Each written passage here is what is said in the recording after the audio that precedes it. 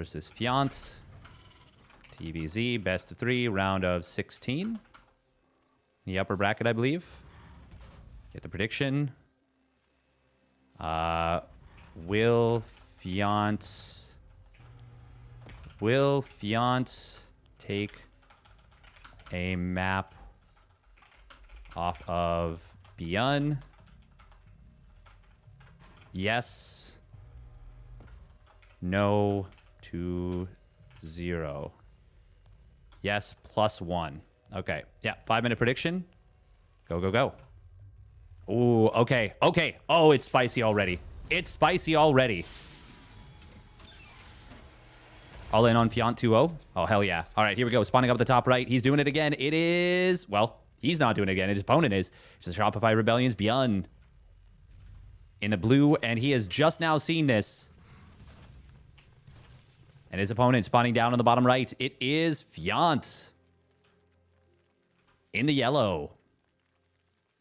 Going for a hatch gas pool hatch. So, Fjant almost killed ByuN with this. In fact, I think ByuN's response was incorrect last time that they played, but it didn't actually kill him.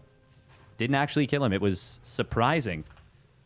Well, not even surprising. I think Fjant slightly misplayed it. And well, that was it. It was just a little sad. I was like, oh man, this looked really good. But it didn't work out. This time, though. Misplaced second hatch. Yeah, he put it here instead of here. Heh. Oh, you mean this one is the second hatch. Nice. Nice. Fjant is always spicy. He is. Ooh, he's going to try and go after this creep tumor, perhaps. Fjant just wants to start up the reverse creep spread. When I think reverse creep spread, by the way, I think of the player Fitzy here. This is a macro play out of Fjant, but he will have a lot of lings. And ByuN's got to be careful because ling speed is getting very close to completing. This is going to be like a 327 ling speed, something like that. Overlord, of course, is not seen. 327. Oh, second creep tumor getting started up. ByuN, he's trying to draw these units in. But Fjant is patient. It is a 3 racks behind this. I don't like this for ByuN right now. Like, this looks really good for Fjant, I feel. Oh, no. Yeah. We're pulling the trigger. Can he juggle the Marines out the back and save these ones? No. But he will kill a lot of lings. Okay, that was not it for Fjant. That was a bait and a half. Now Fjant's in a ton of trouble. A ton of trouble. Scan will come in. He should cancel these lings. Oh, he should definitely cancel this one. That was a really nice little bait from ByuN. Fjant does get more creep tumors down. He needs still... Oh, I would love to see a creep tumor getting dropped in the back. Can he get this down? Will ByuN realize? The eggs might actually distract him. Oh, no, no, no. Don't go for it. That's not the fight. Yeah, that was not the fight. Oh, he doesn't even get the creep tumor down. Oh, that's very painful. And now one scan will clear this. Now, does ByuN place it correctly? Yes, he does. Oh, but wait a minute. Wait a minute. Oh, that's going to respread the creep after all. Still, one more scan will do this. And there is another scan available. Does slow down the expansion. This might not look as good as you're thinking. But Fjant is mining a lot more. If he had gotten that additional creep tumor down, I would have really liked this. Oh, Fjant, no. What are these overlords doing? ByuN does have stim combat shields and a lot of production. Man with gun. Do go burr. There's not a lot of banelings. If Fjant had taken...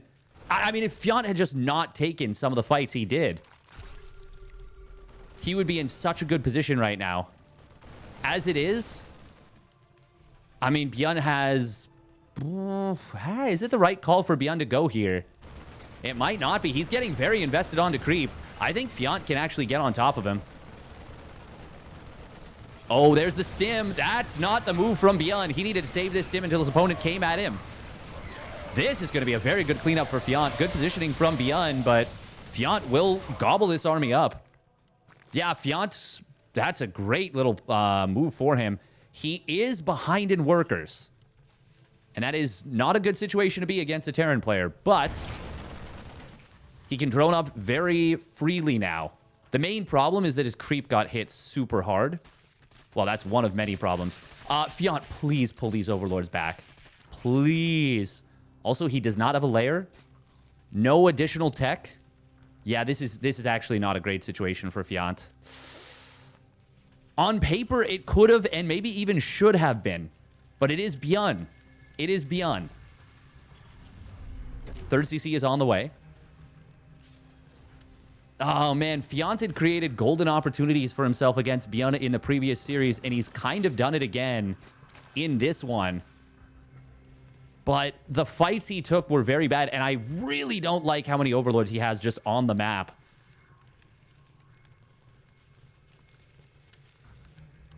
Yeah, honestly, if Fjant doesn't get baited in, the 2 times that he did, he has like 40 more lings. Maybe 30 more. 30 more? Yeah, and he's able to... Well, I don't think ByuN can actually clear the natural anywhere near as easily as he did. Oh, man, if ByuN just kills overlords right now, this is really bad for Fjant. Now, ByuN is actually a little bit supply blocked himself, but he gets unblocked rather quickly.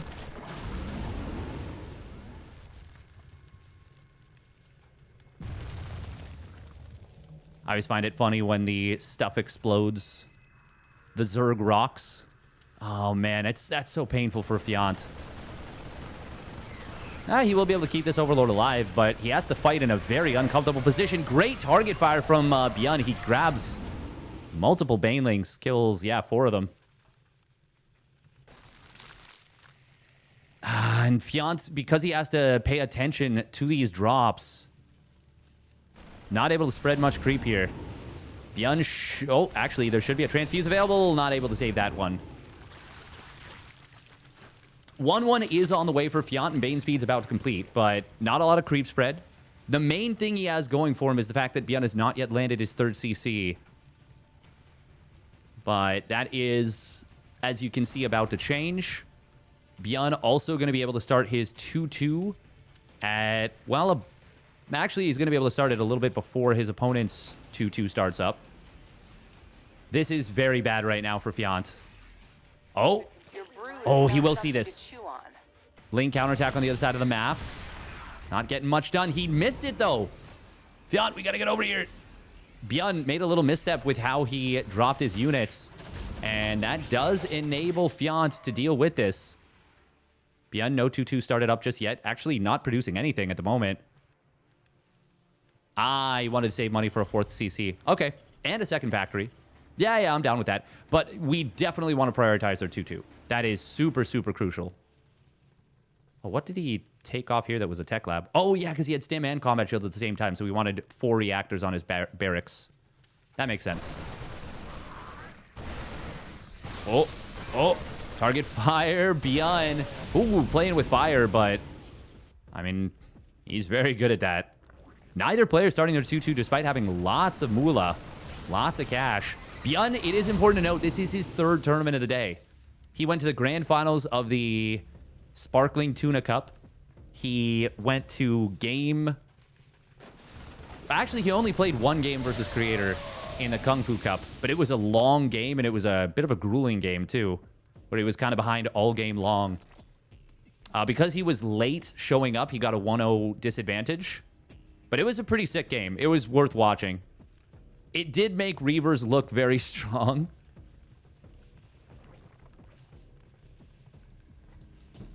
Oh, creep spread will complete. We are going to see a scan, though, to clean that up.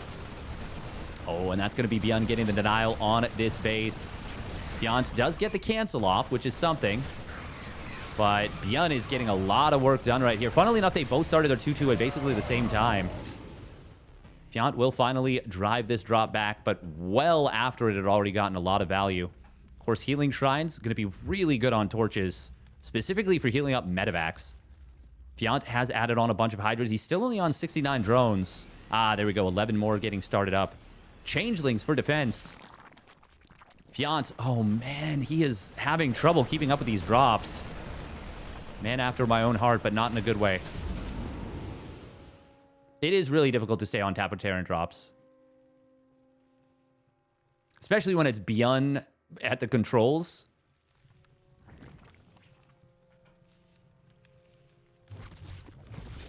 Welcome, Lord Strahd. This is funny. This Overlord. Look at where it is. You can barely even select it. Map features that do this are really funny and weird. Oh, it's going to be 2 more starports coming in. Drilling Claws was produced. And it is heavy Widow Mine production out of ByuN. Resources lost is looking pretty nice here for ByuN. Fjant. Oh. Gonna come back home. 2-2 will complete for both players. Very similarly timed. Hey, welcome, Hyper1. You missed KFC. How was it? I missed the very first map of the day, but it was SC2 versus SC2, so it's not the biggest of deals. Widow Mines. Oh, not getting the most done. A lot of them were unburrowed. There's one left. It gets taken out at range by the Hydras. This was a very good fight for Fjant. Very good fight. ByuN was not ready for this one, but the Widow Mines, oh, defensively, yeah. We do get some big connections. One more of them does get taken out by an incidental Baneling. This was without Hydra speed. Fjant, oh, man. He took such a good fight, but counterattacking after it was maybe not the play. A little bit of a bloody nose on the left side, and actually, Fjant is floating a lot of money right now. He really needs larva. No macro hatch.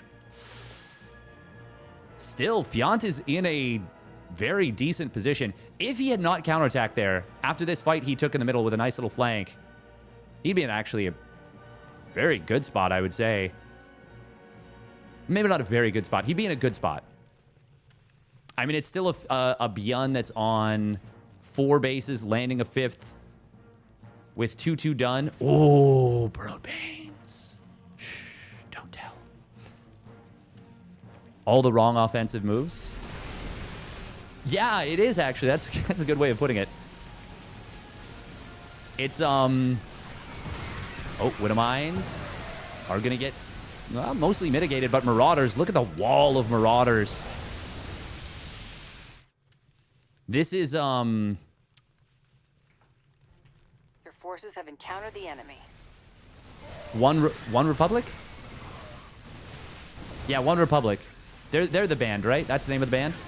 They're the ones that do all the right moves. This is all the wrong moves in all the wrong places.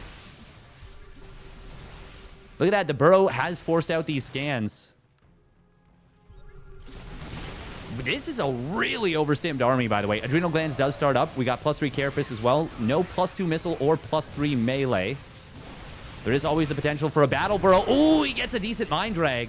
God, I wish we had the battle report here to see how many he just killed. But that was at least... I think that was at least 2 or 3 Marauders. It's going to be +3 melee. Okay. +2 missile or +3 melee are both valid. We should see Hydra Lunge start up pretty soon. ByuN is... This is a really fun tug of war in the middle of the map. Liberators are not out in big numbers yet, so they're actually... As the Bio gets forced back, he's going to lose all 3 of these Liberators for not a lot of gain. But it's still ByuN trading cost efficiently. Not crazy efficiently, though. Oh, Fjant. No. Where's... Oh, my God. Where's this Infestor going? Wiggle your fat butt home, please. Hit. Oh. Oh. No. Oh, Widow Mine does spot this. That Widow Mine on the left side. Oh, man. Fjant. Oh, it was almost a dream. Infestor burrows in. Oh. Huh!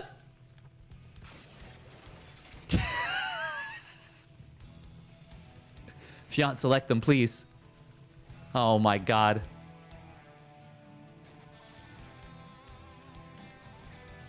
He is me. Fjant is me. There was a game I was playing where I missed, I think, 3 or maybe even 4 burrowed banelings, and I like saw them on the minimap like a second after the army passed over the sweet spot. Oh, fungal growth is gonna be good here. He double fungals. Wow, did he rapid fire that? That was crazy. Not a lot of splash damage behind this, but a couple of tanks. One of them, actually, they're quite well placed. Look at this, the wall, making it so that the units have to go around with the factory. But Fjant, oh, those liberation zones are causing big problems, and he will get pushed back. Basically, the entire army getting cleaned up there. It was an initially good jump from Fjant, but he went way too far. And that is the classic. Oh, I do need to update the bracket command. I will do that after this game. By the way, we've got 2/2 Liberators. We always think of +2 Liberators as the anti-Protoss setup. Oh, Baneling. Funnily enough, targeted the Lurker manually. Still got a good connection, hitting a couple Banes. But if he had not retargeted that, or had targeted on the Banes, that would have been a lot of dead Banelings. What a cruel tease. It's true. Cruel tease.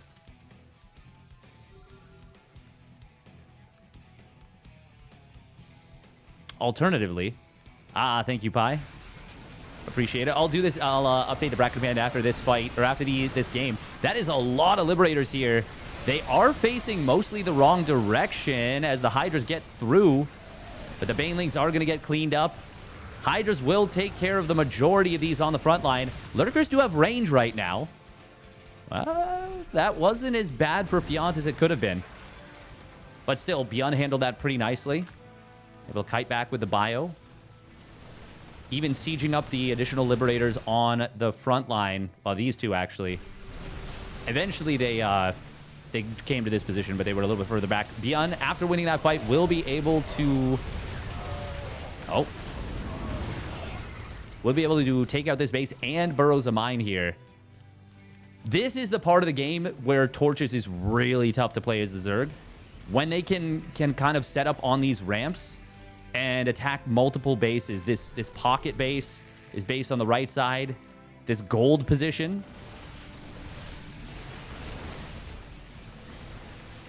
Oh, that's a big mine hit right there. And yeah, this is what I was talking about. He's going to be able to take down this base with ease. Fjant. He had a pretty good start, not going to lie. I kind of want to try out what he did here. I think I'm going to mess around with this. I do think the 3 racks is not necessarily the greatest way to deal with this. Yeah, this is too many liberation zones. You do not want to attack into this. Even 1 or 2 mines in the middle can completely ruin everything. And there is more than 1 or 2. There are 7 mines here. Lurkers on the left side. Oh, wow. Look at this. Double planetary here. Fjant will retreat back a little bit. He wants to set up for an actual fight. No. Yes. No. No, he's committing in. He will get some big hits on these units. Okay, this is actually some pretty nice harassment. Meanwhile, on the other side, Lings do wrap around on this army. He did get the Adrenal Dance. He's got 3-2 done. Oh, no, there is Hydra Lunge. Oh, ByuN is actually not paying attention here. A couple of medevacs are going to go down. Siege tanks. Oh, that will be a... Actually, no, the Liberators are going to save this tank. Wow. Widow Mines. Oh, my God. There's so much to clear here. Overseers do show up. Fjant, though, not able to keep up with the economy at this point of ByuN, but a banger of a game. Honestly, very cool.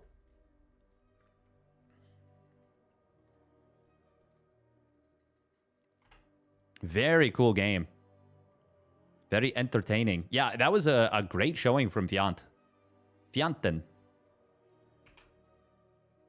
I love that he is coming in with some like funky build openers and mixing things up. Fjant is really close in a lot of ways to being super, super scary to go up against.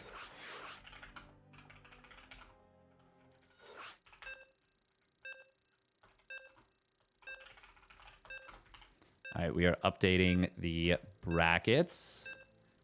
This is a double elimination tournament, by the way, which is super freaking awesome. And once again, a huge thank you to the French scene. They took a little break from the Monday Night Weeklies, but they are back. Oh, I put the Kung Fu Cup. Yeah, that's that is not correct. All right, 1 second. Got to update the Wikipedia link we just put in because that's not. It was not correct. But there we go. All right, there we go. Now the bracket command is correct.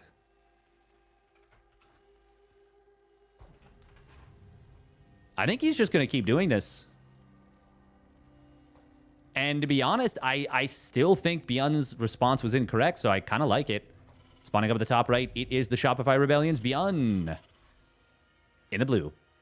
And he's doing it once more. Spawning down in the bottom left, it is Fjant. The Swedish Zerg player. This is kind of funny. Misplacing it slightly. ByuN's got to just start checking for this, right? Can't fault Fjant on that. If only he had gotten those Burrowed Banes. I don't know that it would have changed the course of the game. Honestly, I think more than anything, he needed to not take the initial fight that he did. I don't think he was expecting, though, the 3 racks. I think so. I don't want to fault Fjant too much, but he definitely was not expecting the 3 racks.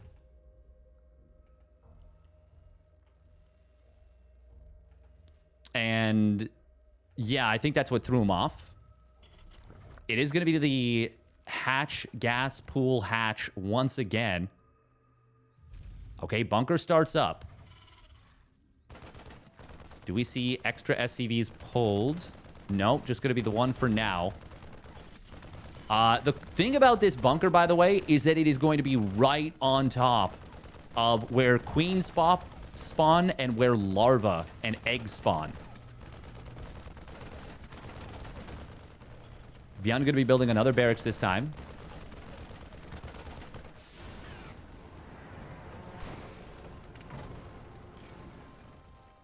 Okay, yeah. It's going to be a 3 racks follow-up once again. Now, this looks a lot better from ByuN right out of the gate. Will Fjant potentially be able to clean up this bunker, though? I mean, the second and third barracks are not going to pop out just yet. ByuN is keeping these lings hidden. Ooh, do you go after this? One ling immediately falls. Creep Tumor will get down.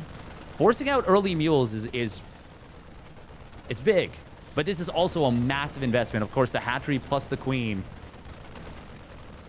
Oh, he's not going to... Is he going to go for this? ByuN will eventually kill this hatchery.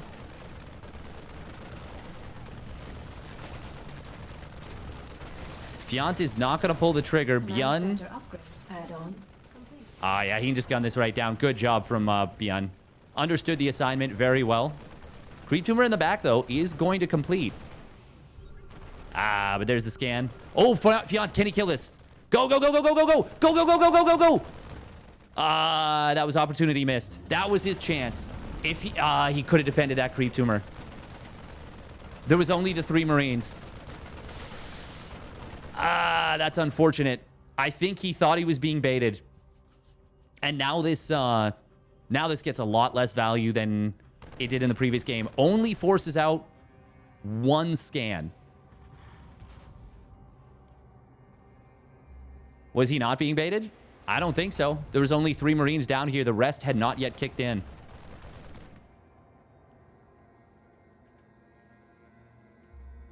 Ling speed was in time for that.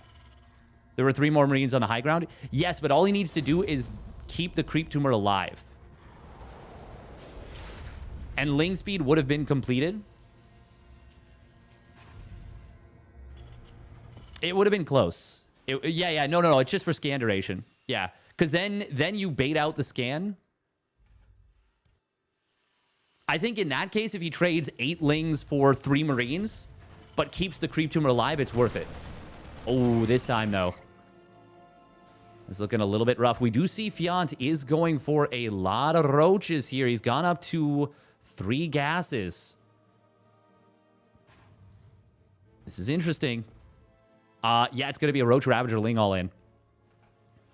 And with the lateness of the factory, this is scary for ByuN. Now, he has double Tech Lab, so he's going to be able to pump Marauders behind this. Oh, Fjant's got to be careful, but so does ByuN. He doesn't yet know about these roaches. This will be a surprise, motherfucker. But there's a lot of stimmed bio, and ByuN was right to go right into this. Oh, man, that is so many dead roaches. Fjant was... he lost a bunch of Lings on the other side of the map. This killed a lot of roaches right here. 8 roaches died.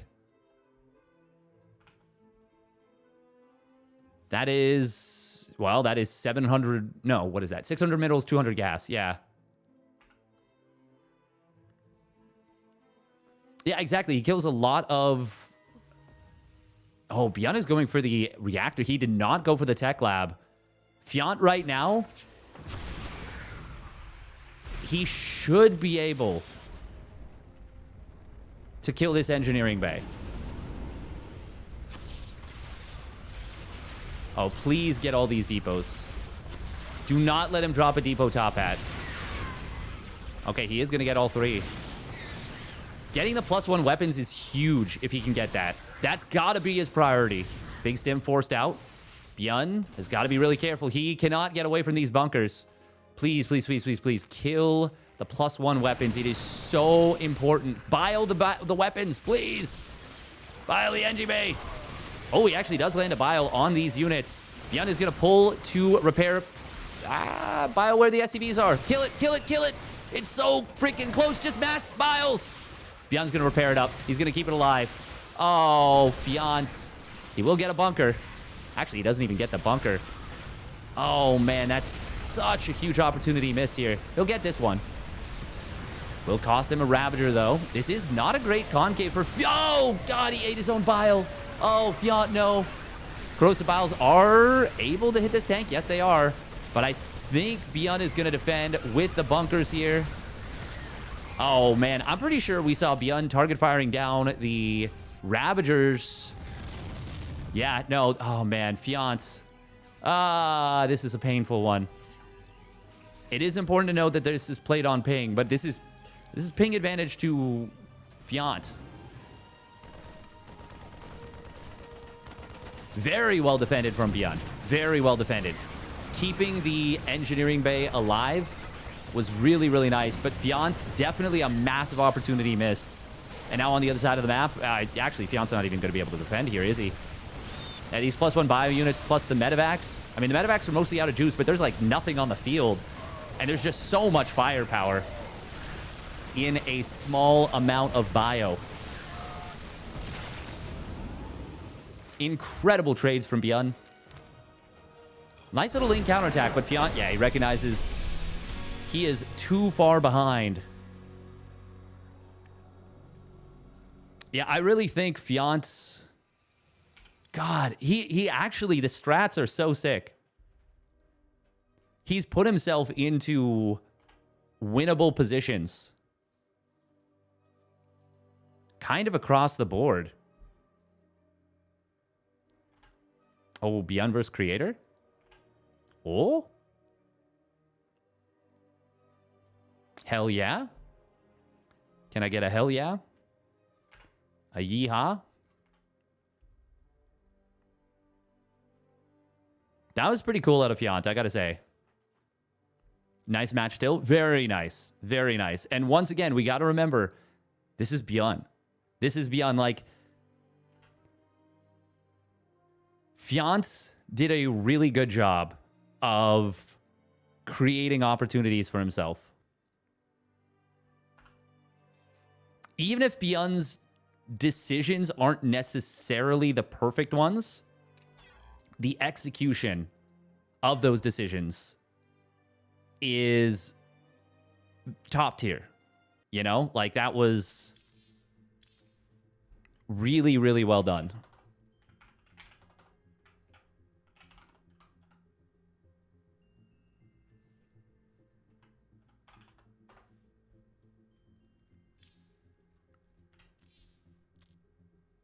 Wait, are we... Oh?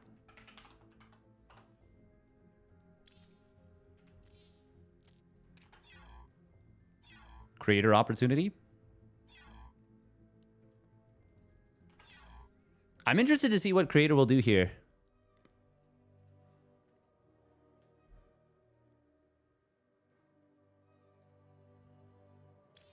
Not gonna lie, I use that too.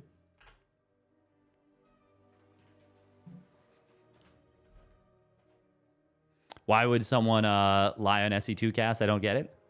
I think it's just an expression that every caster has their little casterisms that we all do. The technical term I think is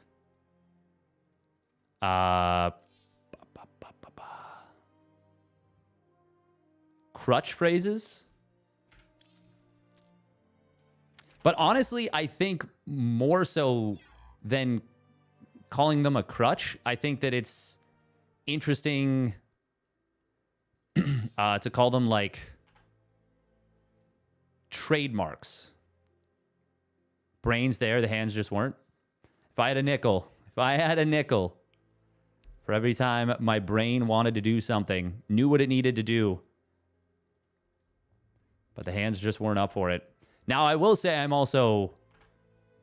the brain sometimes is not fast enough, you know?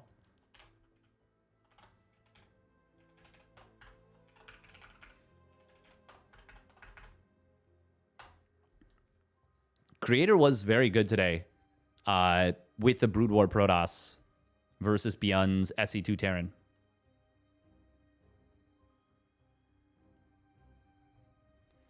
The expression really bugs me. It kind of makes me feel that normally one lies a lot, but not when specifically said not lying this time. Yeah, I get what you're saying. But it's definitely just my brain having like just having stuff it likes to say.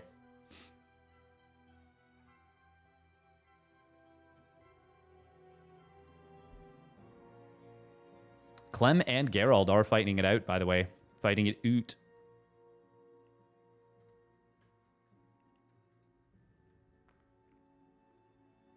I am reading Twitch and YouTube. So that was in response to YouTube. Yeah.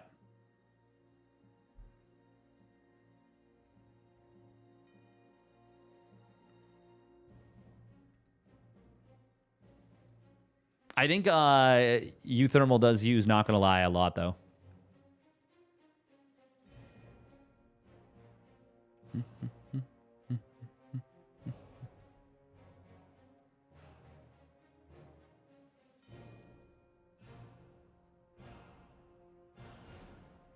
If there's a numerical value a player has complained about it, that's really funny.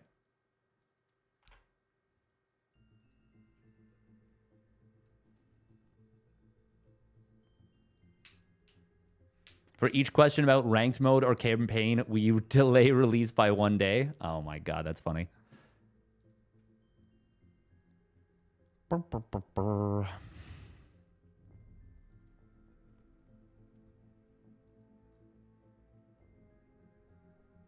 Ooh. Maybe we'll play... Wait, is the campaign out for SE Evo?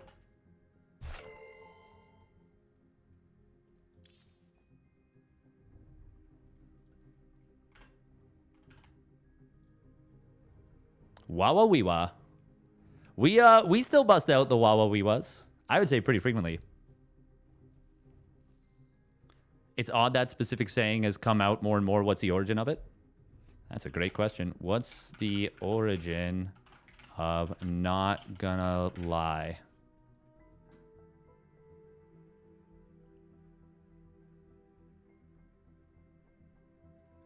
There is a like NGL. Not gonna lie. I don't know why, actually.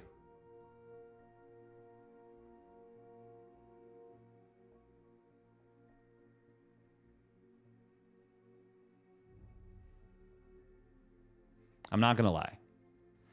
Yeah, no, I actually don't know. That's a good question. I'm thinking of like how I say it in the tonal way. Enough nagging. No. I get it. I get it. And I'm always looking to improve as a commentator. Commentator.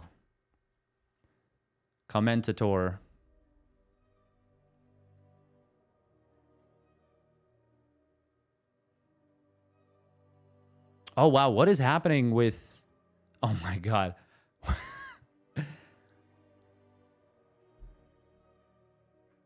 I looked at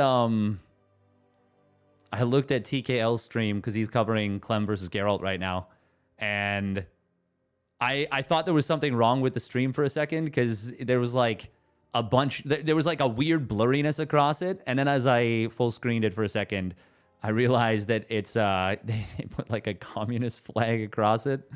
Oh man. The French connection. Oui.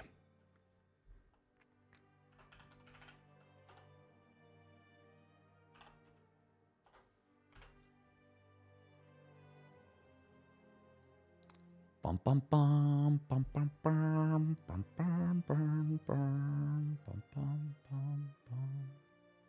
Yeah, I really think in game number 1. Oh, Fjant had such a good position for himself. What time did Fjant's ling speed finish in game 2? I want to see, because if it was...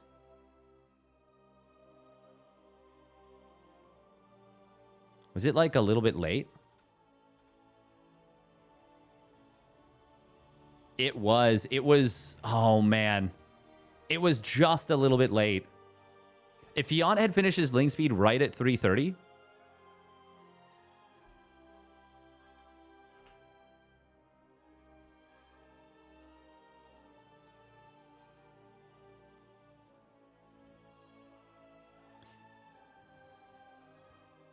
he would have been able to keep the creep alive, I'm pretty sure. Yeah, his ling speed was... Oh, man. It was like 3 or 4 seconds late. Now, this is funny. Now I'm going to be thinking of Not Gonna Lie forever. Oh, that's so unfortunate for Fjant.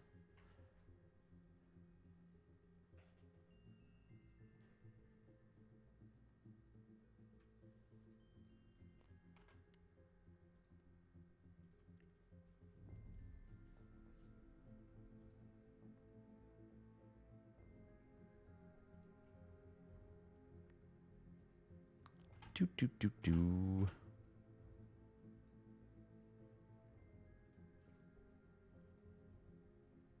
All right, Last Fantasy, Persephone, Tokamak, and Ultra Love. Are those the... Oh, damn. Yes, we're getting Last Fantasy. Oh, baby. That means it's going to be Last Fantasy, Persephone, and Tokamak.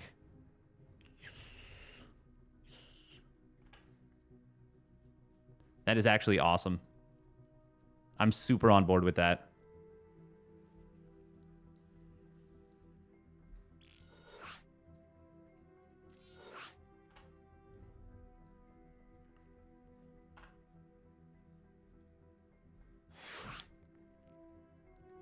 Honestly, if every day I streamed, let's say, 2 to 3 hours in the morning of you know, something like SC Evo, and then went on to do like a weekly like this, that would be mint.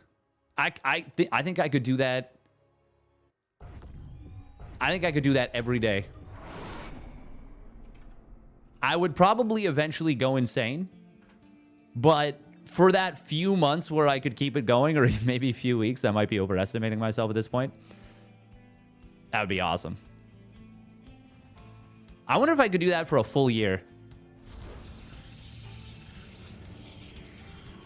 The thing is, like,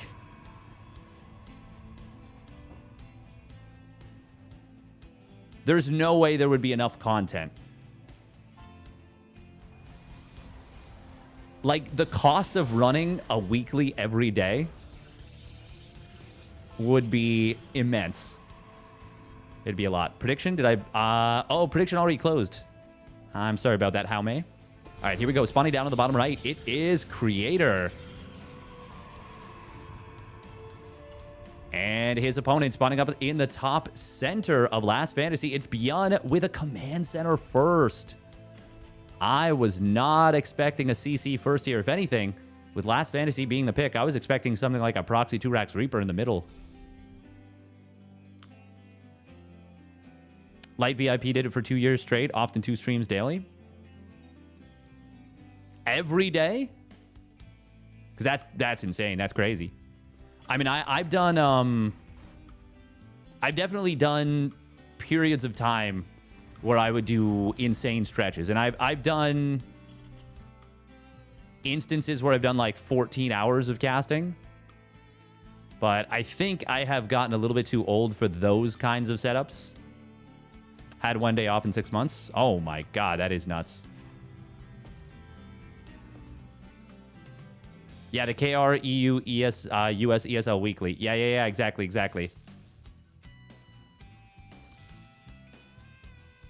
Yeah, Hero unfortunately signed up but did not check in. You learned a lesson? Creator, by the way, does scout this, but it is late. It's already done, obviously. And oh, ByuN. Command center. Orbital command. Looks like he wants to start up another Marine first. Interesting. Maybe worried about the Adept. I mean, if it is an Adept, which it is, you do probably need that 3 Marine setup very quickly. And the, what, 3 seconds later that it would have been? This is funny, by the way, because this auto rallies. So it rallied in here. And yeah, this 3rd Marine is going to be just in time. So ByuN... Oh, very calculated. Very calculated from ByuN. Creator will get in here. Not able to get the kill on that Marine. ByuN saying... I think he was expecting to possibly lose this Marine because he did build a 4th one before getting any add-on on this barracks. Oh my God, he's building a 5th one. ByuN getting Brood War coded. This is very interesting from ByuN that he is, like, elected to not wall in basically at all.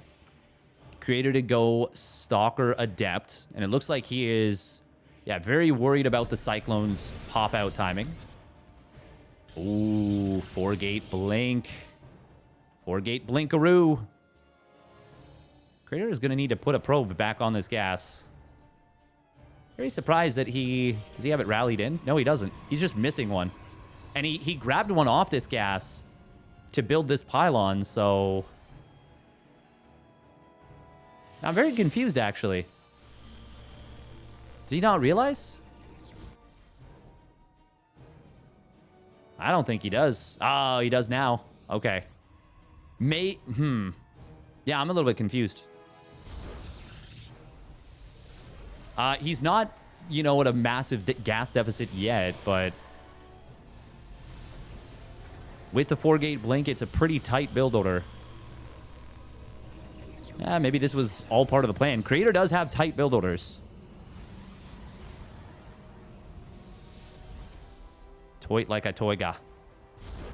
ByuN is building tanks behind this. He's got 1 out. Let's see if he stops at 2. I mean, it is a pretty big main base, but there's not a lot of jump-in potential. Like, you can only jump in from here. Not a big Sim City, though, defending this siege tank. But it is relatively well placed. This one might want it a little bit further back, but he does not yet know that Creator is going for this.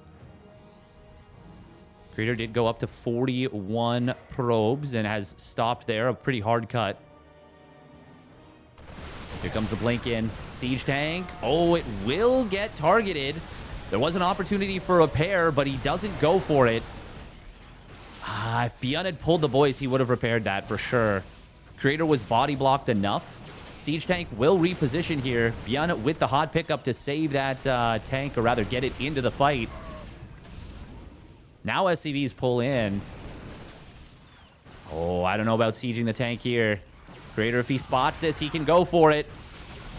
And he is going to. This looks very bad for ByuN right now. Stim's still not yet done. The medevac is putting in a lot of work in terms of healing. But SCVs needing to pull is no fun for the Terran. Does Creator just go for it? He's building a 4th Nexus right now, but he is still committing very hard. Creator might be able to snipe Stim. Oh, he's going straight for it. He's going to 2-tap it, and it's gone. Massive pickoff. Gets the tech lab. I think this is game over now. I don't think ByuN can maintain any longer. He'll get another tank out, but he doesn't have another tech lab on the map. This barracks has been stopped from producing. Creator just needs to find one of these tanks on its own. Oh, he splits up to go for the drop instead? I don't know that Creator realizes, but he's kind of won this game if he commits a little harder. Vikings will pop out, and they will actually be able to potentially kill this Prism. Oh, that was kind of sick from Creator. He actually saves the Prism, snipes one of the Vikings, and recalls out. If ByuN gets to live through this, it's because Creator lets him. And Creator has completely taken his foot off the gas. I mean, sniping Stim is still so big. Creator has put himself in a winning position. Make no mistake about that.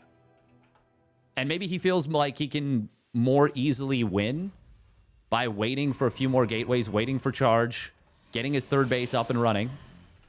And if that's the case, if that's how he feels, I'm not going to begrudge him that. He's also getting the Templar Archives. Oh, wow. He's even chronoing multiple gateways. He really wants to jam this one home. And I think this charge... Yeah, there we go. I was just going to say, I think this charge is going to be GG. And that's exactly the case. So Creator lets him live.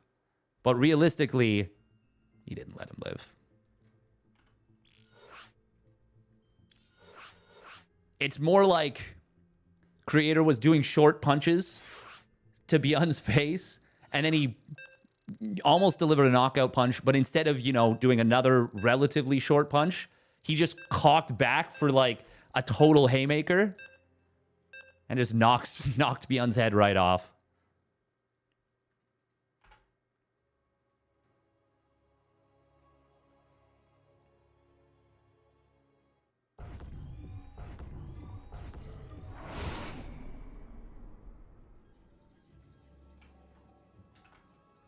Perfect analogy. Thank you.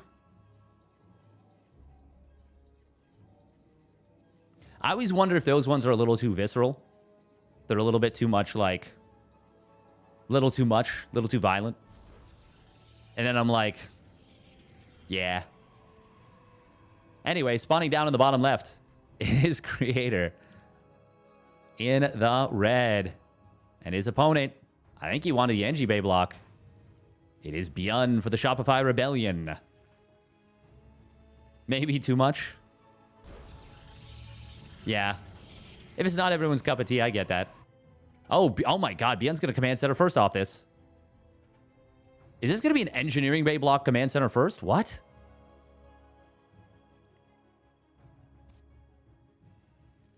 Okay, no. It's a... Okay, I'm confused. It's okay. I love murder.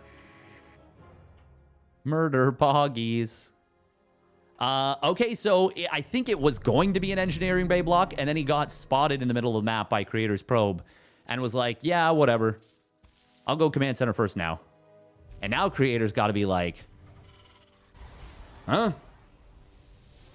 Does he go Cybercore or Nexus first? Okay, Nexus.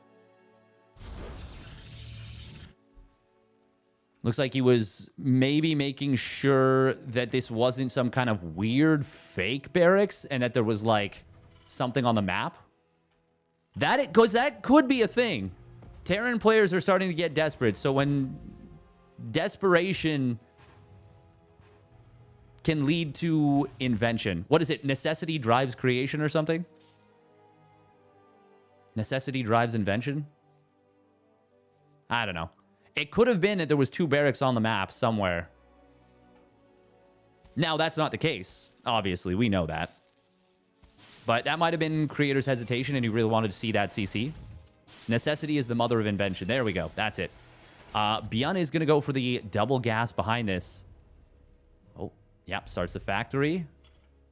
Wanted to put it out of vision of creator, though. And war is the mother of necessity. Ooh. Ooh. War, what is it good for? Absolutely nothing. Hey. Ah. Good God. War. What is it good for? Absolutely nothing. We are going to be seeing a very fast engineering bay. You know, if this weren't ByuN and a super top-level match, I would say, and of course there wasn't already an orbital command, I would say that this would be for a planetary fortress on the natural, but obviously, it is for an incredibly fast +1 weapons. And that's what I'm talking about. Here's that invention. Right here, right now. All warfare is both based on deception. Yeah, my favorite, like, military, I guess, piece of trivia is there was I believe it was a Chinese general. I don't actually think it was Sun Tzu, but I think people give Sun Tzu credit for it. But there was a situation where a military leader was tasked with defending, like, it was basically like what would have been like a small castle, like a fort or something. And he didn't have the troops or the means to do it. And so what he did, he knew that the opposing army was too big and too powerful to stop. So he goes, opens the gates, sits on like a stone, like in view of the open gates, and starts like playing a flute. And people think that the enemy general was like, this is a trap. No one would do this. That's insane. This is obviously a trap. If I go in, we're going to get slaughtered. So they just left it. And it's like the greatest bluff in military history. It was Sun Tzu?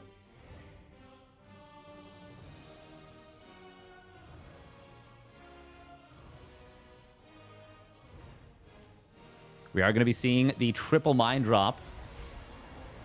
Oh, ByuN boosting in, but realizing, hey, don't have to. Can't. Very quick. So Creator was definitely scared of something. Or he feels like he can get a lot done with a counter, well, with a cheeky little 3-gate push with a prism. This is super weird. Creator's like the only player that does this kind of thing, and it's kind of like playing with weighted training gear a little bit.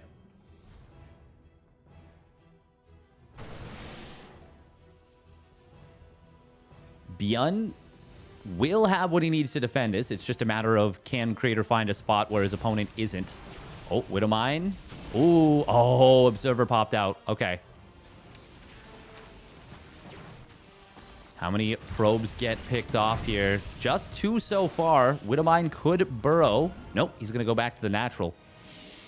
Prism on the other side. Getting nothing done for the moment. Oh, that was best possible shot. 3 kills. Very nice for ByuN. I would love to see him just send this back home. Save the medevac, save the mine. Save the cheerleader, save the world. This is... Look at this timing of +1 armor. Stim, combat shields, +1 weapons already done at... combat shields is going to kick in at just a couple seconds before 6:30. Damn, this is a nasty timing out of ByuN. Oh, or Warp Prism. Did he lose... Wait, did he lose the Immortal? No, he lost the Zealot. Prism will spot this, but there's no blink. Charge, of course, is done. But ByuN's going to have a little bit of fun here. Oh, he gets the Prism. Ooh. little bit of weird play there from ByuN. However, now moving in on the right side. Creator, nice job sniping down the mine that was wounded from earlier. That's going to be enough, actually, to cause ByuN to rotate a little bit again. Concussive shells will complete. It was straight into Colossus for Creator. Nice hot pickup on the Marauder by ByuN. Creator is one of the best army splitters in the business for Protoss. Widowmine does get a decent little shot here. Oh, Colossus going hunting for the Marines here. And already getting quite a few kills. Great target fire there from Creator. Almost got a medevac with the Marauder inside. Really nice little fights from Creator.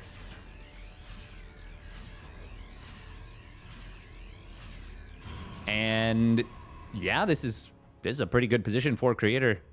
He is like the only one that plays like this. And he's the only one that makes it look good too.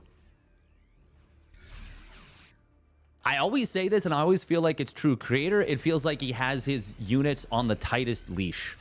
Like, it feels like Creator's units, like, they get whipped for disobedience if they don't follow his orders, you know?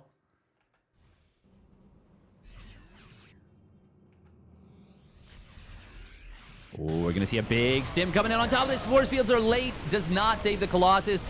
A very sharp move from ByuN. Snipes it down, but that was not free. That was definitely not free.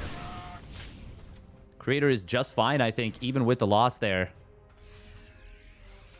Now, he did build a Prism, and it does seem like he wants to get aggressive. Creator, that is.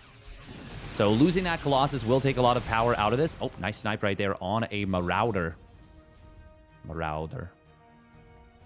ByuN trying to get out Ghosts, but he doesn't actually need Ghosts to deal with Creator. He needs Vikings. One of them will get sniped down. Very nice little move. A lot of SCVs getting murdered. Pulling SCVs into Colossus is not a fun time unless you can absolutely crush the fight. And ByuN does not have the units to absolutely crush a fight. He doesn't have the units to win a fight. In fact, the SCVs have already all gone down. Creator just going to shuffle back. We do have the first Colossus going down. Second one, it's going to be saved by the Stalkers. Good split target fire there from Creator to make sure he killed both Vikings rather quickly. ByuN snipes down one Immortal. Oh, big leap forward. Is this the right move from Creator? Well, charge lots are going to show up, and the Guardian Shield will make it so that it is an okay move. Oh, man, great target fire on the Vikings. Again, keeping this Colossus alive once more. 27 SCVs have gone down, and the army is still a big problem. And Creator gets it done. Very well done. Feels TVP, man.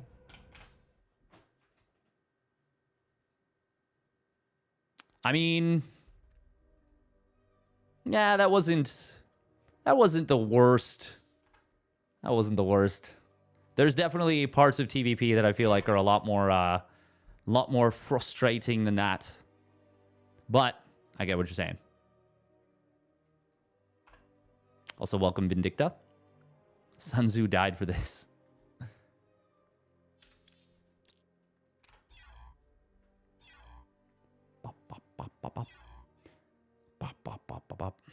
Save the cheerleader, save the world. Shouldn't Hero be saying that? Yeah, probably.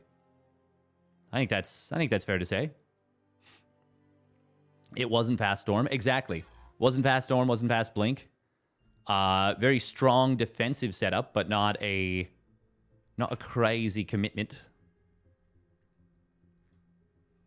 All right, MaxPax and Nightmare are battling it out. Winner will face Creator. Showtime and HeroMarine also going toe-to-toe. Oh, looks like they just started their game. Oh, that's too bad. I would have loved to have gotten in there. Oh, well. Oh, well.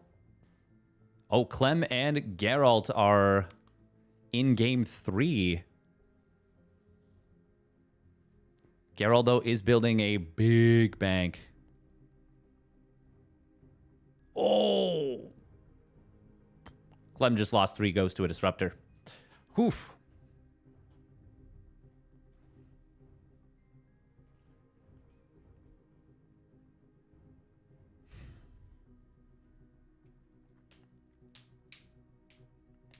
Yeah, I'm so curious. Like, I keep thinking about what is the best thing to do to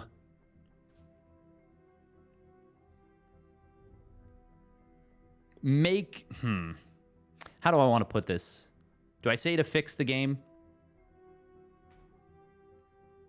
Do I say to fix TVP?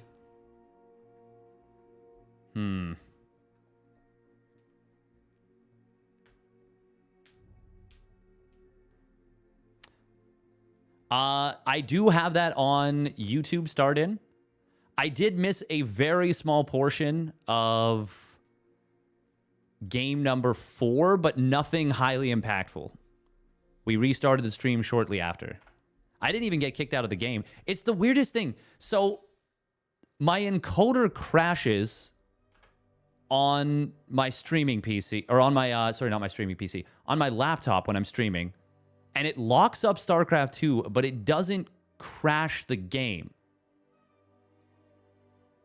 It stays in the game. So I don't know. I don't know. Unless you have the means to balance the game, you have no means to save TVP. Yeah. SC2 radio version? Yeah. Well, I'm just looking at TKL stream. Are there any super good lower bracket matches?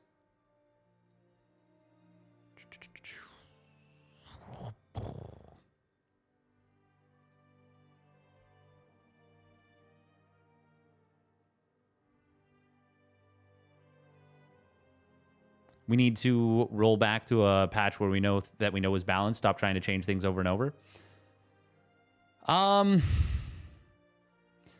the thing is, I think a lot of Heart of the Swarm patches were not balanced. I think a lot of Heart of the Swarm patches were not balanced. And we definitely don't want to go back to the version of Swarm hosts or mech that existed in Heart of the Swarm. For sure. Brood War doesn't get changed over and over.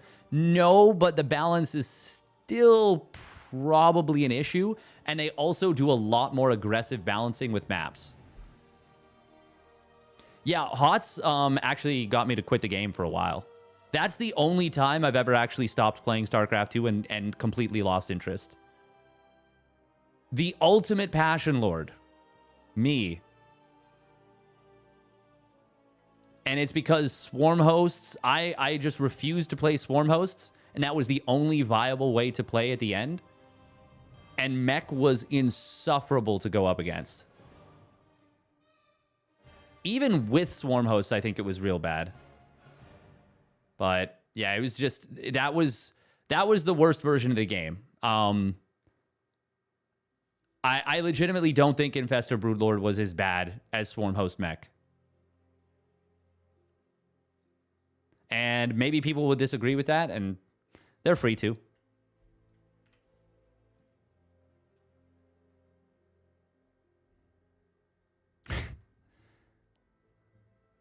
Lifting siege tanks was fun. Yeah, that was a beginning of Legacy of the Void.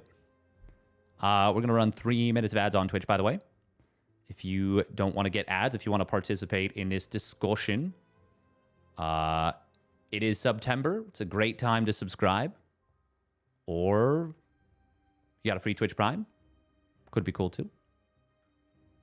Or if you're watching the ads, I appreciate that very much as well.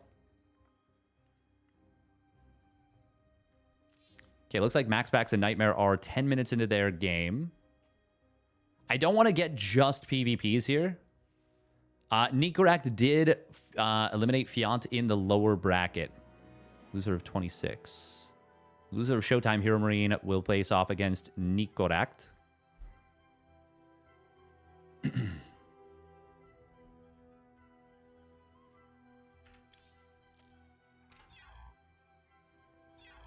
I think we'll go for game 2 of Showtime, HeroMarine.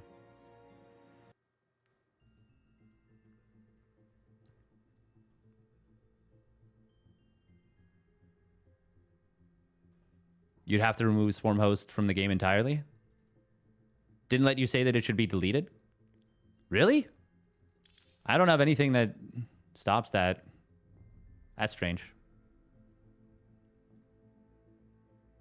Weird. Honestly, I think so much of... Oh, man. Yeah, Heart of the Swarm was like such a painful period of the game's history. Like, the main problem for me is that it felt so dumb to play. It just felt so dumb. Yeah. It just felt miserable to play. You loved HOTS? Really? Were you a Swarm Host enthusiast? That's wild to me. Celsius took a... Wow, Celsius eliminated Nice. Oh, damn. That's why we have this best of one lower bracket. Oh, it was last fantasy. Oh, okay. Still, that's pretty impressive. I wonder what he did with that. Looks like HeroMarine is doing an SCV pull versus Showtime.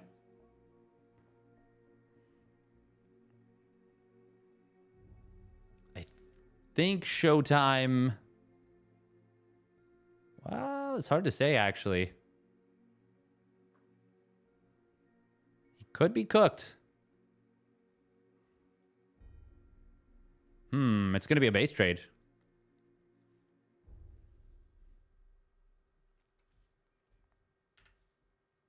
Now we're going to pop out, take a look at HeroMarine Stream Marino. See what Big Gabe thinks of this.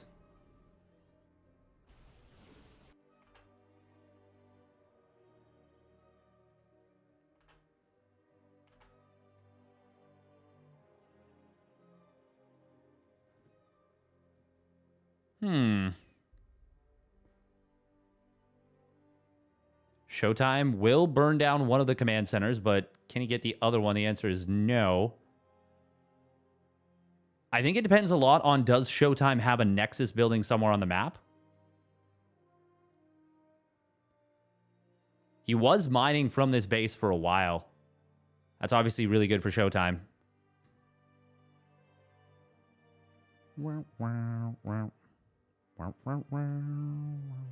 You like the HOTS campaign? Honestly, I think the HOTS campaign is the weakest of all three. I think it's hard to make a compelling Zerg campaign. I do think there are missions in the HOTS campaign that are super freaking sick. And I think actually some of the story was pretty good for it too. Oh, this is neat. HeroMarine gonna set things up here. Why an engineering bay? For missile turret? Huh.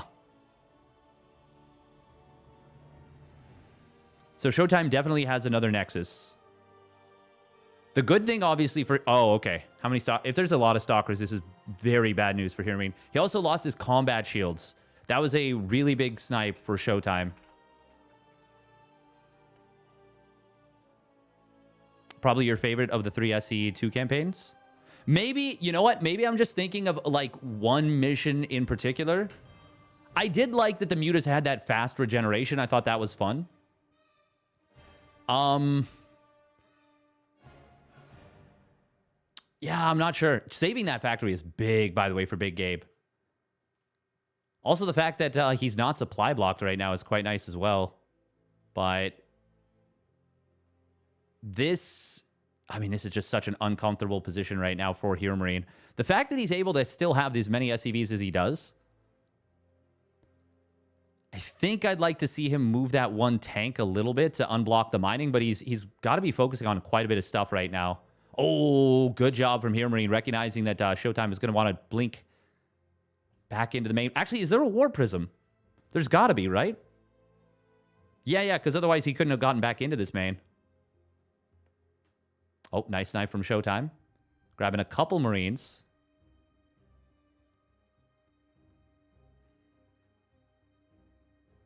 It's very fortunate for HeroMarine that he's got multiple depots on the other side of the map.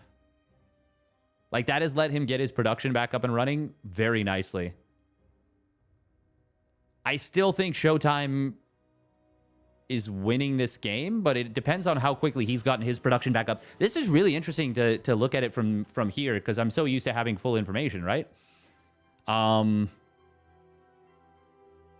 here Showtime saved so many of his workers is the thing. I'm pretty sure he saved a full base mining worth of workers. But HeroMarine is handling this situation very well. I was going to say, we don't have a tech lab for combat shields. That's a big problem.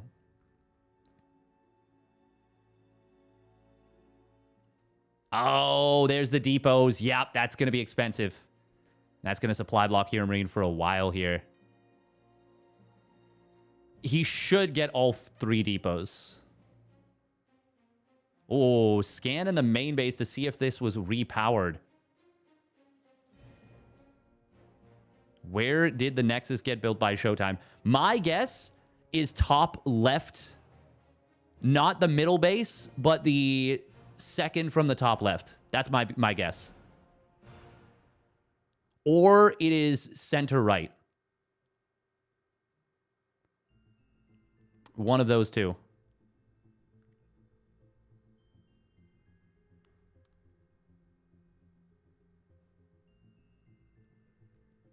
Yeah, the scan in the main was a little weird, a little wasteful. Ooh, factory not going to be able to get picked off. Depot top hat has to be dropped. And that's what killing those depots in the top, well, in Big Gabe's natural opened up. HeroMarine not adding more SCVs right now. I mean, that base was never mined. So it's a full base. My expectation is that Showtime is quite ahead in supply, but he did lose. He had the Twilight Council. I wonder if Showtime built a Templar Archives. He had the Twilight Council for a while. That would have been a really massive play for Showtime if he did. Because obviously, even just Archons right now would be so good, but having Storm would be amazing. It feels like Showtime must have a second Nexus at this point. Like, it feels like that is a guarantee. All right, now we see bottom right.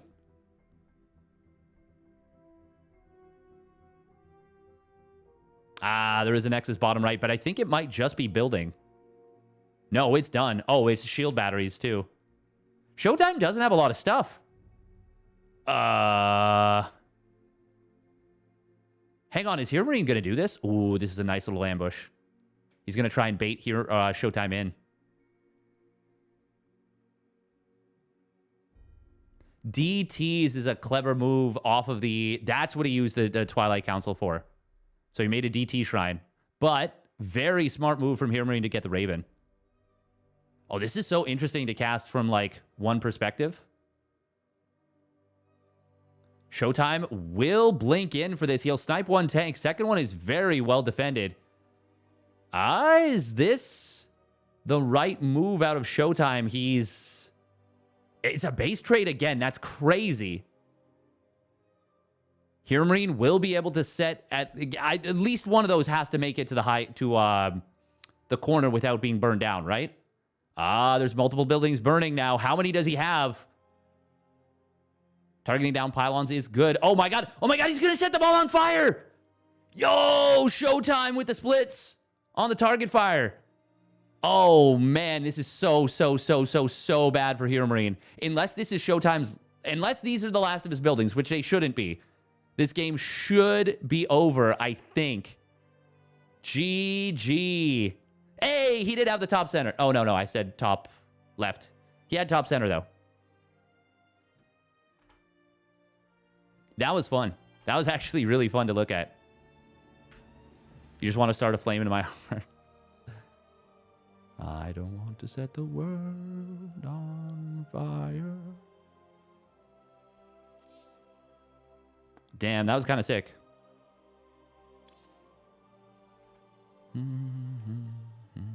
Sometimes people just want to watch the world burn. It's true.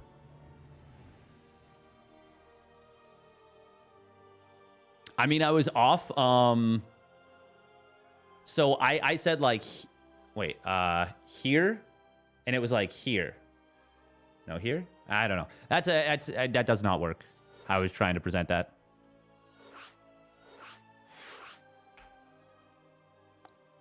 Pretty sick game.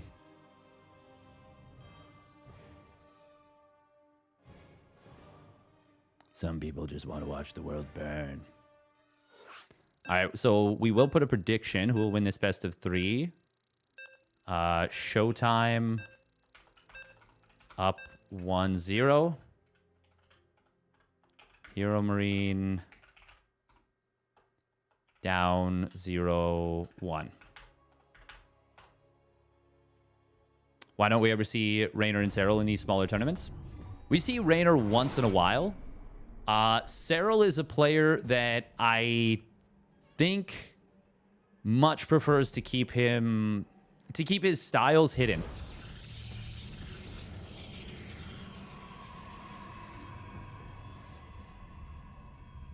All right, here we go. Spawning down in the bottom right, it is Showtime. Oh, and his opponent sending out an early SCV. It is HeroMarine for Mouse Sports.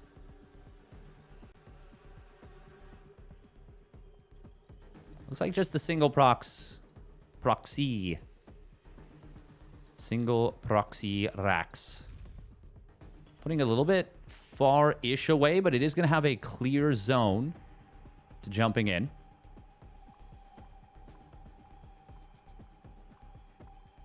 Do I have a brother? I do not have a brother. Not as far as I know, anyways. If I had a brother, it would be quite the controversy. Is that the right term?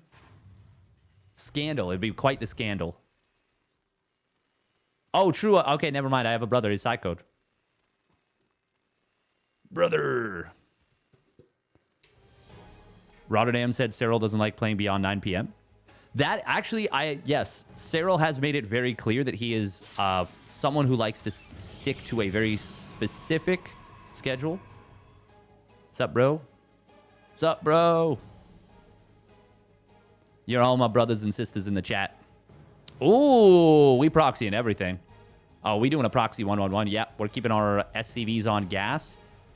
Yeah, HeroMarine doesn't want to mess around. He's like, that's quite enough. I've had enough of this video game. Showtime's not scouting. And that's a problem. Because the default is to go Twilight Council. And if you go Twilight Council against a one-base all-in, well, I'll tell you what, you're not going to have blink in time for these pushes. Now, if HeroMarine goes for Reactor Hellions or Reactor Mines, okay, good. He's not doing that. I was going to say that would be... I mean, it's just not strong. It is just not strong. Okay, Showtime will shade forward with an Adept. The firstborn shall persevere. But he's not going to see the inside of the main. However, this is pretty telling to see 3 depots at home and nothing else. Oh. Okay. Shield battery starts up. Will be a second gate. No tech unit built just yet. 3 gates. Okay. So he has read this correctly as a one base all in. Ooh, little ambush from HeroMarine. Very nice little move. Showtime will shade forward. Barely getting away. And he sees everything. But that's still a lot of damage on this Adept. Not a single shot fired. 136 damage. For 140, that Adept would have been dead. Instead, it gets its shields back up to full. Matt Berry. It's fun to do voices. How many SCVs? Okay, 6 SCVs total. Bunker gonna start up. Shield battery in the natural will get taken down almost instantly. Oh, he's gonna be able to fight with it a little bit. There are 3 stalkers warping in.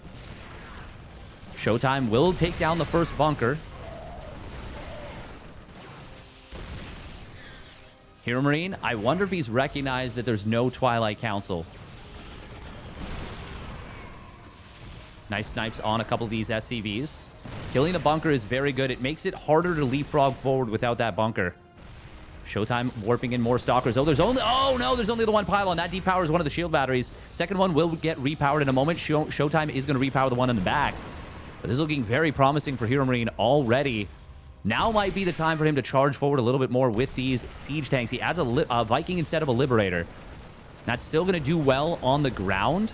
And if anything, is technically more consistent DPS since you can't avoid the Liberation zones. But the Liberators are going to be really strong. We are going to see a Guardian Shield popped. And oh, okay, he does take it down. Yep.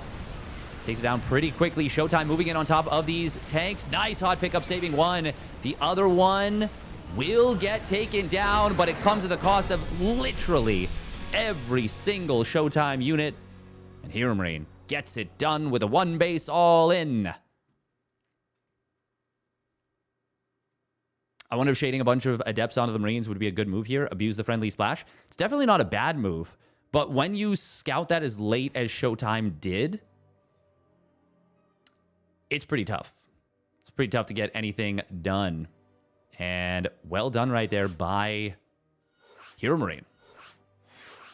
He gets the job done. HeroMarine probably target fires, firing the stalkers with tanks anyways. Yes. But at the very least, you can force that. You can make it so that if they don't do that, it's a big problem for them. All right. 1 minute of ads very quickly, and we'll get into game 3. But yeah, it's definitely a difficult push to hold regardless. Now,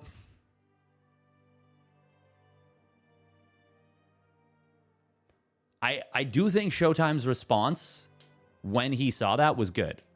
I think going for the 3 gates is good. It's just really tough.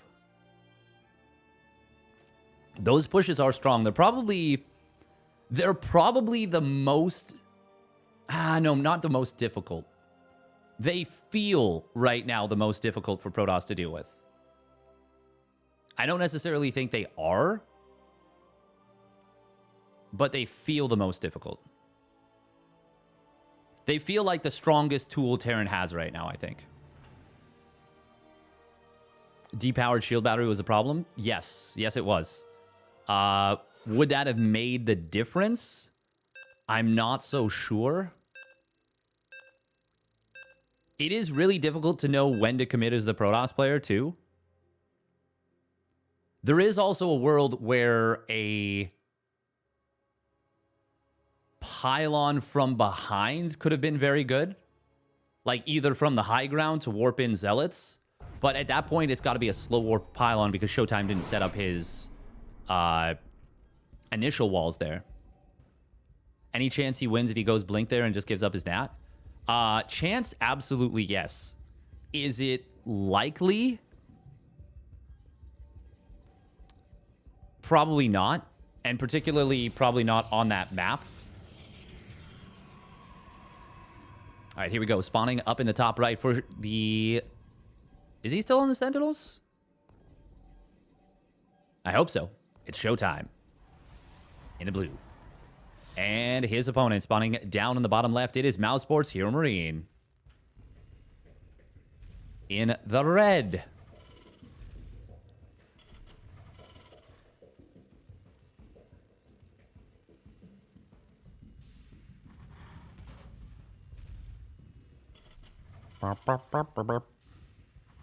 By the way, I've been watching some of the, what do you call it? Some of the streamers playing old school RuneScape.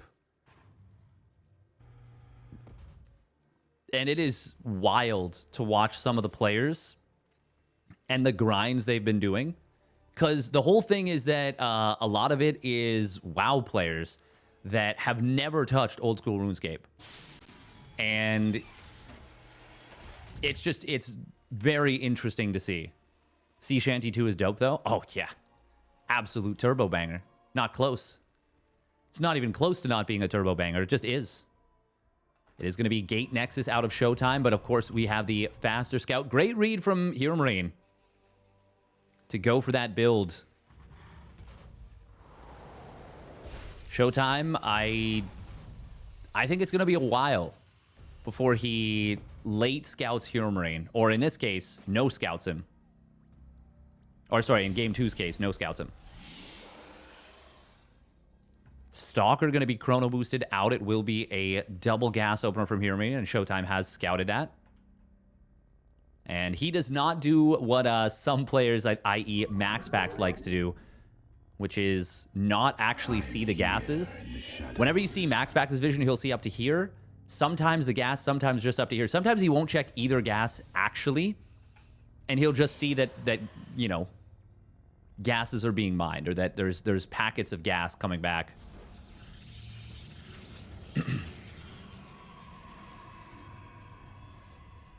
Hey, welcome Lego John Belgium. We do see the Twilight Council being dropped at the natural, and it is Stalker Sentry Stalker. Meow, meow, meow. Doo-doo-doo. Wonder what Meow, meow, meow is up to right now. Hallucination Scout, making sure. There's an expansion. Oh, sneaky, sneaky Widowmine. That's funny. I did not see the targeting line for the first second or two there. And it seems as though Showtime also didn't. So even though he gets the scout, we'll see that it's going to be a mine drop. He doesn't know anything more just yet. Oh, but he does get the kill on this Reaper. Nice surround coming in from the two opposite angles.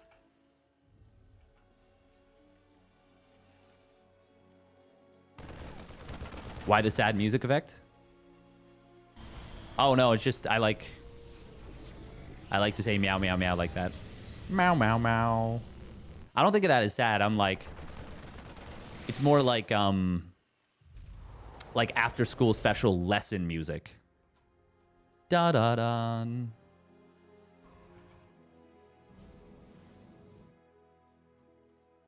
Actually, I don't even know about lesson. Just a little music. Came along to this venue. Nice. Welcome, welcome.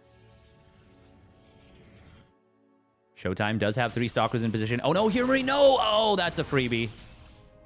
Oh. Blah. That's very unfortunate.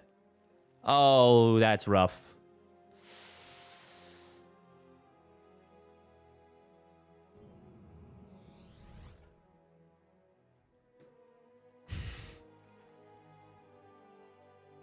The price is, oh, like, doo-doo-doo. Yeah, I get that, I get that. Yep, that definitely, it does sound a little bit like that. We are going to see Stalkers moving in. Nice position on these tanks. Showtime does have the time to blink away, though. Siege tank cooldown is a relatively long attack cooldown. Oh, blink forward going to come in here. Will find the tech lab, researching stim. And if he blinks past this, he can absolutely kill this tank.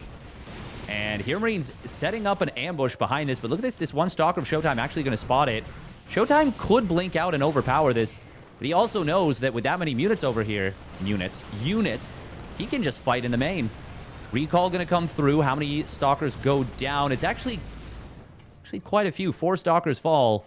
But they have certainly gotten the value they were looking for. Killing 10 SCVs, getting an additional tank, getting a Marine. Liberator on the other side of the map, only able to get a couple of probes. HeroMarine, if Stim had not been scout or sniped, this push that he's doing across the map might be able to get something done. Instead, loses a tank on the front line. Observer sees the second tank siege up. And yeah, HeroMarine's just going to tap. Yeah, he knows. He knows. I think he probably saw the shimmer of the Observer and said, I can't do anything here. GG.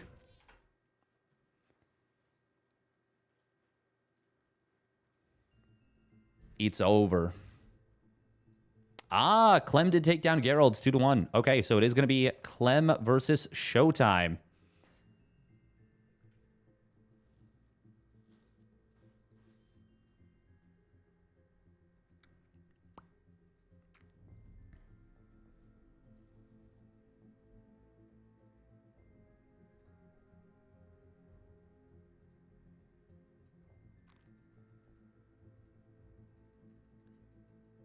So for YouTube,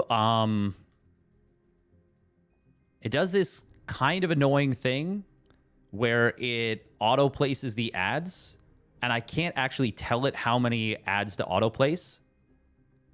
So it automatically places just a crazy number of ads, like one every 2 minutes. So I have to go in and manually delete most of them. I still leave one every half hour, Maybe I should even cut it down to 1 every hour. Because I don't want people to, like, not do anything. HeroMarine's going to forfeit in the lower back. That means Nikorak gets to move on to the next round. I mean, I can understand not wanting to play up against Geralt in the following round. Geralt is a very difficult opponent to go up against. And then, you know, if you're winning that one, you basically have to be... Yeah, you're playing either MaxPax or Creator. So you have to win a TVT that you're probably favored in, to be fair.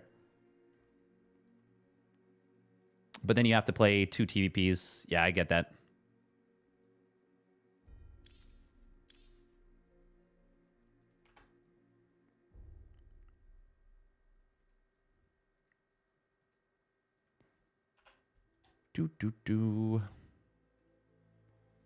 All right.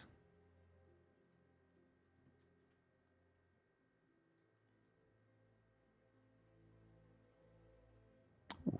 Oh, there we go. SC Evo.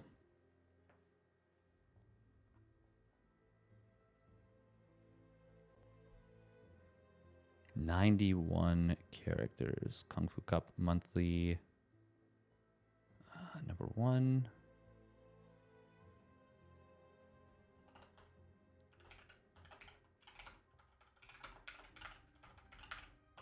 Taja versus Rogue. Okay, we're just going to look for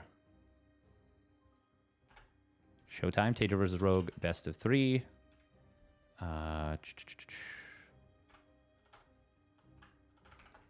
MaxPax versus Classic. Best of 3. ByuN versus Creator. Best of 3. And HeroMarine versus Shin. Best of 3. Cool.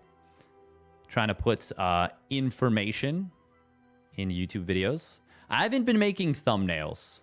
I know I should be making thumbnails. But I haven't been making thumbnails. We haven't been doing it, chat. We've been so lazy.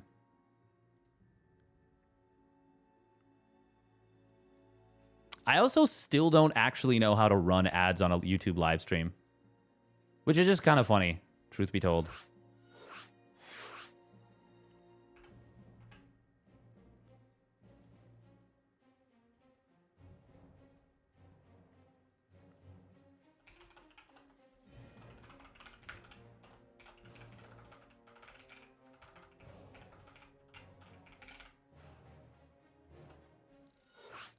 Oh, wow, we are motoring right into it, which is a small problem because I do have to use the gentleman's room.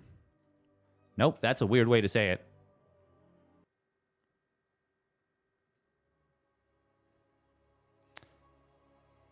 Yep, that's a weird way to say it. It's fine. If you're not here for the weirdness... What are you even doing here?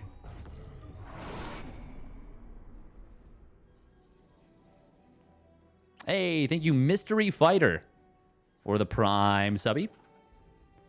This is a best of 3. Okay. Cool. Showtime versus Clem.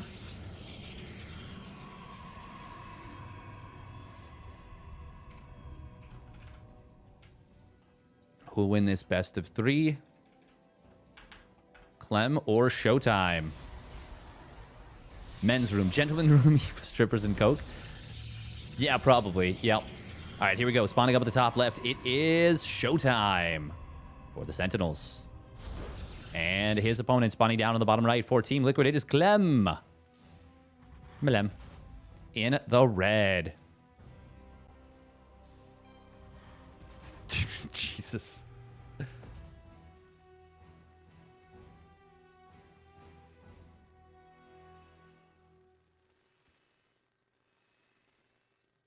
That is an unhinged chat message, but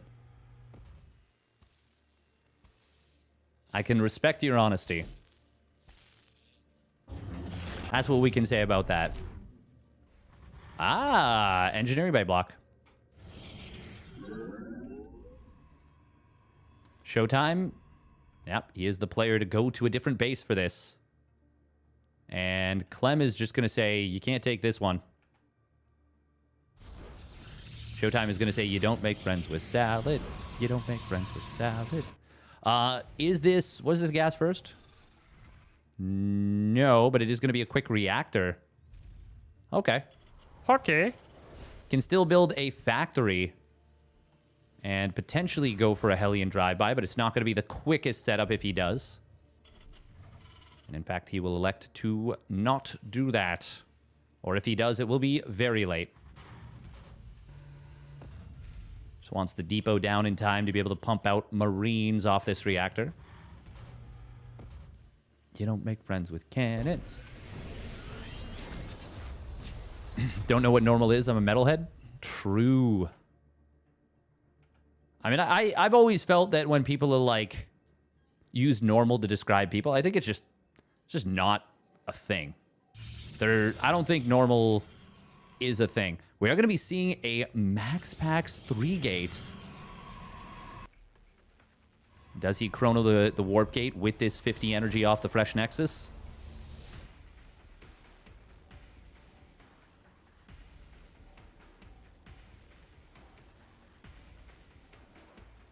No. Clem with a little bit of an ambush with 3 Marines here. Ah, there it is. Okay. Ooh, he was a little late. But honestly, as long as it gets its full duration, it's fine. And it will get its full duration. The cool thing about this, you continue to build probes, you continue to tech up. But if your opponent is greedy,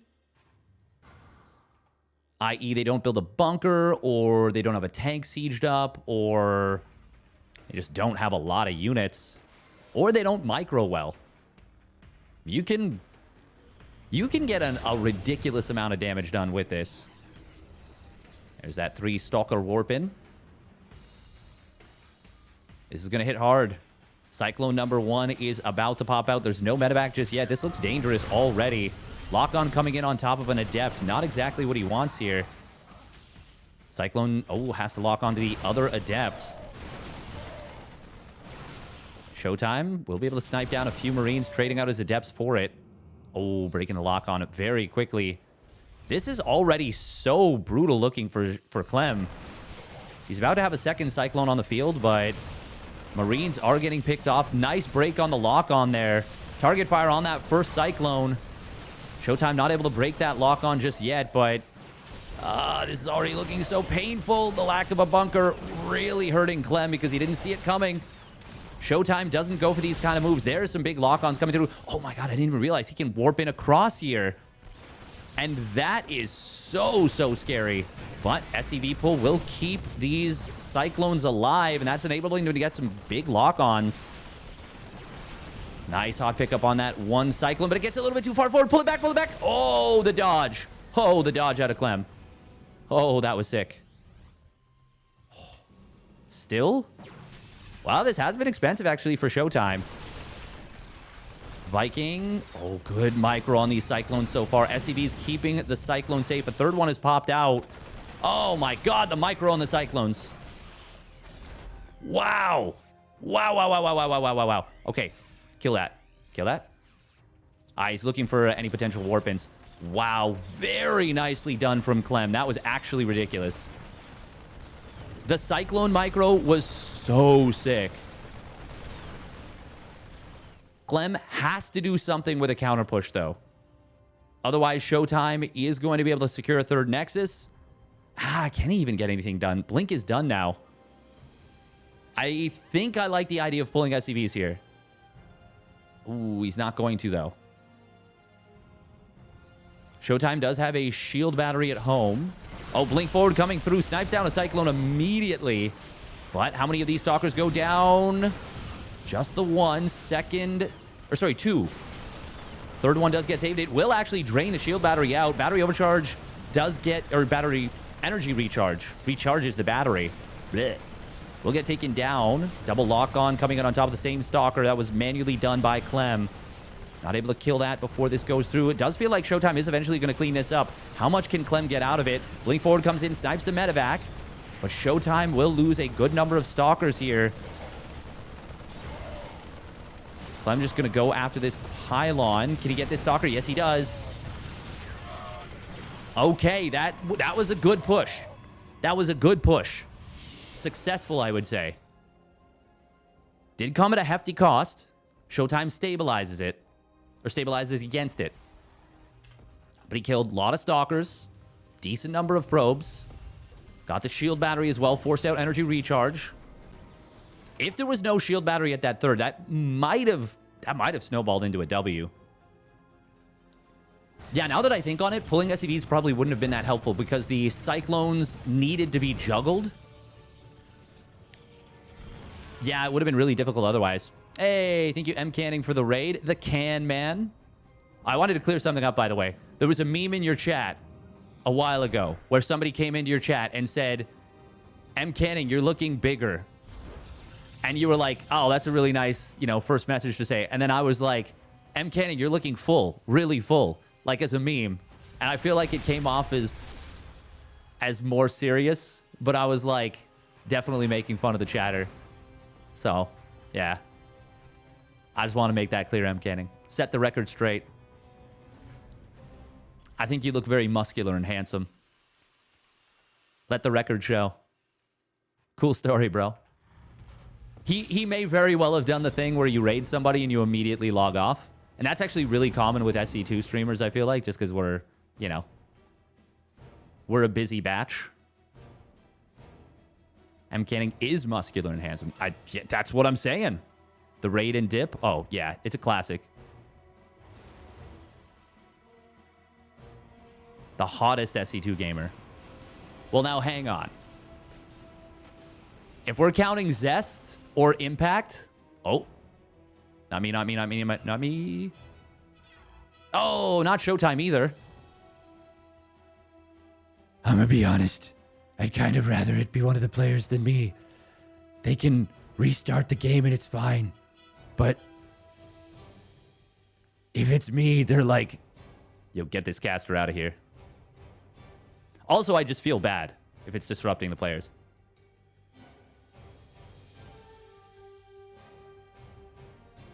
Who wouldn't gladly cuddle with M. Canning? We are probably going to have to resume from replay.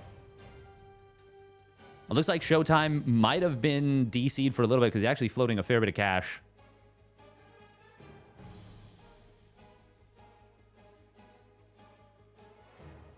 Do you guys miss the drama of not having resume from replay? Remember when we didn't have resume from replay? And it would be like, well,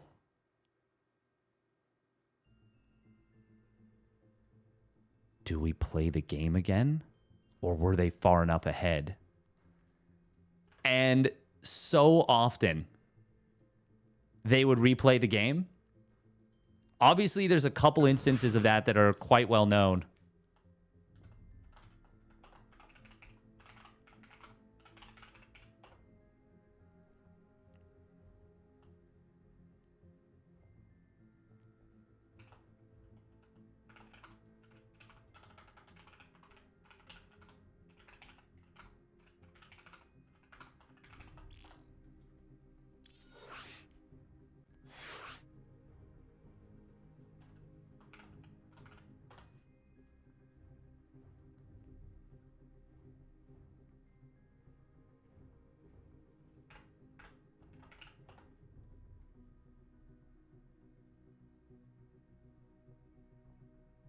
Oh, looks like Showtime was back online and then went back offline.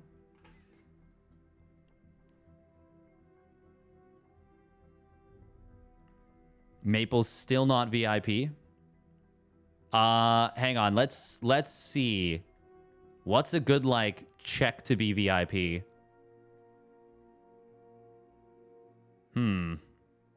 Hey, you're too kind, Richard, on YouTube. Appreciate it.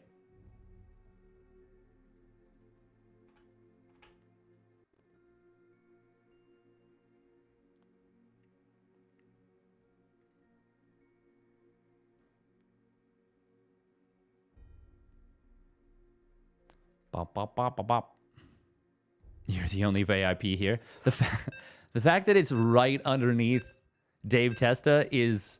That could not have been time. That was almost frame perfect. Frame perfect caught in 4K. With the euthermal sandwich. Oh, that's so good. Absolutely goated behavior from euthermal. Absolutely chef's kiss.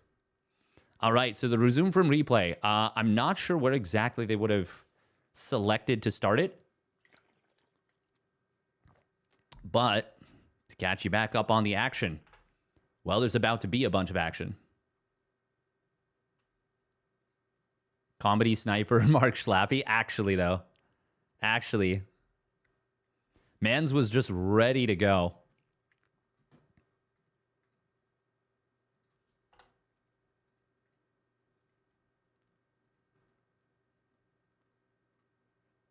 It's like they were hiding in the bushes.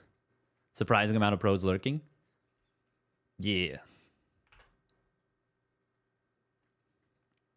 Is dope.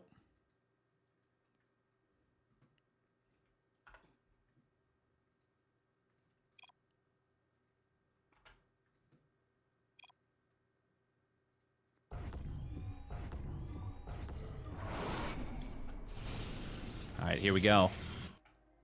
Showtime dropping the Nexus. Will Clem go after this Nexus, or is he going to... Okay, yeah, he's just going to go for the denial. And he will get it. Scan comes in. Charge going to complete, well, during the scan. The thing is, you have to select the Zealots and... Okay, he sees them moving. Never mind. He sees the charge is now done. Bop, bop, bop, bop, bop. Clem, more than okay to just land his third base. Once again, he did get some good trades in the early game. Oh, looks like the Raven made a dash from here to here. And it was a little bit of a danger dash. Zealot on this watchtower will get taken out. Successfully charges into its own demise. Oh. Hit. Hit. You misclicked. Let's see if he notices. He may not. Oh, wow. The Marine actually just looked to the right there.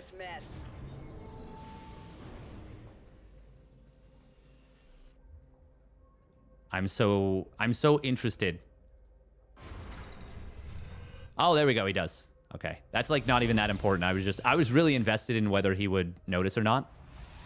Good quick rebuild on the fourth Nexus, relatively speaking. Clem already has a fourth command center on the way.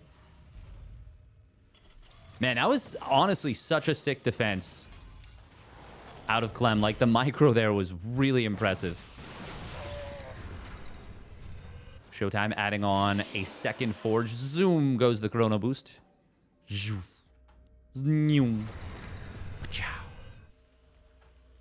Second starport on the way for Clem. Not getting up to the 6th, 7th, and 8th racks yet. He wants the 2-2. Started up first. Wants the double starport production.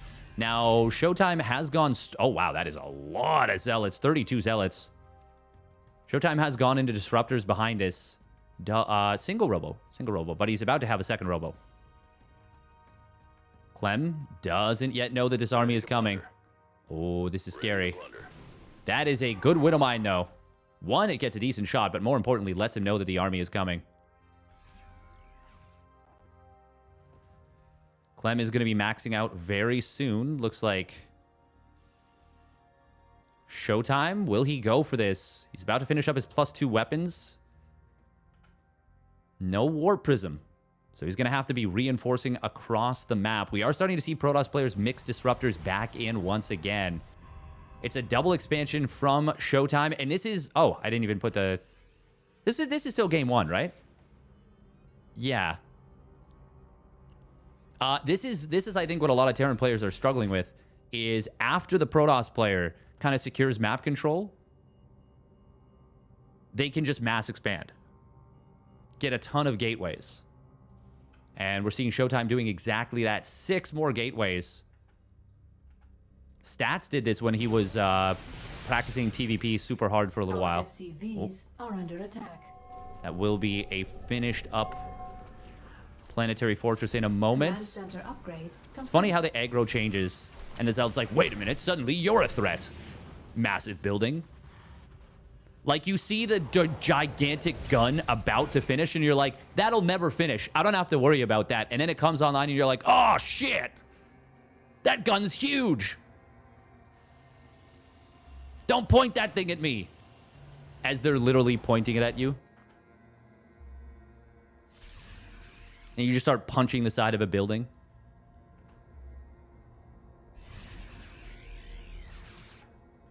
Now, to be fair, that one kind of makes sense. But then you get an order from the commander, and they're like, ignore that giant building with the 7,000-pound gun on top of it.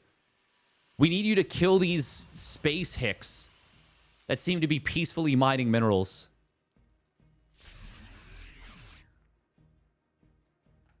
Don't worry, we'll teleport you back to Ire, probably. EMP going to come in. Disruptor not going to fire off. There we go. Good splits. Oh, well, decent splits from Clem to start off. Vikings are going to get some very good shots in the Colossus. Already killing the first 2. That was a really great fight for Clem. Oh, man, he barely lost anything and killed 4 robo units. Very nice fight. Oh. Now going to even rotate over this one tank with a nice little boosted play. 2-2 is done. No 3-2 yet for Showtime. It's getting very close to completing the +3 weapons, but that was a brilliant timing for Clem. Oh, Showtime going to go for the flank here. Storm is finishing momentarily. He needs it for this fight. Oh, where's the Storms? Where's the Storms? He's getting funneled super hard. That's a decent Storm to start off, but Clem has already taken a very good fight. Oh, that's a big Ruppy. 8 kills. But is it too little too late? Will drive Clem back, but Clem... Oh, wow.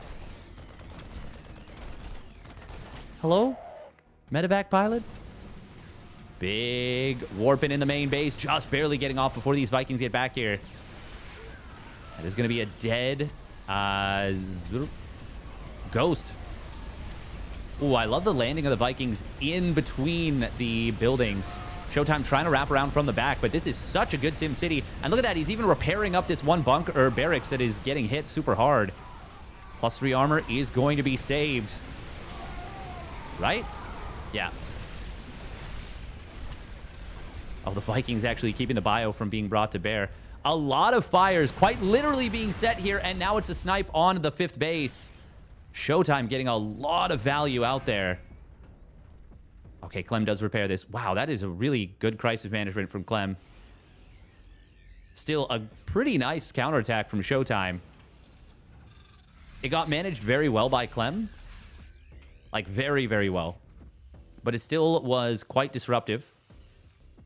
There's that +2 ship weapons. The Liberator transition is going to be quite powerful.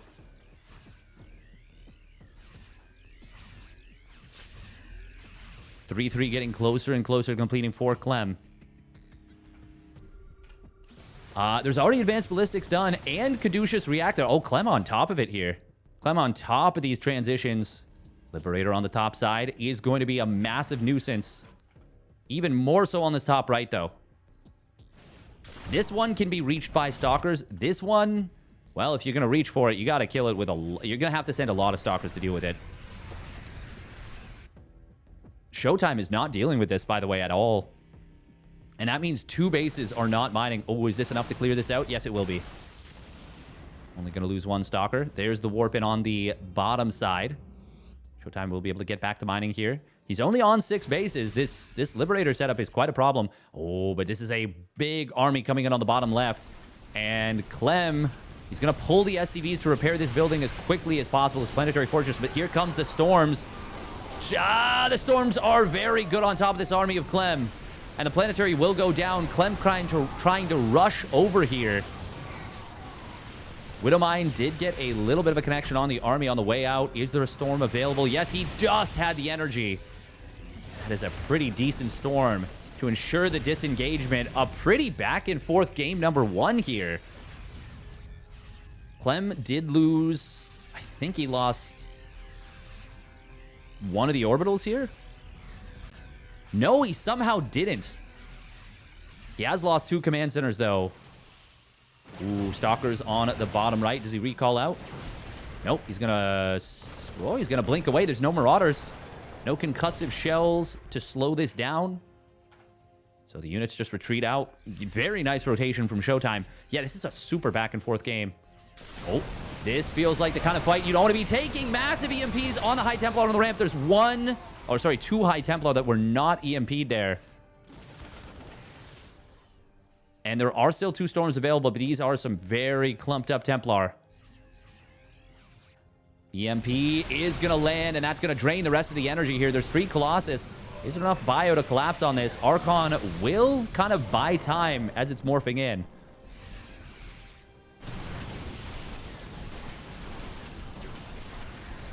Ooh, we're going to see a blink forward in to snipe the Liberator in the back, but the Planetary Fortress is being repaired up very nicely. SCV's pulling into the fight as well. Liberator's going to siege up to defend his right side. But on the bottom side... Oh, there's enough Liberators, actually, to give pause. Using the Colossus to gain high ground vision. They'll be able to snipe down one of them. The Liberator's kind of looking cross-eyed there with their circles.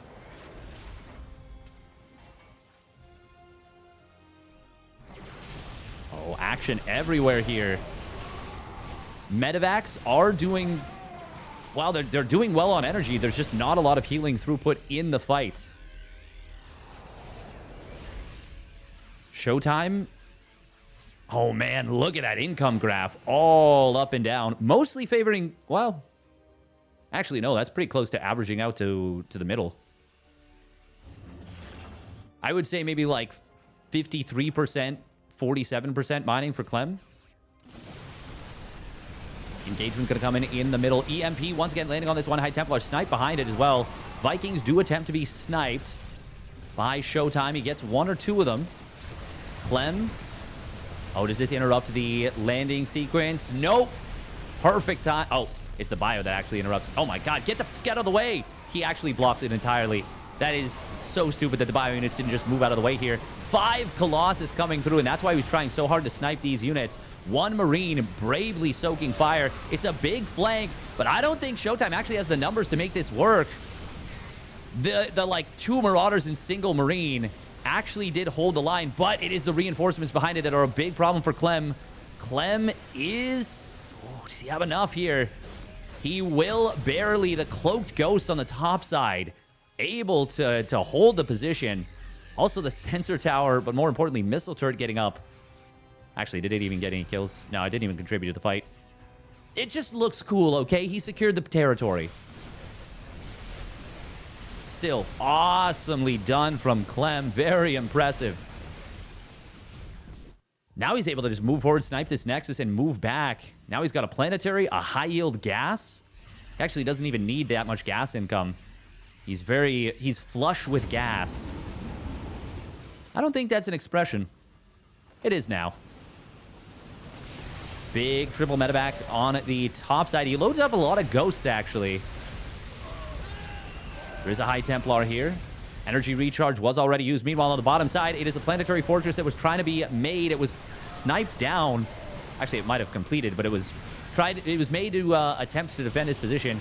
Storm. Oh, not bad. Clem didn't stim specifically on purpose. Ghost on the bottom side going to do quite well against these Zealots. Just the regular attacks plus the snipes doing very well. And Clem has killed the top right base. And I think he's done it here. A pretty sick game out of Clem. Sick city. You can't shift Q those while the CC is in the air. Oh, yeah. Yeah, but you also... There's a lot of stuff that would be nice if you could. EMPs coming in, hitting the multiple observers and the High Templar. Clem is fighting a brilliant game here. Flanking High Templar coming through. Oh, Snipe does get canceled by the Storm. But the Liberator says, I'm going to cancel you back, High Templar. I'm going to make you low 6 feet under. Arf, arf. EMP's coming through. Ooh, Snipe on the medevac as it tries to drop on the back line. It does get the full unload, though. Good micro from Clem with that Medi. Good boost away.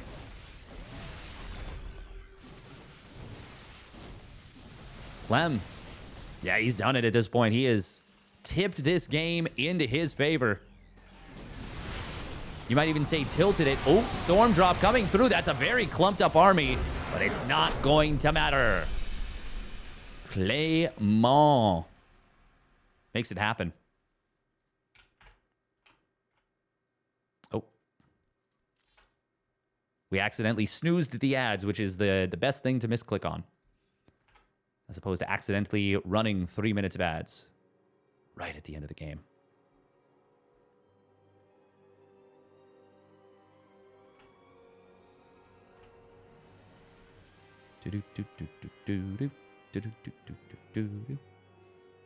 Nightmare did take down ByuN in the lower bracket as well. So Clem is the final Terran standing.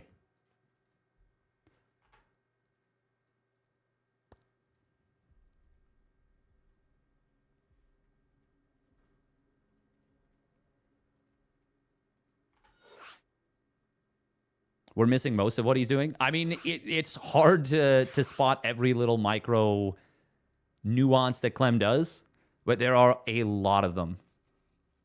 I missed that one for sure. I missed the cloak to avoid the target fire.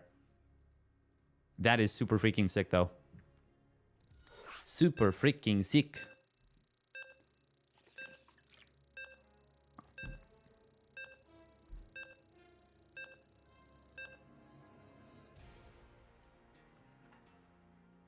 La la la la la la la la la la la la la da da da da da da pam pam pam pam pam pam do do do do do do do do do.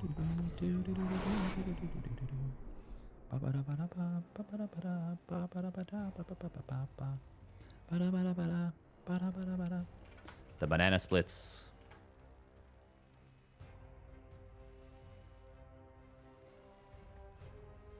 All right, here we go. Spawning up at the top right, sending out another early SCV. It is Team Liquid's Clem. Malem. And his opponent spawning down on the bottom left. It is Showtime for the Sentinels. Oh, we putting a barracks in yo natural? We putting a barracks in yo natural. Yo. Showtime will send this probe across the map, and it's going to be in time to not go Gate Nexus. But this is nifty. This is neat. Clem doesn't try PvP anymore. He probably still will. He probably will at some point today. There is going to be an upper bracket final.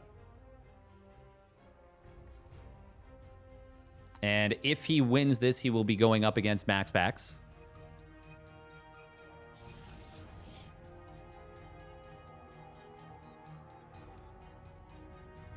Oh, look at that. Oh, that's slick. Do we pull probes? Ah, barracks does get revealed. So far, the SCV hasn't been hit yet. Wait, what? How? Factory starts up on the other side of the map. Wait, did he kill the probe? No, where'd it go? Oh, he's going for a proxy. Okay. This is not that common anymore. The bunker on the other side of the map.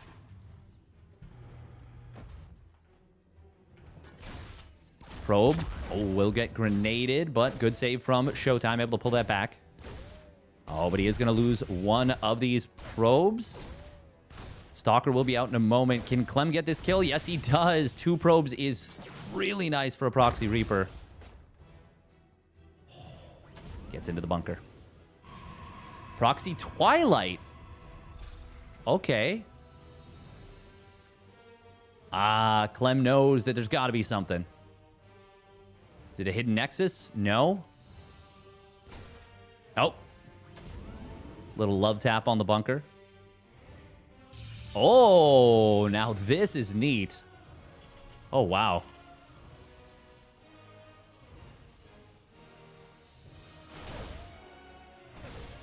No shield battery being built here by Showtime at home.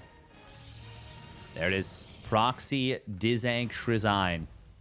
Clem is going for a one base all in with this. Building a second barracks at home. Or at the very least, if not a one base all in, a heavy commitment on one base. Going to be a Viking. This has got to be in anticipation of a proxy Stargate. The lack of a shield battery is kind of crazy here. But it is going to end up working out just fine. Clem will be able to get away with this Reaper. Okay. Clem has looked at almost the entire map, except this bottom right. But he will scout this Nexus. Ready to blunder. However, does he see it completing? No, he sees it complete. So he doesn't know how far along it is. So he might not think to check for hidden tech. Oh. Unless... Oh! Okay, you gotta wonder why there's a stalker there. You didn't see a pylon here. Does he realize he just dropped a mule? Oh, no. First DT is out. There's no engineering bay, no tech lab on this starport, and no energy for a scan just yet. Oh my god, if Clem moves to the low ground, he is in a lot of trouble. Okay, he will see this. Oh, he's got no choice but to leave the tank on the outside. He's just not able to save it. Just not able to save it in that medevac. So freaking close. Mass repair going to come through. Scan is still about 5 seconds away. Second DT shows up. He will get the break, but there's going to be a scan in a moment. Oh, can he save this one tank? No, he scans it. Actually, friendly fires, and one of the DTs gets away. Now, Stalkers did get hit pretty hard there, but 2 tanks go down and 1 DT escapes. Now, there is a second scan. Oh, there's also another DT. Oh, he's going to kill the 3rd tank. This is so brutal. And we've got Blink coming in for the DTs here. Clem, no add-ons on his Raxes just yet. Is there another scan? Not yet. Raven is going to start up here.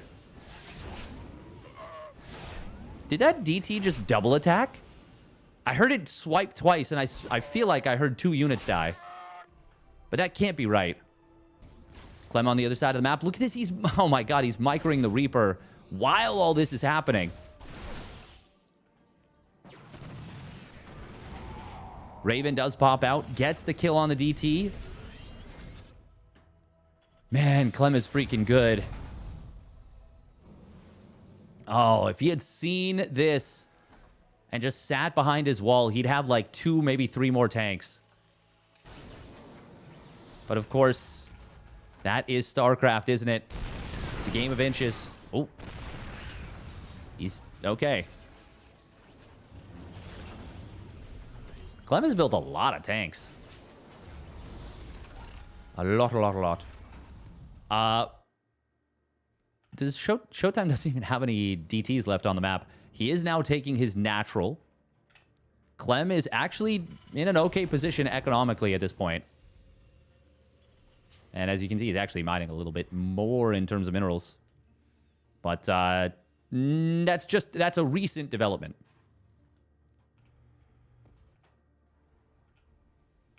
There it is. 2 more barracks. Barraces.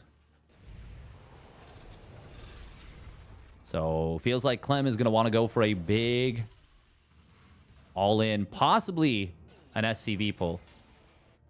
Oh, man, if he knew about this here, there's a small chance he could snipe charge. Yeah, I don't think the DT Blink is going to provide literally any value in this game. In before it comes down to a base trade and 1 Blink DT snipes the last building. Barely. And it's the difference between winning and losing.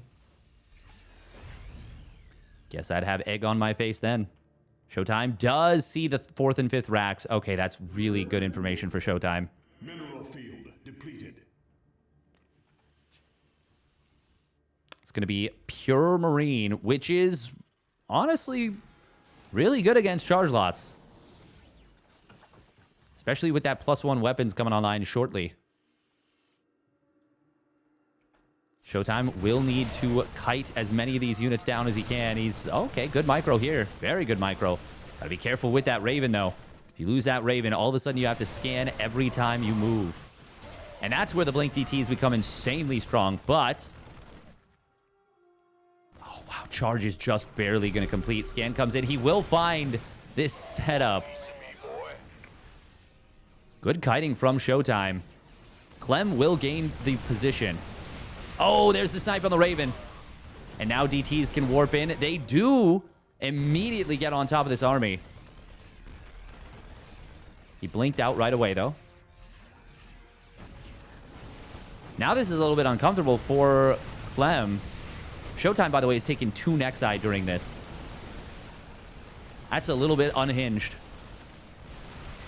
But he's anticipating a big base trade. We'll be able to intercept these SCVs as they retreat back home. I think he was looking for reinforcements, but he's just going to end up no blink forward. Really?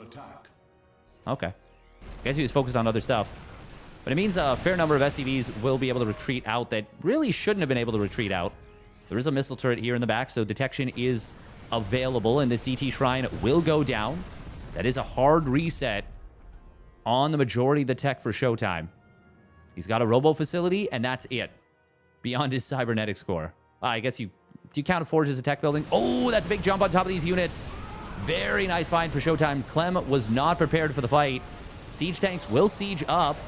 We're going to see a blink forward in on top of them. Only 1 tank shot coming through. There is a DT amongst this, and it will get taken down very quickly. Thanks to the scan. Clem is able to trade very well during this. Despite getting caught, he's still adding tanks. Showtime. Oh, that's a very nice drop on the bottom side. Recall comes in. Clem wisely leaves that 1 Marine behind.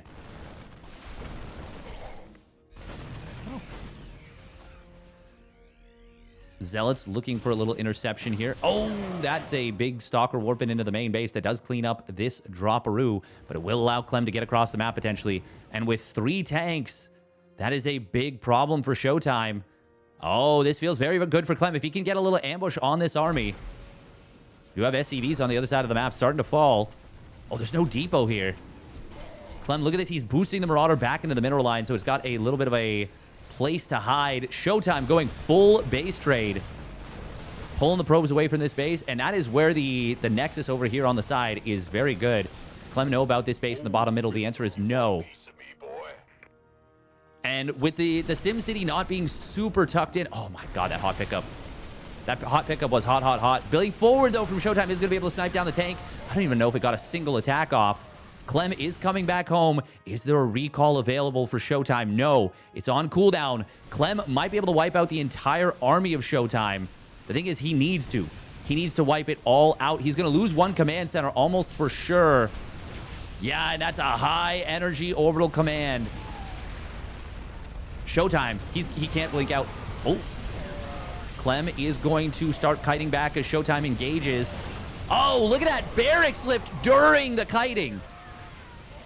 I mean, it doesn't even matter at this point if Clem cleans up the whole army. Showtime's got so much more money. Clem's like barely mining. Yeah, no, and there's not even enough to actually fully clean this up. Showtime is going to take... he's going to take this game. I thought Clem might be able to get back and clean up the army, but there was just so much power. So much supply in the main base. Oh, and it's even going to be a blink. Okay, that's got to be GG. No? Okay, there we go. I was like, I don't think we can do anything. And that has to be like the backbreaker.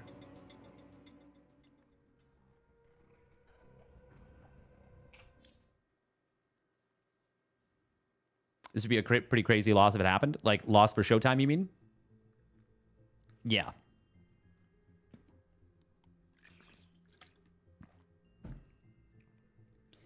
It felt like Clem was making some really good decisions there.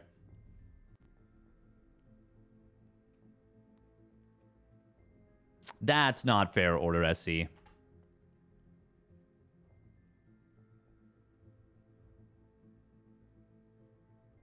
But it's not just... a part of it, Divinitis, is that Clem had to boost back. So it's hard to keep track of exactly when the recall was used.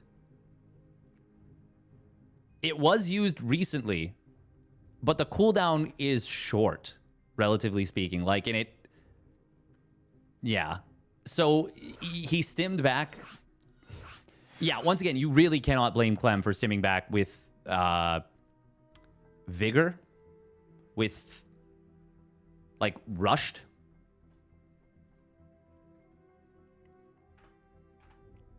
Still, like, the lifting of the barracks, that was pretty sick. I blame anyone I want, okay? True. With alacrity. Well, alacrity isn't just speed. Or sorry, what I'm trying to say, it wasn't just speed, it was like a little bit of recklessness. Like, yeah. The tanks contributed nothing. Well, it's always rough because there's zealots. So, I mean, it feels really bad when, like, unless you can really get the value from those tanks with some great target fire. Oh.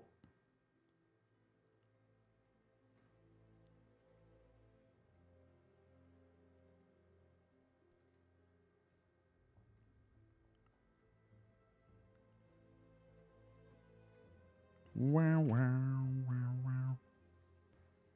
By the way, if folks are enjoying watching on YouTube, make sure to like the video if you haven't already done so. And subscribe to the channel. Would be super duper awesome. Wait for it, Clem, go to Protoss. He is not switching to Protoss yet, but he could if he was so inclined. The thing is, Showtime's Protoss is actually... Or sorry, his PvP. It's actually very, very stable. I do think with enough time, Clem can absolutely get to a point where he can, like, eclipse him. But it'll be tough. It will be tough.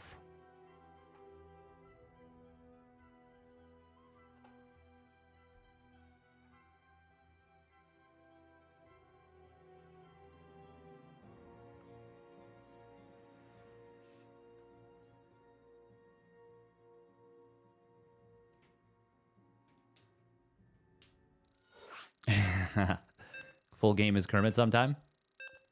That would be fun. I could at some point. We won't do that today.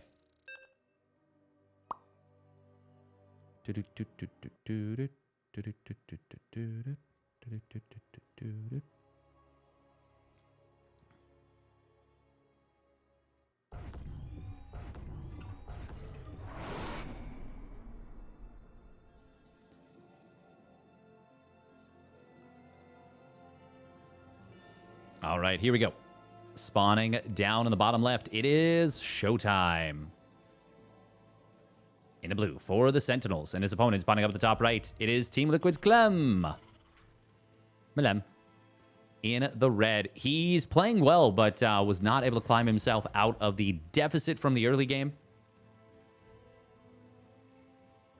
Just a very interesting game, honestly. Super, super strange, but fun.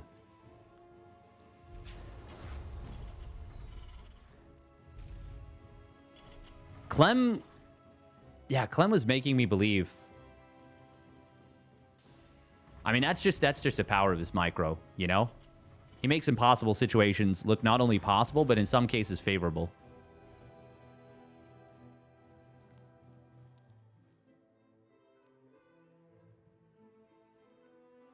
Sarah Liz said he's more scared of Showtime than Hero or MaxPax.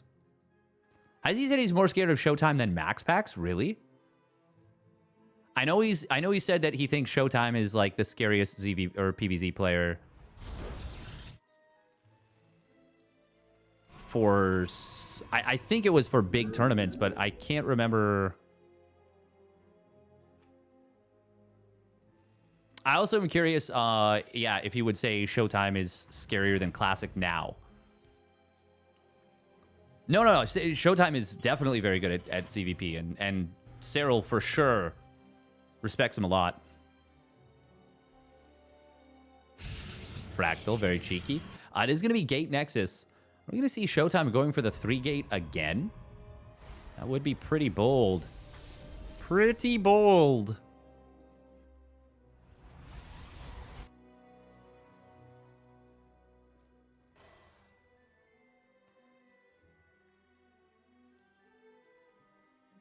How much percentage of mineral boost will be like Clem's micro?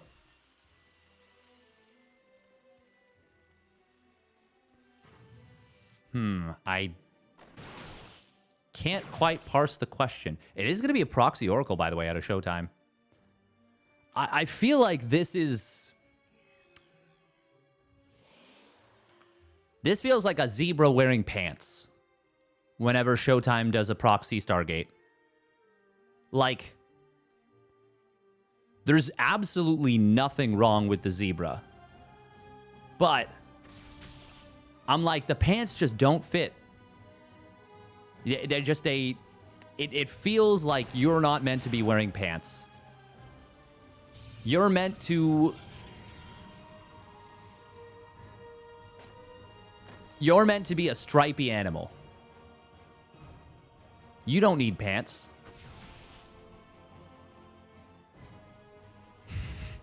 I've been watching Hearthstone videos to practice my metaphors. There is going to be a cyclone here, but...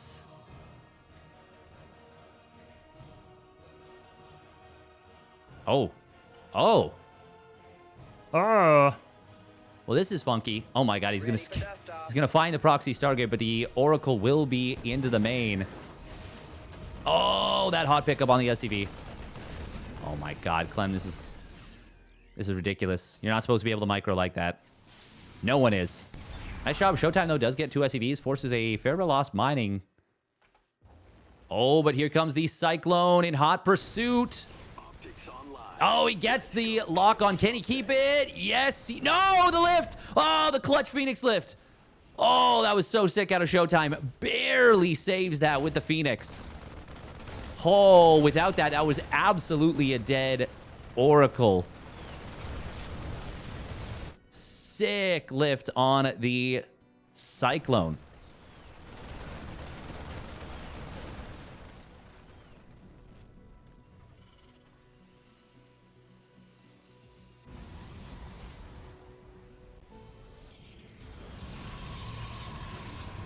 Hearthstone's metaphors are like when you're excited to go to band camp, but instead you see an opportunity to do so, so you run into traffic.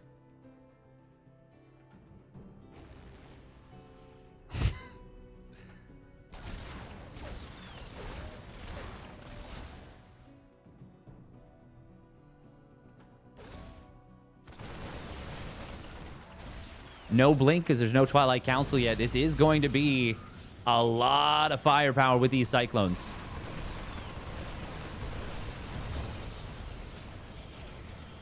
Clem is just going to happily content himself to go for this. Ooh, and the Oracle goes down to a Viking on the other side. Cybercore and Gateway will get killed off. No additional warp in there. Cybercore is being rebuilt. Prism going to be the second unit. He wants the ability to break the Cyclone's lock-ons, but Clem has a lot of micro potential here with the Medevacs, with these Cyclones. Charge trying to be produced. Oh, man, look at those lock-ons burning through the shield battery healing. Now, most of the Marines do go down, but look at this juggling from Clem. He's able to keep the Medevac at range and still keep these Cyclones alive. Absolutely phenomenal stuff. How? There's the lift on one of these clones. Will go down. Oh, the micro. Mama la micra. God, Clem is... He's too good, man. He's too good. Siege tank shows up. Good target fire there. And we do see Showtime getting the hot pickup into that Warp Prism. But it is Clem doing Clem things. Clemathan H Micro. Now, should he just back away? Probably. Oh, he wants to boost the tank to the left side, or to the other side. Not the left. The opposite of left. Right. Top. Scan comes in, finds the kill. He actually saved the Cyclone. Hot pickup, or I should say lift on this. Oh my god, the War Prism actually gets targeted down. I am so impressed that Showtime is actually able to hold this here. Ooh, nice snipe on the Phoenix. Gonna get the pay save. No! The Marines slow down the pickup. And Clem. Oh, he does save that last Marine. Nice job. Showtime got to be careful. Does not want to push up a ramp blindly. Damn, I'm impressed that Showtime was able to hold there. But it is still a good set of trades, I would say, on the whole. Showtime, though, did get quite a nice cleanup overall in the last bit, killing a lot of those Marines. He was able to whittle them down enough. Behind this, though, Clem has 5 racks done. Stim combat shields are about to complete. +1 weapons, not that far along, or not that far behind. We do have High Templar warped in. There's a lot of Templar energy. Storm is the only barrier to this. The upgrade itself. If Clem recognizes that Storm's not done, he can potentially go for the W right here, but you've got to be so careful. Your opponent could just be saving it. It could be right about to finish, and it is. Widow Mines will burrow up. One of them does get sniped. Good job. Oh! The Archon morphs? Is that a fresh High Templar? Maybe, but there's the Storm Drop coming through. Big damage. This second High Templar getting 5 kills right away. Oh, nice hot pickup there by Showtime, dodging this. Yeah, 8 kills between the first 2 storms. Clem will add on a Ghost Academy. He still has a lot of medevacs. This one medevac on 1 HP and almost 100 energy. Very fortunate that it is still alive. You cannot afford a lot of ghosts off of a 2-base economy. Ooh, Clem is getting a 3rd command center. Clem does have a lot of momentum right now. And he's got a better eco. Showtime. Oh, very patient with the storms. That one Archon barely staying alive. Oh, big Widow Mine splash on these High Templar. My god, there are so many High Templar here. Clem, I think you should just go for a base trade. But evidently doesn't want you to die. Showtime. Not like this. Triple kill. Oh, medevacs have the ghost inside. There they are. They're hidden. EMP on top of the Prism. He gets a big storm, though. Viking does take down the Prism. Observer will barely get out of the scan range. Widow Mine not going to friendly fire here. Storms are avoided. He needs more scans to keep chasing. Snipe. Oh, gets a high energy Templar. That's a big one. And there is one more available. He goes for the Storm and double feedback. Could have gone for Storm, feedback, Storm. That would have been a little bit of a better usage, but now we're going to see a lot of these units going down for Showtime on the chase from Clem. There's still so much Storm energy left off the freshly warped in High Templar, freshly energy recharged. How many ghosts does Clem have left over? Just one, and it is a fresh one. Oh, this pylon on the bottom side. Showtime chronoing the warp gates. Clem has secured and landed his own 3rd. But Showtime is sitting on 3 bases as well. Oh, that Prism. The Prism gets spotted. Does land the big storms. Widow Mines. Oh, nice Morph. Those were targeting the High Templar, so it's just splash damage that hits. Clem is putting forth a Herculean effort to try and take down all these High Templar, but the waves of Protoss are unending. There's a big storm drop coming through. Prism will go down, but it's a massive storm. Another one coming in from somewhere. I guess this High Templar. There's another one behind it. Is that it for now? Showtime does have a crap ton of Zealots and not a whole lot else. This tug of war has been so tense and so intense. Showtime, no Forge. Also, no breaks. Only gas. All gas, no brakes for both players. We're going to see a second engineering bay and an armory startup. Clem is going to start to transition into the next stage. Blink just started, by the way. Oh, that's a nice EMP hitting the observer, revealing it, getting the kill. And he does have a decent number of ghosts. So he's still able to get a lot of EMPs. I believe 5? 5 EMPs right now. He's adding more and more ghosts on. That is obviously a lot of supply. Showtime is very supply heavy right now. Does Clem... I don't think he realizes he never started +1 armor. Or maybe he's just holding the money until he can start +2 attack.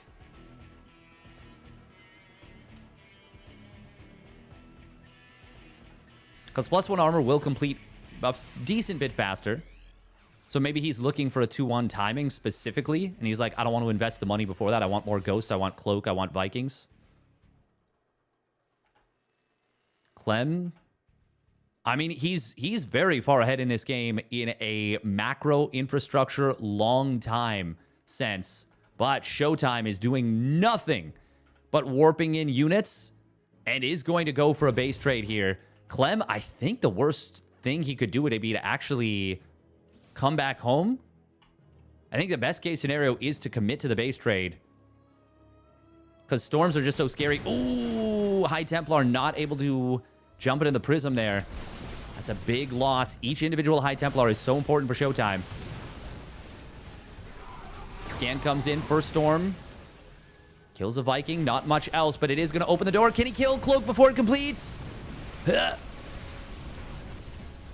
Oh, less than 1 second. That would have been big, because if you can kill the Observer, which he already has, that would have been no detection on the Ghost at all. Storm trying to keep the army out of the natural, but Clem... Oh, he lands some big EMPs. Gets a lot of the High Templar. Zealot count is very high.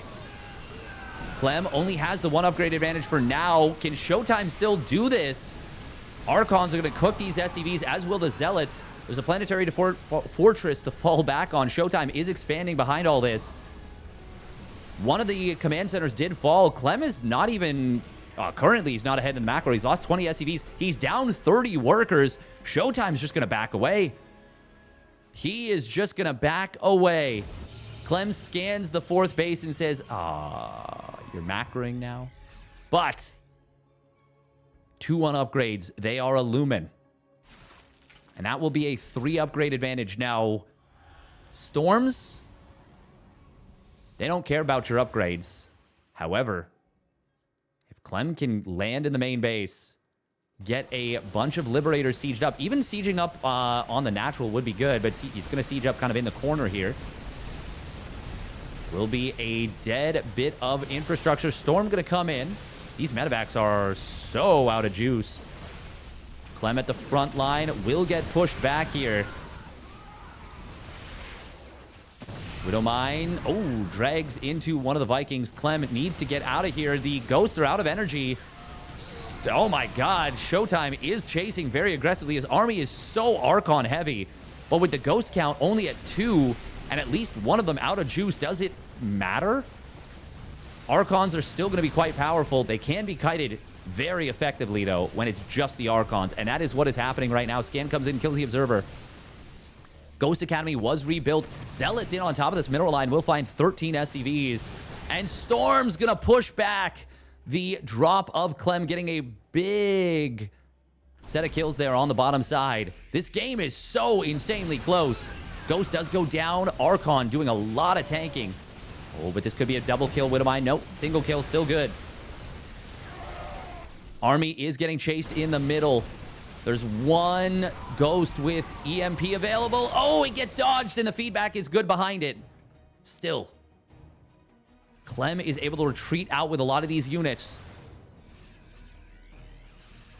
And there is a lot of medevac energy here on this this medevac fleet at home. However, there's also a lot of army supply tied up in medevacs. 22. Widowmine. Oh, that's a big connection. Storms are going to be good on these SCVs. Oh, wow. The splits from Clem right there. kind of sick. And now that's going to allow Clem to survive. Did he lose even a single worker? That's nuts. Clem, you're not fair. Insanity. Oh, Liberator Harass on the bottom side. Great stuff from Clem. Very quick reaction time from Showtime. And it's a recall on... Oh, just the Stalkers? Wait, did he lose? Oh my god, did he lose the Prism? He did, with all the Templar inside. Oh, it got sniped. He got the Prism with 4 Templar inside. Oh, baby, we're going to have to run it back to see that moment. There's one more High Templar, and that is it. GG. Oh my god, Clem had to bust his booty for that one, but he got the win. Oh my god, he got it by the skin of his teeth too. Oh, it was on the recall. Oh my god. Yo. If it was just the slightest bit further over.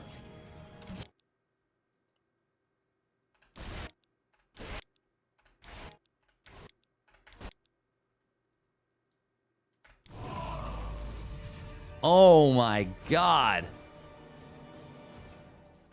The sickest, clutchest kill right there.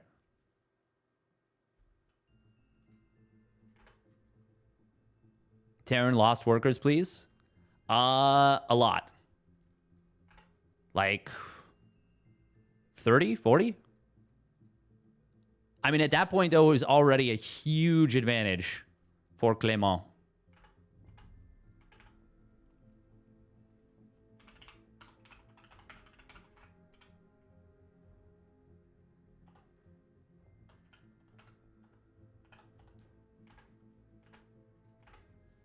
All right, we will be right back.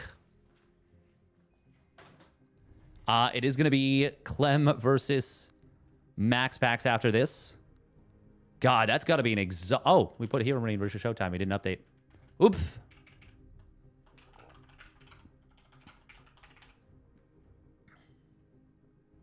We'll be right back. God, that was so sick. Very, very well done. Did I run an ad just recently? Should be able to run one right now, but apparently not.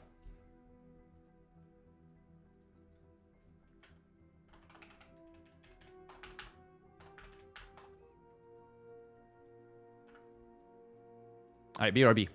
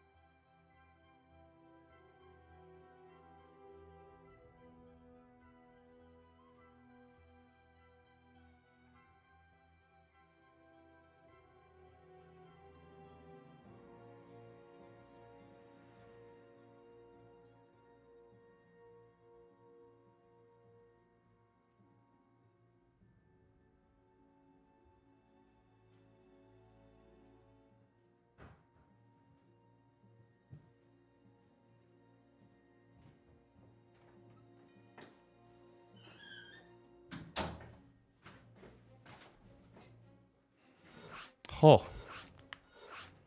We are back.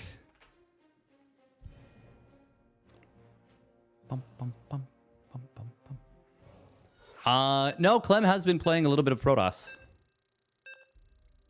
He is going to play Terran for this map, but he's definitely been playing a little bit of Protoss. Even versus Protoss.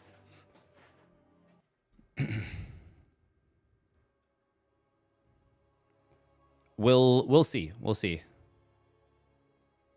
We'll see if he keeps... Well, we'll see what he does. That's it.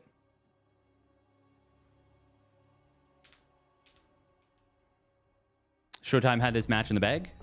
I wouldn't really say that Lake Sublime. I would say, if anything, that would have been Clem that would have been really sad to have lost that match.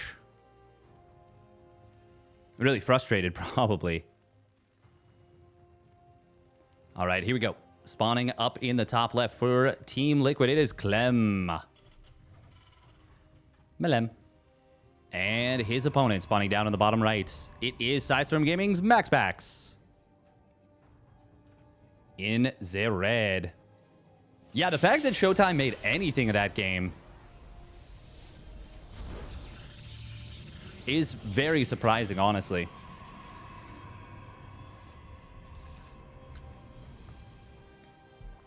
That kill on the Prism, though. Oh. Oh.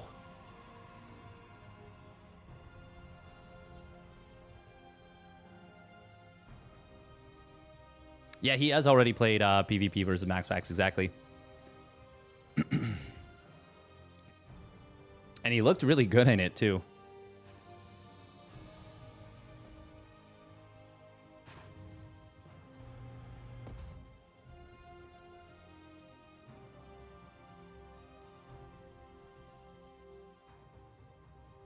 Yeah, I could see people getting a little bit heated about that, yeah. Mostly because it's like what it takes to learn an entirely different race and matchup is actually pretty tough.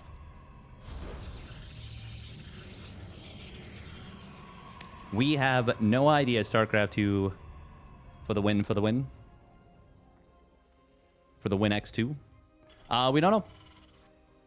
That's it.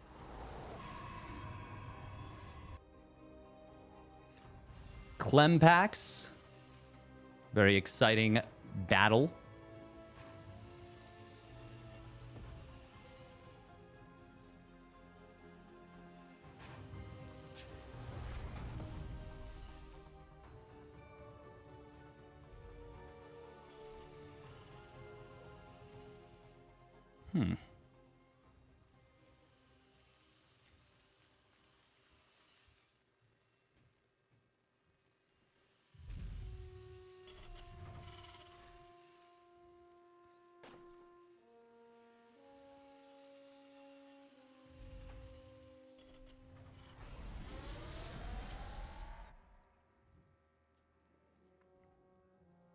We are going to be seeing the double gas, double Reaper.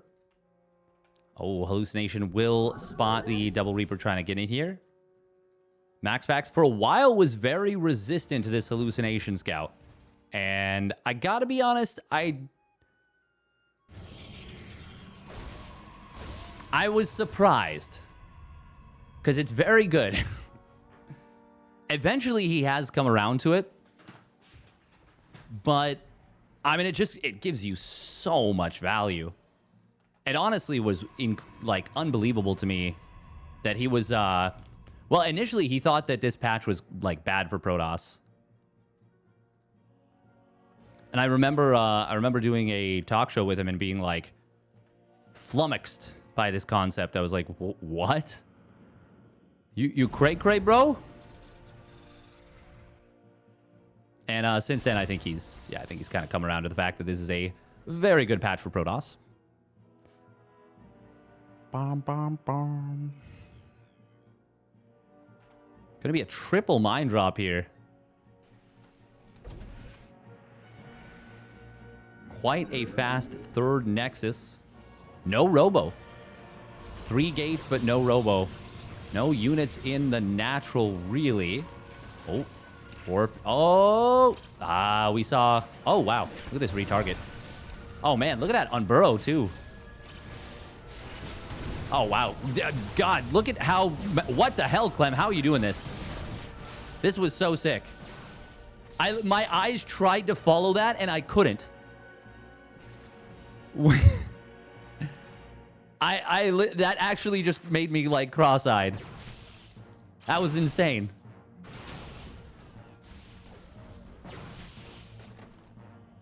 Clem is definitely three... He's three people in a trench coat. There's no way.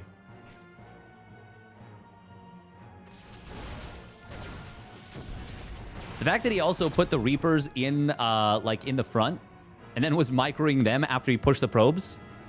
I actually just can't understand what just happened. Oh, this is a little bit awkward. MaxPax will blink into the main base. Clem, fortunately, started unloading as soon as he saw the hallucinated Phoenix. Marauder will pop out, and it's actually a very nicely timed Marauder for this. Robo facility is built now. Oh, Widow Mine. That's going to be a big shot. Boom. Kill and a lot of damage onto an additional Stalker. Good job from Clem. And there's the value of saving one of those mines. This is an extra Stalker kill. An extra, what, like 20 damage onto this other Stalker? Very nice. Maybe not 20 damage. I think a little bit of shields had recharge, but not much. Clem will have stim in a moment. This is a very fast stim. Ooh, nice usage of the medevac. Get an extra shot on this Stalker. Doesn't kill it. That is the... Oh, they're both on 22 HP. Well, I don't know which Stalker that was then. Third CC starts up. Did MaxPax see it? No, the hallucination just went down beforehand. Oh my god, the hot pickup micro from Clem. Clem is microing so well today, even for Clem. Feels like he has had his Wheaties and then some today.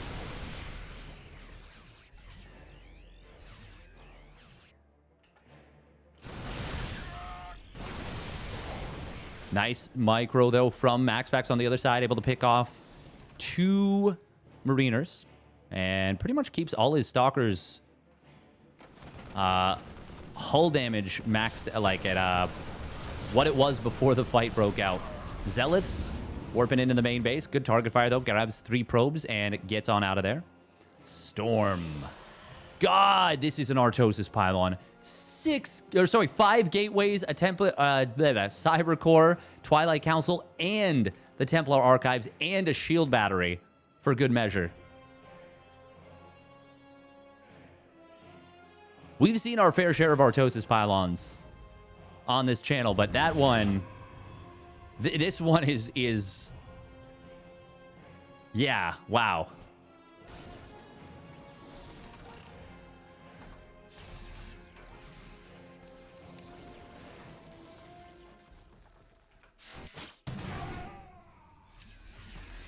Look at what they have to do to mimic a fraction of our power. That's the neat part. You don't.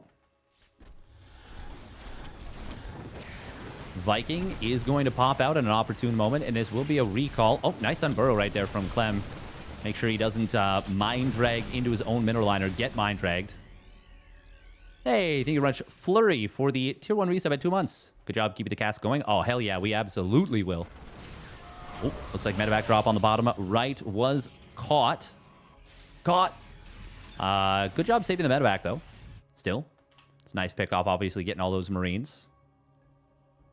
Also, getting 4 SCVs is not bad at all. It's going to be a big counterattack. This could get very messy here. Clem going to zoom back. We should see a recall. Oh, Storm's going to be able to discourage an engagement from Clement. Oh, Warp Prism will get taken down. EMP could be big here. Ghost is being targeted, and it will get blinked on and taken out. That is going to protect the High Templar. Oh, Clem. Oh, no.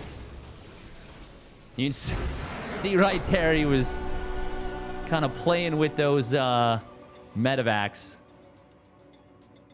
in a, I would say, somewhat unamused fashion. GG.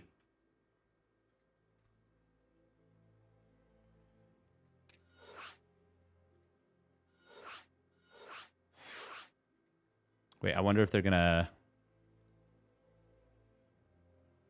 Will TKL mix lobby?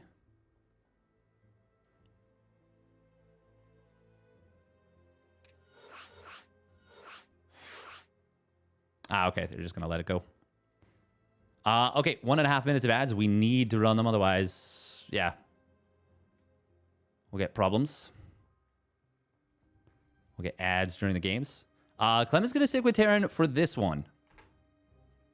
But we'll see if he switches it up.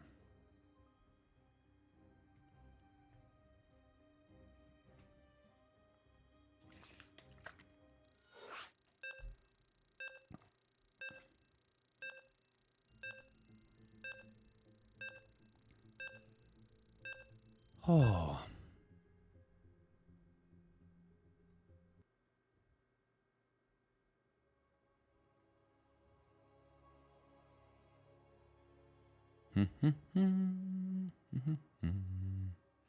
Do do do do do do.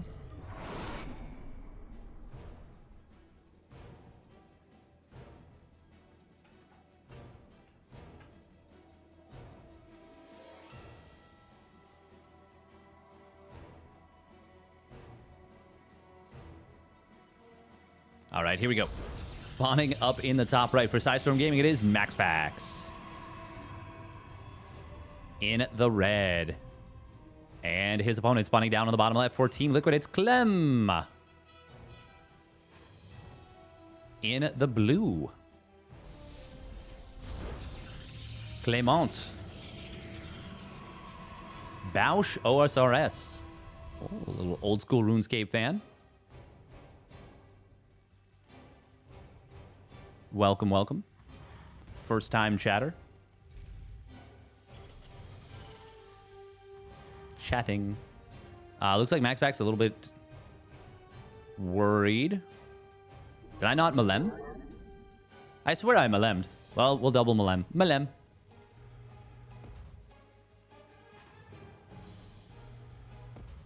Madge.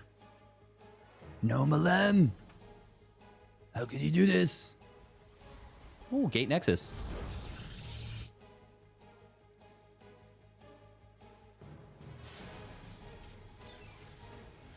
Will be a double gas opener here.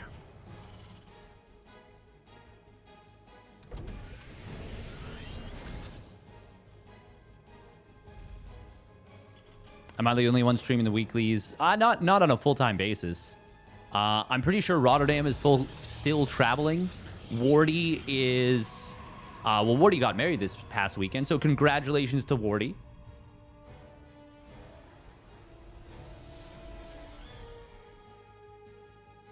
Big congrats to Wardy.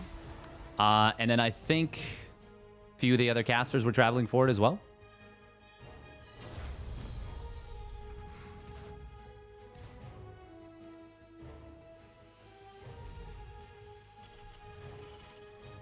But no, I'm pretty sure Roddy and Wardy, I would guess, would both be back next week. We'll see. We'll see.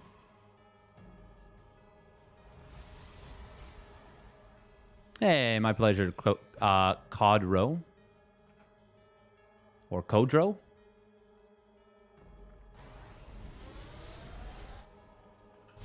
It is going to be Stalker Sentry once again, this time with a quick shield battery at the front. Maybe wary of a double Reaper, even 2 Reaper Hellion or 3 Reaper 2 Hellion play.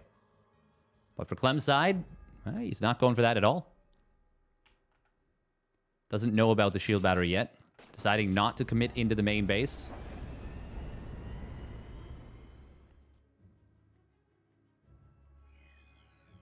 Is Wardy going to be sending out picks? Great question. I am sure that I am not the person who can answer that. Probably. But we'll see. We'll see. This is already a big worker lead for MaxPax here. MaxPax is up 11 workers. That seems nuts, actually. Did I miss a supply block? This feels like a lot. Now it's 12. Am I crazy? MaxPax is going to be going for 4-gate blink. No robo.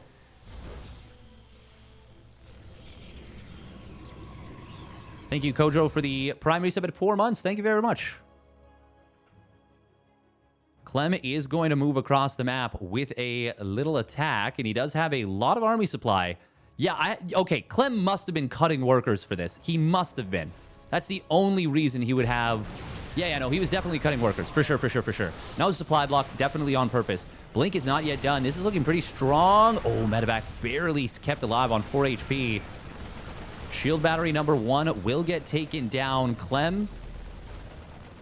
MaxPax. Oh, the spot on the siege tank. It will siege up here. Probes are going to pull into the fight. They were on attack move right away, which means that they got shot immediately. Blink is not yet done, but the shield battery in the back helping a lot. Nice force field as well. Trapping a Marine, causing a couple to get kind of kerfuffled around this. But now as Blink completes, it is going to be big advantage here for MaxPax. Now, because the shield battery's out of juice, Clem should be able to get at least 1 probe. Oh, no. He jumps back into the main. That's funny. I did not expect that to escape. Shield battery gained just enough energy to re-heal that probe. Blink forward in the middle of the map.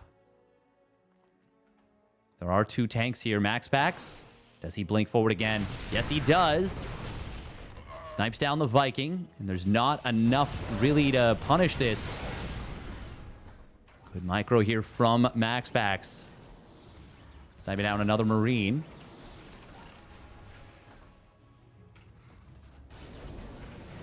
Clem was fortunate to get away with that. The probe pull, by the way, was a great read from MaxPax. Really great understanding of that push. He recognized better than I did that Clem had cut SCVs.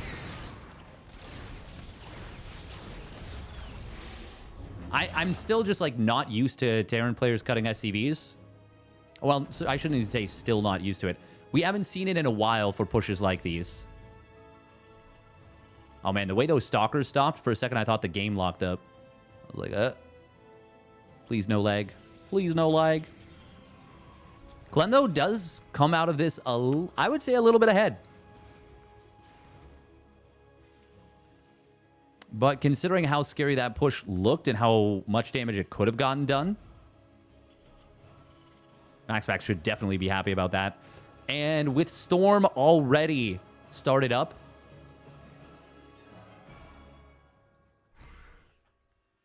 I think this is a totally fine position for MaxPax. Now, what's not super fine is getting supply blocked at 78 for a decent bit of time. Nexus finishing up is actually going to be the thing that gets him unblocked. That's actually kind of painful, but fortunately for MaxPax, he was finishing up 4 more gateways anyways. And since he'd already started up Storm, not really that big of a deal. Not really that big of a deal. Clem, though, will sneak out to the right side.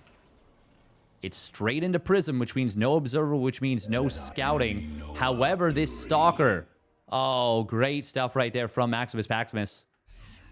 Clem is going to try and go chasing. MaxPax has to be careful. He is able to snipe down a Marauder. Nice. Oh, good job from Clem. Gets the kill there. There's a Prism on the bottom side. Engagement in the middle. High Templar do not reveal themselves. Stalker on the flank. Oh, there's potential for force skills. No, it's going to be Guardian Shield. This is a lot of storms coming through, but the siege tanks do hit a lot of the High Templar. There's one more storm available, and it will land pretty nicely. Clem does lose the Cyclone on his way back through. Prism could have been very handy in the actual fight, but not able to be there. Clem needs some healing. Oh, High Templar, or sorry, what am I saying? High Templar. Stalkers. He snipes down a Viking. And that's actually pretty good because now this Prism is more or less uncontested. Ghost Academy will start up. Clem, started up a... Oh, wow. How many tech labs is he going up to? 4 tech labs. Okay. He was going to go 3 tech labs, 2 reactors, but instead deciding to go for 4 tech labs. These are just zealots. But zealots are still annoying to deal with. Especially when you drop them into multiple bases at once. Now, MaxPax is not yet pushing the front. This isn't the worst thing in the world. Still, it's going to be a nuisance while the army gets in position. Clem will keep that 1 siege tank alive thanks to a Widow Mine and a handful of bio units. This is where having the Viking would be so good. MaxPax is going to try and sneak in on the right side. Oh, he blinked away just at the last second. Immortal's Barrier does get triggered, activated. Man, imagine how much more busted High Templar would be if they one-tapped Widow Mines.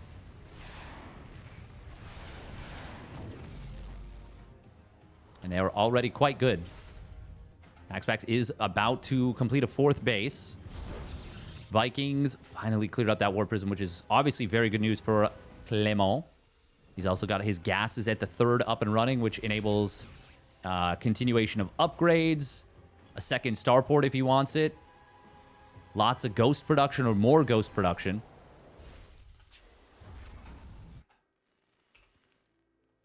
Armory and 2nd Energy Bay are now done, and a 4th command center is on the way. He's getting a 5th CC at the same time. Oh, wow.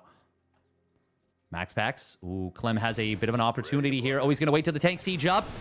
Oh, MaxPax was on top of it. Clem, though, will still be able to get the tag and slow on a couple of these stalkers. That was a very cute little move from Clem. He caught MaxPax in a bad position with the stalkers, but you can't catch MaxPax snoozing, it seems like. Seems like no matter what you do, he will always be paying attention the moment he can.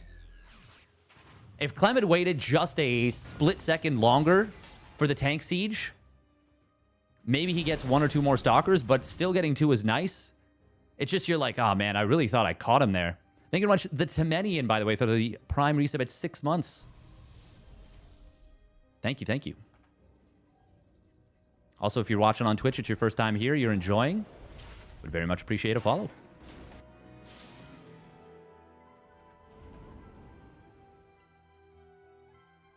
You can't snooze royalty. Archon Morph coming in. Ooh, MaxPax with a lot of High Templar with a lot of energy. Oh, this 1 tank of Clem is unsieged here. I do like this factory on the left side just spotting. Clem will complete the planetary fortress just before this attack gets in here. Observer sees the couple of tanks.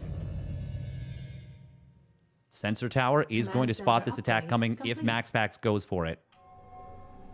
Oh, he's setting up his army. There it is. I like that he kind of arranged it in a line before going in. Big shots on the ghosts here. Snipe got interrupted, but he still got the EMP off. However, the scan was not bad. Zealots do find 1 of the tanks. The second one does get saved. Good job. A nice repair. Storms. Oh, EMP not able to land before the storms go off. Now, Warp Prism in the main base. Missile turret is not going to be enough to stop it. The Vikings. Oh, can he get the cancel? It's going to be close. Oh, he gets it by the skin of his teeth. Those Viking pilots. Oh. They don't have... I was pushing my foot to the floor to try and get them to accelerate to get there in time. It's like, come on! When you're like driving with someone and they're a bad driver and you're terrified, so you start hitting the passenger seat floor. Oh, opening up the rocks actually going to work against him here. Storms going to come in. Colossus will get some decent shots. Storms are really good. Vikings find a good position, though. Is this still a good fight for Clem? It looks like it might be. Not bad. It's pretty good. Ends up being not terrible for MaxPax either. But, yeah, I think Clem can be more than okay with that. Yeah, I think that's definitely still a better fight for Clem. Really wish we had battle report for that. Clem did get his 2-2 for that one, and that was a big one. It's funny because the rocks were both a benefit and a liability. It gave him a lot more surface area, but it also meant the storms and Colossus had some really good targets. Now, both players are mining very nicely. Oh, God, look at those peaks and valleys.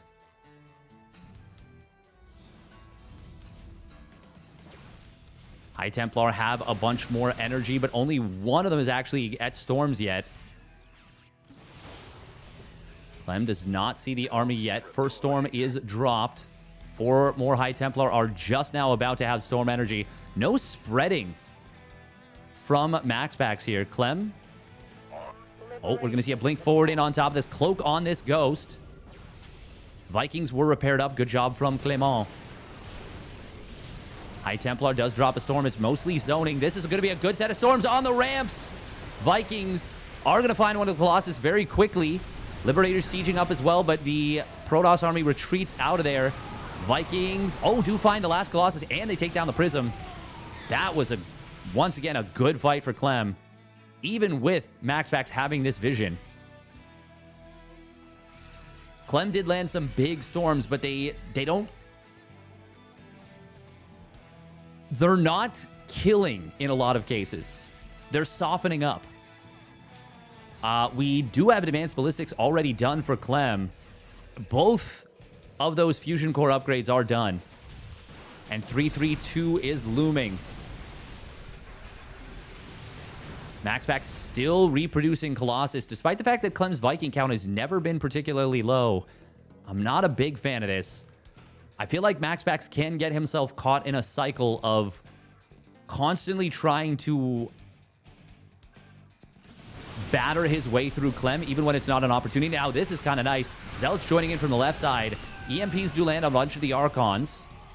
Oh, this storm is nice. It does grab a Viking, but it also encourages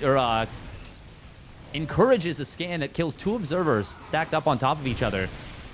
Oh, that one Archon so low on HP. It's lost all its shields.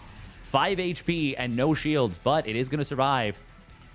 However, Clem, he has survived up to 3 on the bio and the all-important +2 ship weapons on the Liberators. She's going to one-shot those EMP'd Stalkers and 2-shot them from full HP. Not to mention the fact that, Liberator harass in the late game is so strong. We do have that one Liberator moving out to the top right.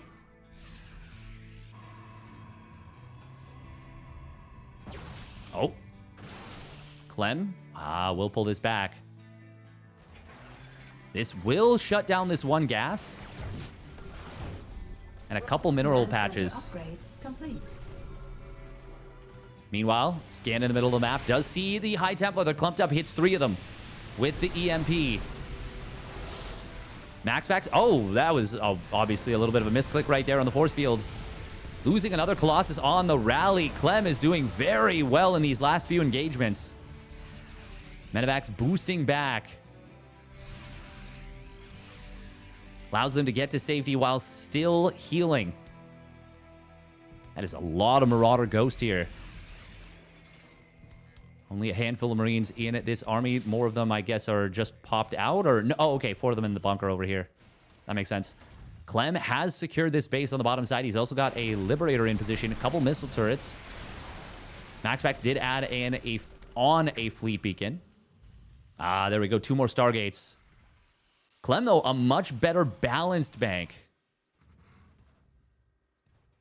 And he is getting in towards the late game engineering bay upgrades. MaxPax does have +3 weapons done. No shields. No shield upgrade. And no air upgrades started up just yet. Oh, where are probes falling? Oh, on this top left. Clem actually unsieged here. Oh, he resieges, but is just going to lose this. Ooh, it will be a drop into the main base. Those are just Zealots, not DTs. There's not enough free supply for MaxPax to do much. So it's technically an overreaction, but I don't hate it because, well, you got to take it seriously. There was a weird blink across there from one Stalker, it looks like. Storm tried to land. Did hit some of these Vikings a little bit hard. There are only 6 Vikings here on the field. But once again, MaxPax needs to trade out before he can go into air. And Clem is getting mass nuke. 4 nukes in production at once. He's on 5 Ghost Academies. Okay. MaxPax just stormed himself. Cracks beginning to show a little bit here in MaxPax's control as Clem has taken a lot of very good fights.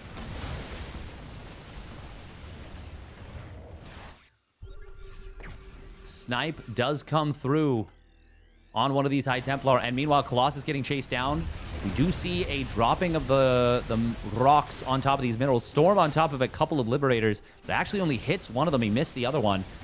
Very easy to miss those storms in this position. There's that nuke. First one coming down. Oh, and another one. Oh, Ghost was killed almost immediately. There was detection available. Does this even kill a pylon? Nope. Another command center being built. Clem is on 6 bases, but he is going to want to try and secure a left side base. Well, I mean, he's actually so rich. Doesn't really need to feel rushed.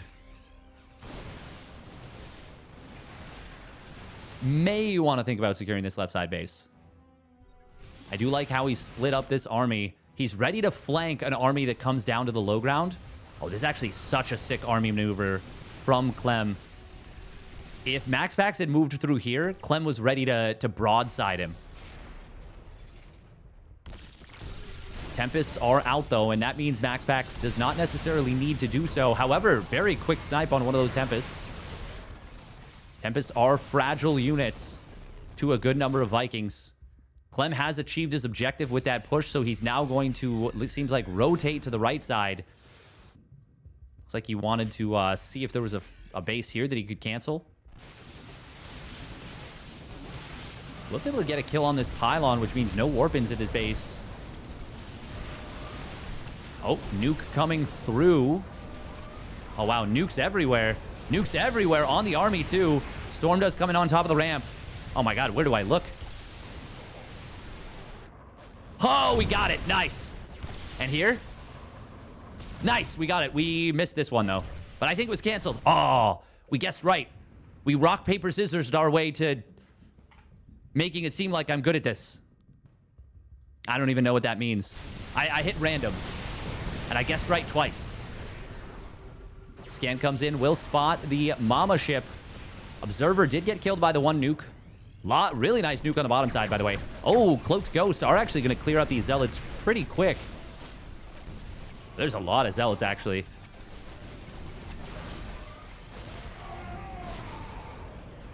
Oh my God, these 2 Zealots are so lucky. 6 HP, 6 HP. Damn. That was actually so many actions for MaxPax to deal with. The nuke on the top left was so good. That was so cool. Clem is cool. He's a cool cat. MaxPax starting up +2 ship weapons. There is 3-1 done for the heir of Clem, which means he has a big upgrade advantage. 1-0-1 versus 3-1. Vikings with a massive armor advantage, or a massive attack versus armor advantage. EMP's trying to come in here. They not really able to land. Snipe does grab one of those High Templar on the way out. MaxPax is going to try and counterattack, but Clem is able to hold the line. Oh, the Time Warp comes through, but the Vikings and Medevacs able to get away there. Clem may lose this. Oh, wow. Flanking High Templar. Snipe comes in, grabs one of those High Templar with the Ghost. Reinforcements coming in for MaxPax. This has been a slugfest and a half. What a sick game so far. Scan comes in. This High Templar does not have energy just yet. It's 2 energy away. Oh, Vikings will take down 2 carriers at once. EMP just preventing that. Just in time. There's more High Templar behind this, but the scans are spotting them. 13 orbitals. He's got infinity scans. Disruptor trying to discourage the Ghost from chasing. Not able to do so. Another nuke comes down. Clem is playing such a masterful late game. The brain is just too big. Gets a couple probes as well. Oh, there's the cloaking field coming through. Scan was already available. Can he get this Nexus? Yes, he can. He can just disengage now. Even gets a couple of probes incidentally. MaxPax is so far behind. Wait, I hear a nuke. I hear another nuke. Where is it?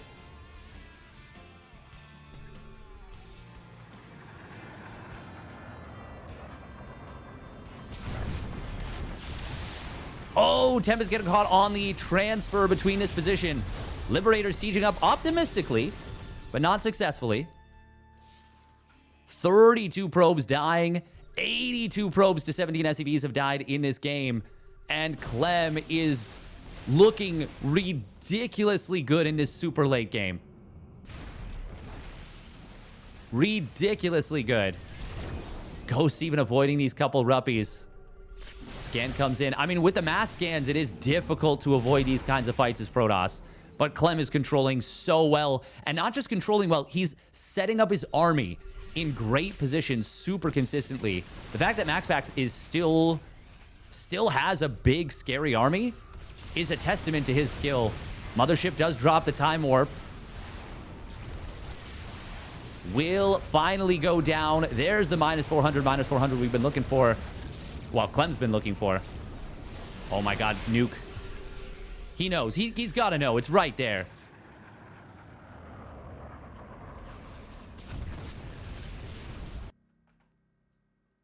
Zealots on the bottom left.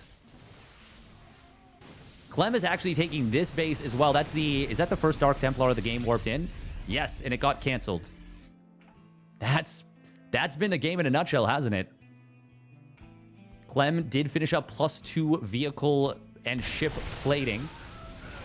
Ghosts? Did he just land a big EMP? No, I don't think so. Maybe? I don't think so. Man, Clem is so on point. EMPs do land on a lot of the army. The High Templar are very far out of position. Where are the Disruptors? I'm not sure. Pretty far out of position as well. One Ghost does get hit. Second Disruptor shot missing. Carriers, Tempest going down. Flanking Zealots are too late to turn the fight. And Clem is going to blast his way through. GG with a 10K, 3.4K bank, even hitting 11K as I say this. Clem dazzles in game number 2 with a magnificent ultra late game. Ridiculously well done. All right, once again, we got to run a couple minutes of ads or we are owned. Do apologize, but you can always subscribe.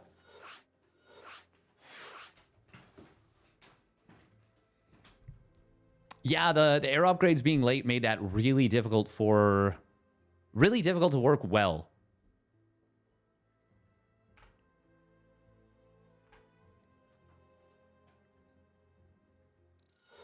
But it is not easy. This is the winner bracket finals, by the way.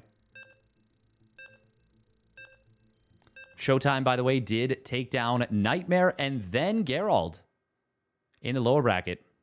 So whoever loses this one will go down to face Showtime in a best of 1. And then winner of that one will go on to face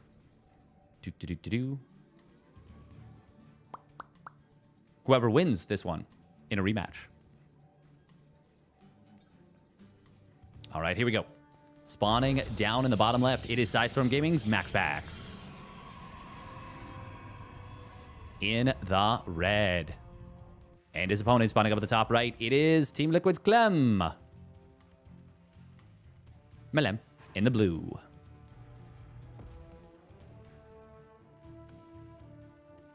Once again, welcome everybody. Hope you guys are enjoying the games. Clem putting on an absolute masterclass of late game TVP.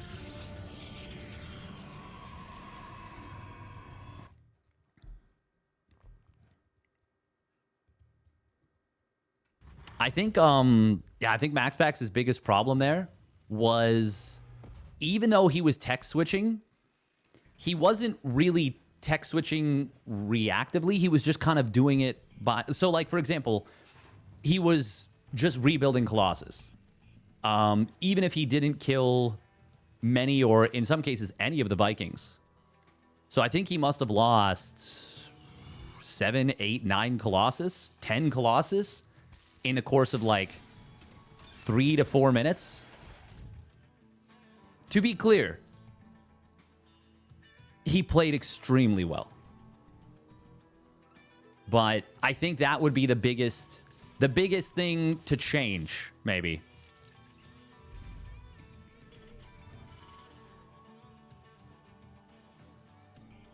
He had no win conditions the whole game. I wouldn't... Well,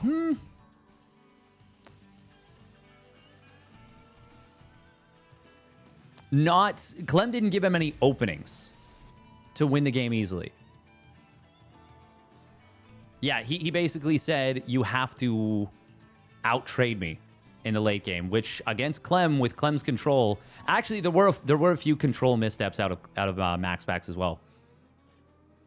But no, it's definitely very difficult to play against a Terran that good when they get to that position.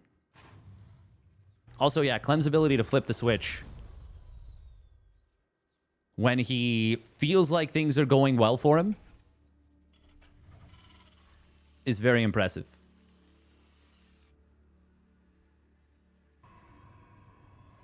After watching this game and comparing it to Zaun, I think Zaun has the... I really think Zaun might...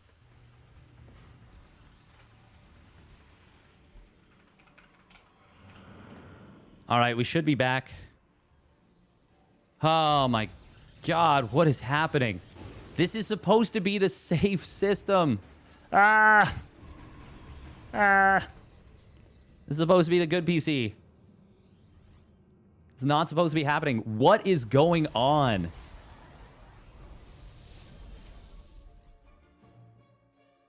OBS just crashed. I don't know what else to say.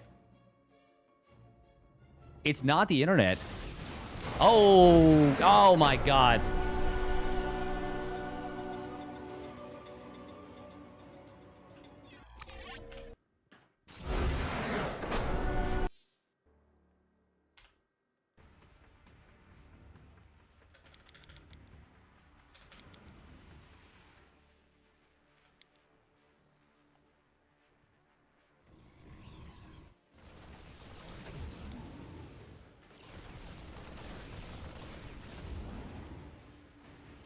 Oh my God, the micro on the hallucinated Phoenix.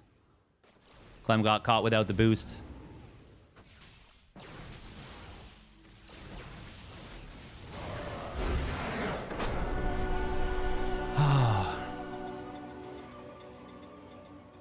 That wasn't the internet though. It was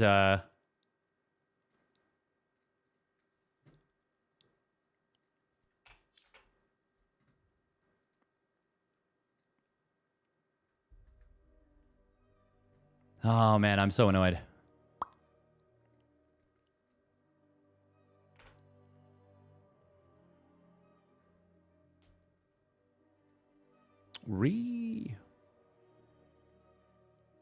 Is there a like what is going on with OBS? Is it OBS that's crashing? Like what is happening?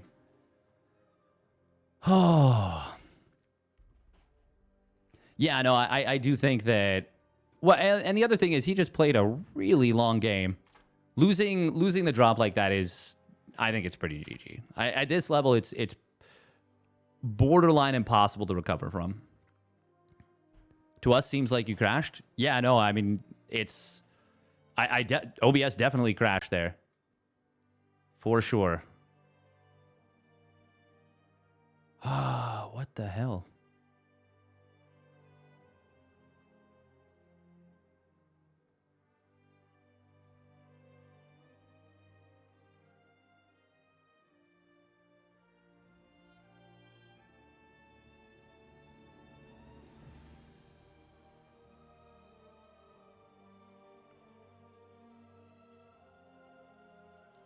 That is very frustrating.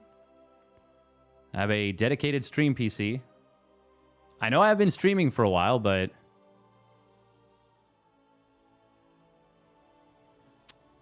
that's very frustrating. Well, no, he didn't BM pick Protoss. He picked Protoss because he feels like it's better.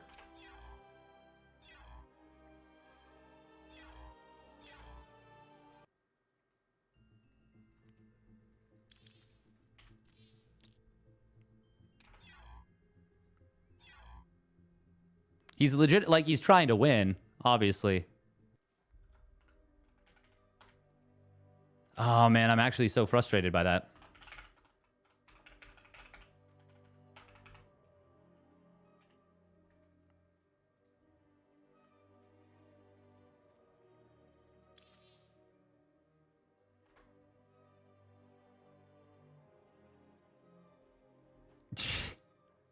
Are these real? Asking for friend.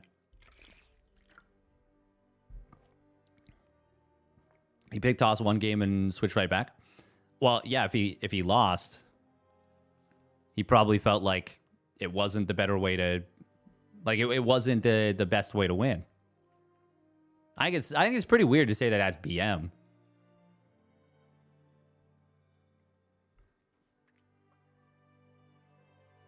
It could also be, so he won. So what like, okay, then what's BM about that? I just.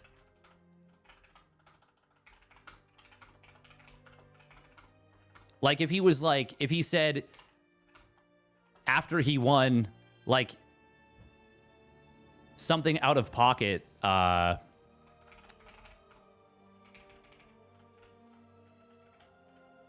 something to the effect of, like, this is what should happen. That'd be one thing, but yeah, he didn't do that.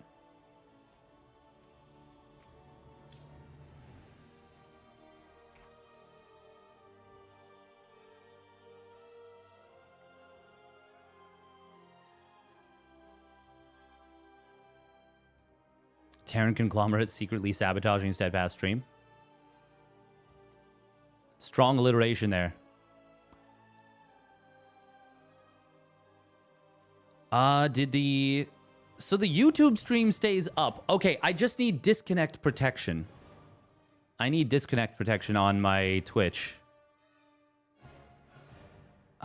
Okay.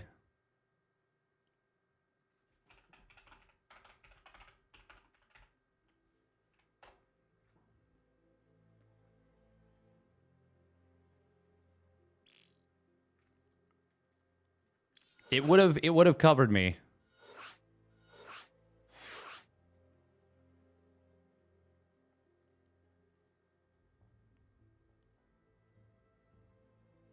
Yeah, we're going to do that.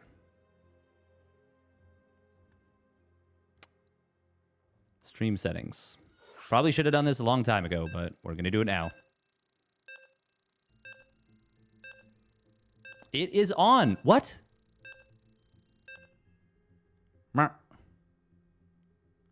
Requires the use of a major encoder to work properly. Well, that doesn't help. It is on. Merp. Merp.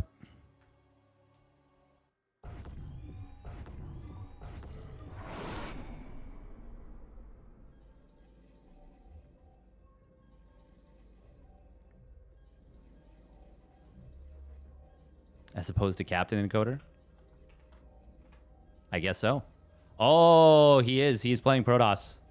Oh, wow. Okay.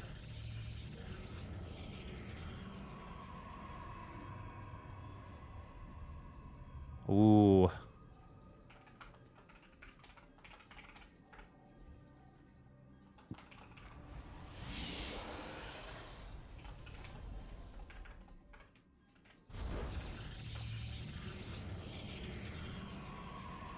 All right, here we go. Spawning up at the top right, it is Team Liquid's Clem.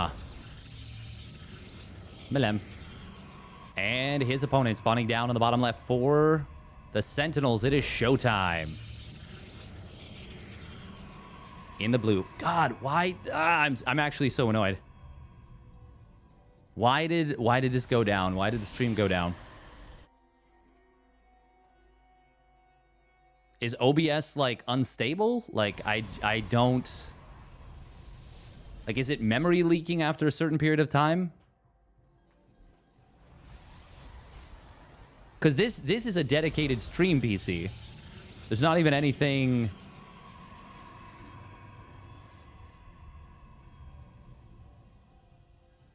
on here. Yeah, I don't know. You're right. I got to look at the logs after. I mean, I looked at the logs for a little bit, but I really don't even know what I'm looking at.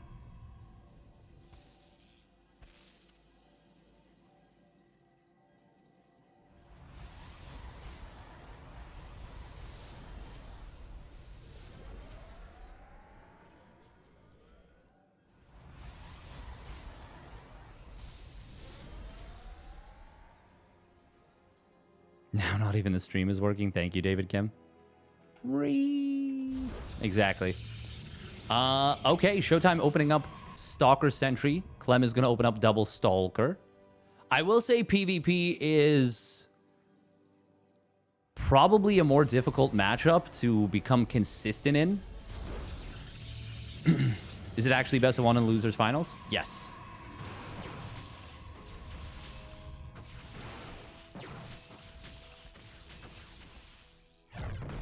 Just double checking, but I'm pretty sure. Yeah, no, it is. It is for sure. Wait, is it? Am I crazy? Yeah, because it's a potential bracket reset. Otherwise, we do have Showtime hiding a probe here.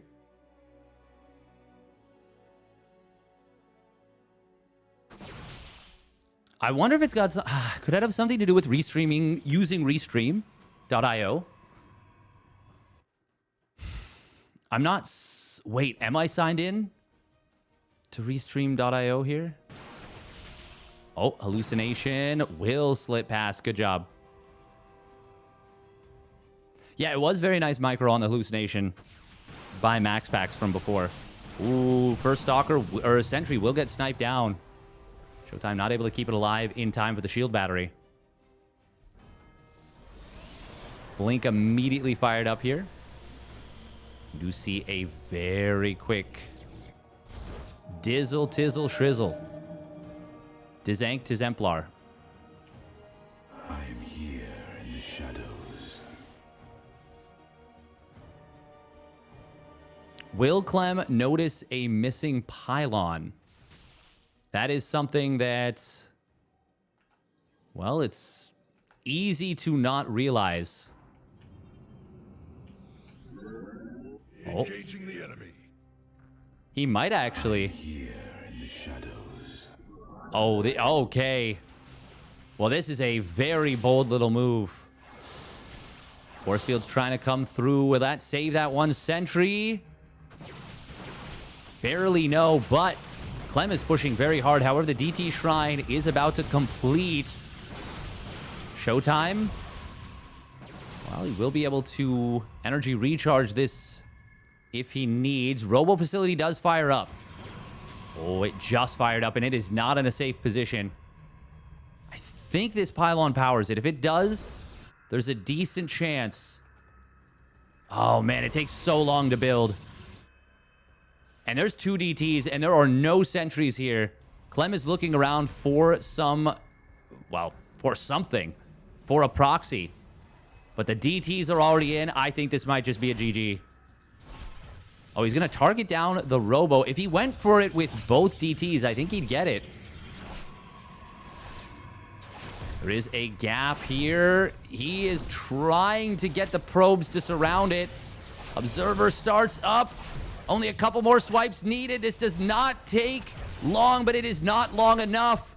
GG. Showtime gets it done.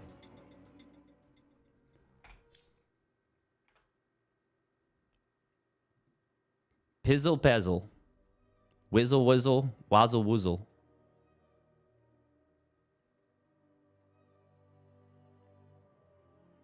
A major encoder. Well done by Showtime there. And that is going to mean it is going to be MaxPax versus Showtime. So this is not actually a rematch. These two have not played yet today. Yeah, they were on opposite sides of the bracket. Clem knocked Showtime to the lower bracket.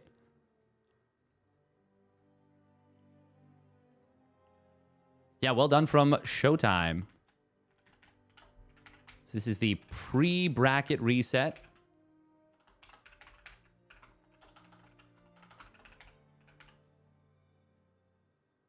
Grand Finals. Didn't know I could rap? Yo.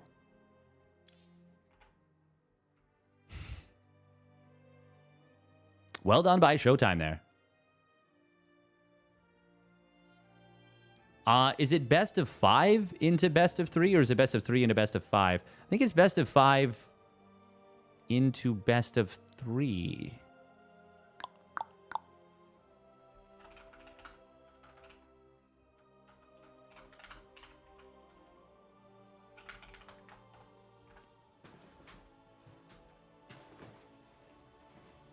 Welcome to Shakura, Starin. I like that.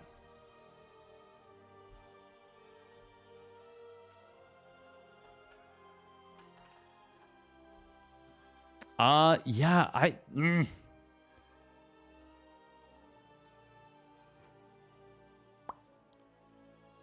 not really sure. Maybe I have too much bloat.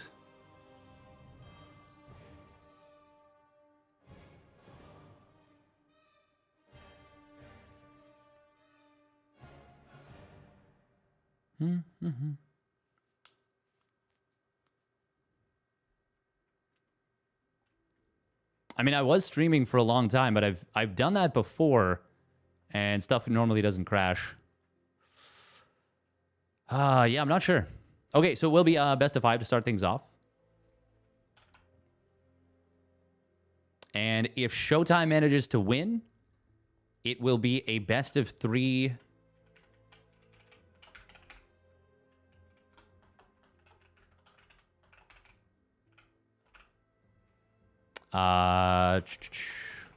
Bracket reset.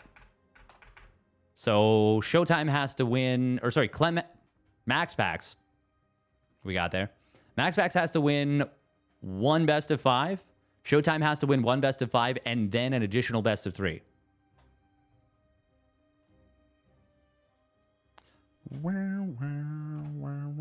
So it seems like Clem did have the read on what was happening. He just didn't realize in time what was happening.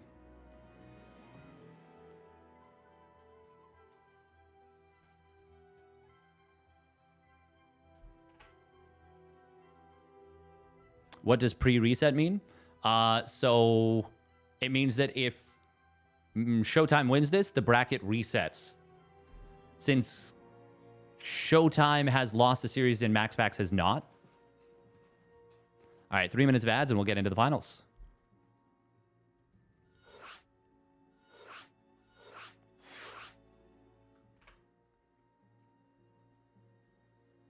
Oh. Have you tried turning it off and on again? I have not, but the machine itself has, and it successfully did so.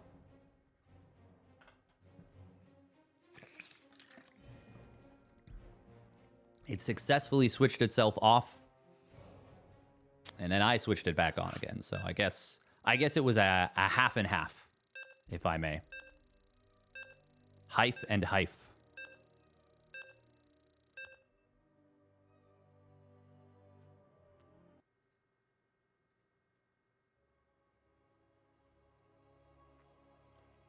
Bop, bop, bop, bop, bop.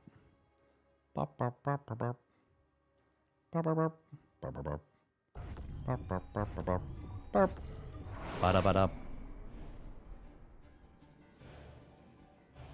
Have you tried turning Yapperman off and on again? That's a dangerous thing, you know?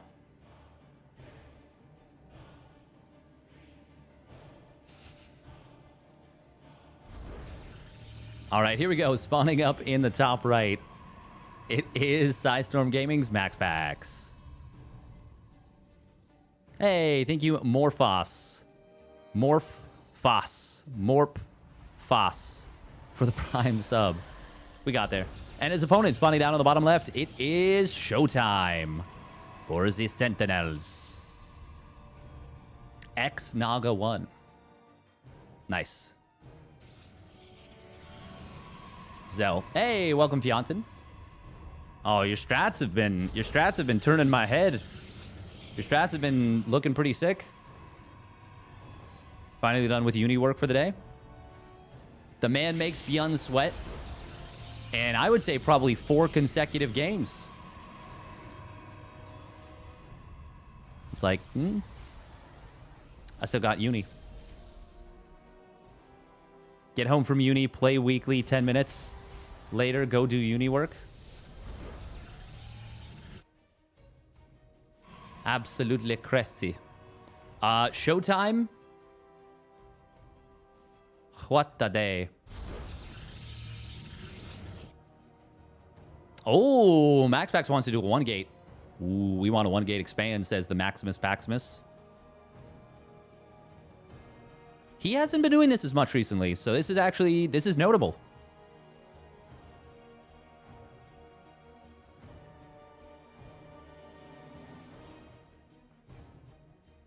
Might have been my fault for not checking that I have an assignment.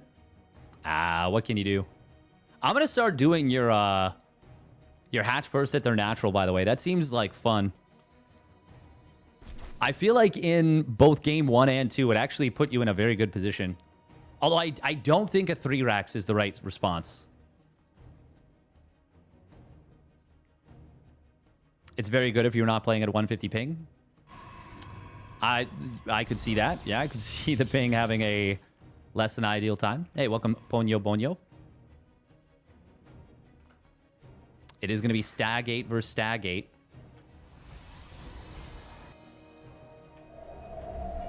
Will it be Phoenix versus Phoenix? Unclear. Ooh, interception. The alien love child of Yoda and Chewbacca. Excellent. That sounds like a great ad.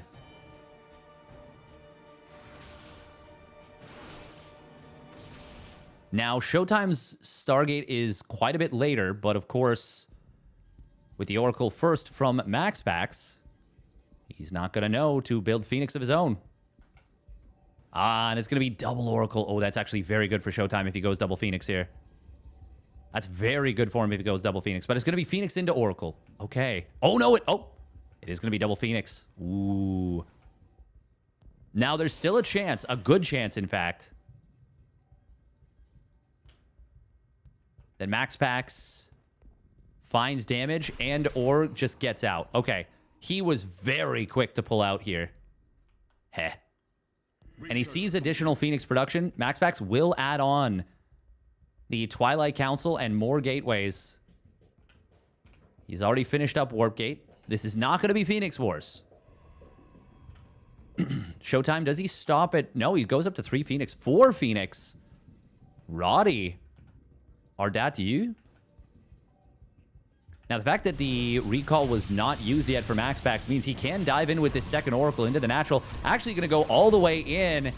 4 probes for an Oracle. Maybe not the best. But when your opponent built 4 Phoenixes, well, it's not that bad.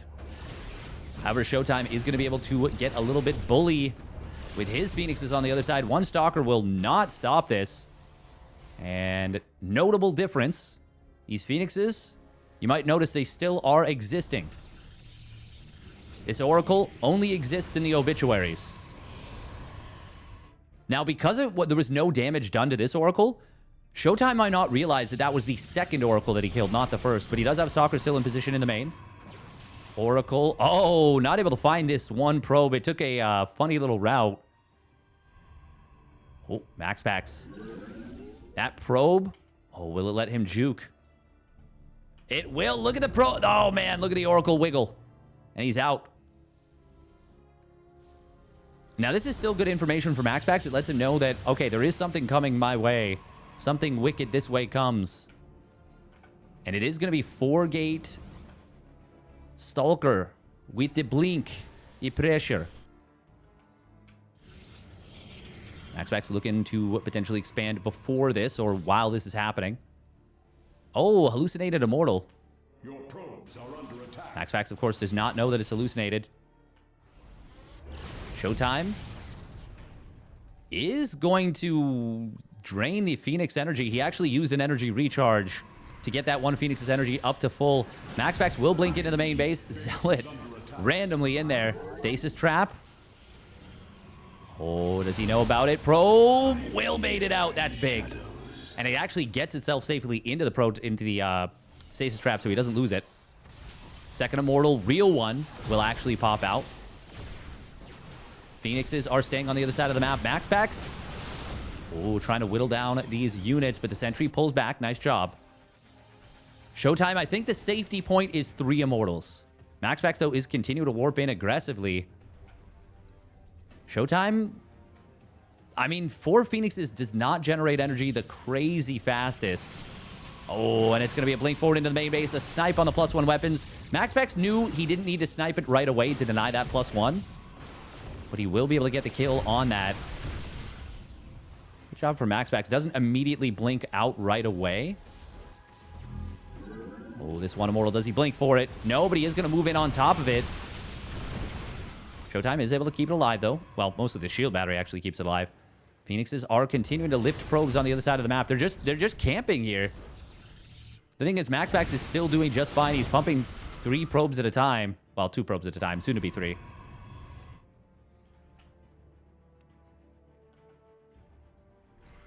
It is good that Showtime is doing this, to be clear. Killing probes consistently.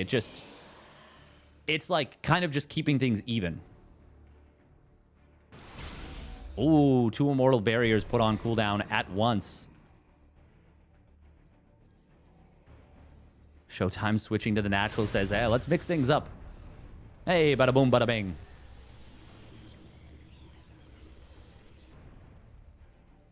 Oh, big link forward coming in. He wants these immortals. He will force field them in. Charge is done for MaxPax. He's going to be able to burn through the shield battery healing, killing 2 of the immortals. What? Ah, that's very good. Oh, he gets a 3rd one there. MaxPax is he's just enjoying so much control. Showtime lost. Did the Oracle just sack itself? No, but I think he got more probes. Yeah, he did. Oh, wow. That's very nice. One of the stasis traps does expire. Another, though. Well, there's still another 2. Another one just gets put down now. Oracle. Oh. Showtime did notice. Oh, very important. He doesn't get caught by these stasis trappies. Stasis trap. This is a bait. He will not fall for it.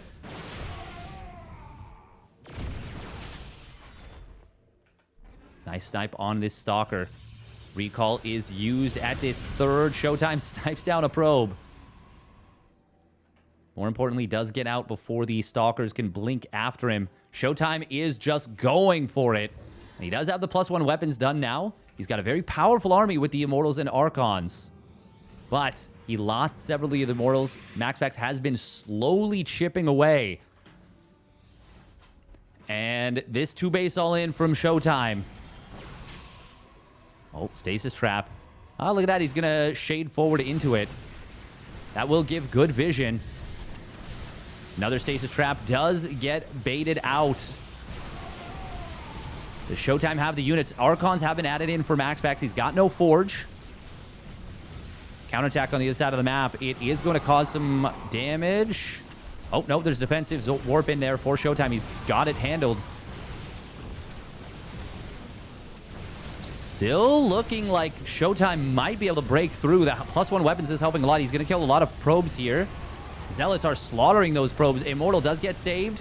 2nd one as well. Over to blink forward. He's going to move in on top of the prism. He will snipe it. He actually sniped down the Immortal first. And this is going to be a defense out of MaxPax. Showtime He controlled that very well, but MaxPax had just done too much to remove its power. Killing the two immortals, 3 immortals maybe even. Like, let's say that had same attack. Even with the Forge being sniped and he still only gets +1 weapons. So he doesn't have +2. Let's say MaxPax is facing 4 immortals instead of 2. I think that just kills him. If everything goes the same, I don't think MaxPax can deal with that. Now, maybe then he counterattacks instead of fighting. Still, pretty cool. Pretty cool.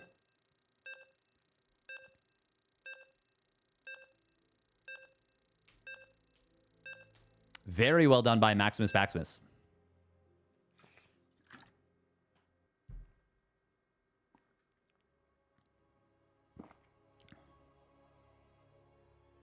Hopefully there will be some Zerg games later. Maybe. We have been streaming for a while.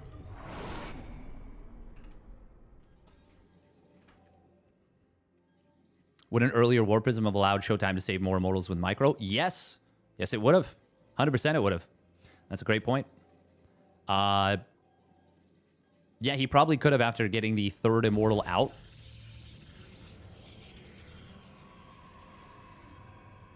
Yeah. MaxPax, though, did a really good job of sniping those immortals. The other thing is, too, you got to be really careful with the Prism, because you have to keep it far enough back that your opponent can't blink on it and snipe the Prism as you pick up the immortals. But, of course, you should be able to do that. You should be able to keep it far enough back. All right, here we go. Spawning down on the bottom right. It is Sidestorm Gaming's MaxPax. Up 1-0. And his opponent spawning up at the top left. It is Showtime for the Sentinels. In the blue.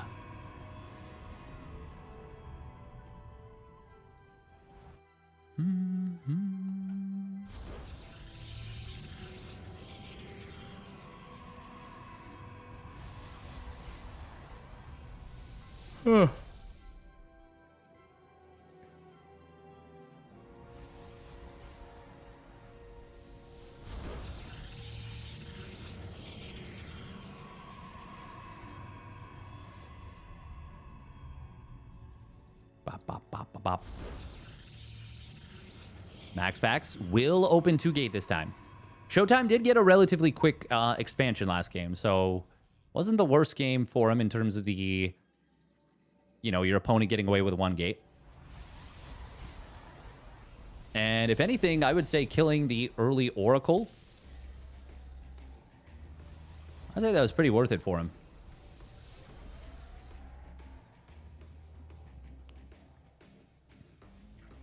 It did all come down to the Big Daddy Immortals, and there just weren't enough of them. MaxPax picked his spot to blink forward on top of the Prism perfectly, by the way. It is so tempting when you know that your opponent's doing an attack like that to just immediately blink in on top of a Prism. But Showtime had kept it very well protected in the back. Oh, it is going to be Stargate versus Stargate once again. MaxPax, though, with the quicker Stargate. I would be really interested to see how Clem would do again in a Phoenix War versus MaxPax after, like, I don't know, maybe a couple months of practice.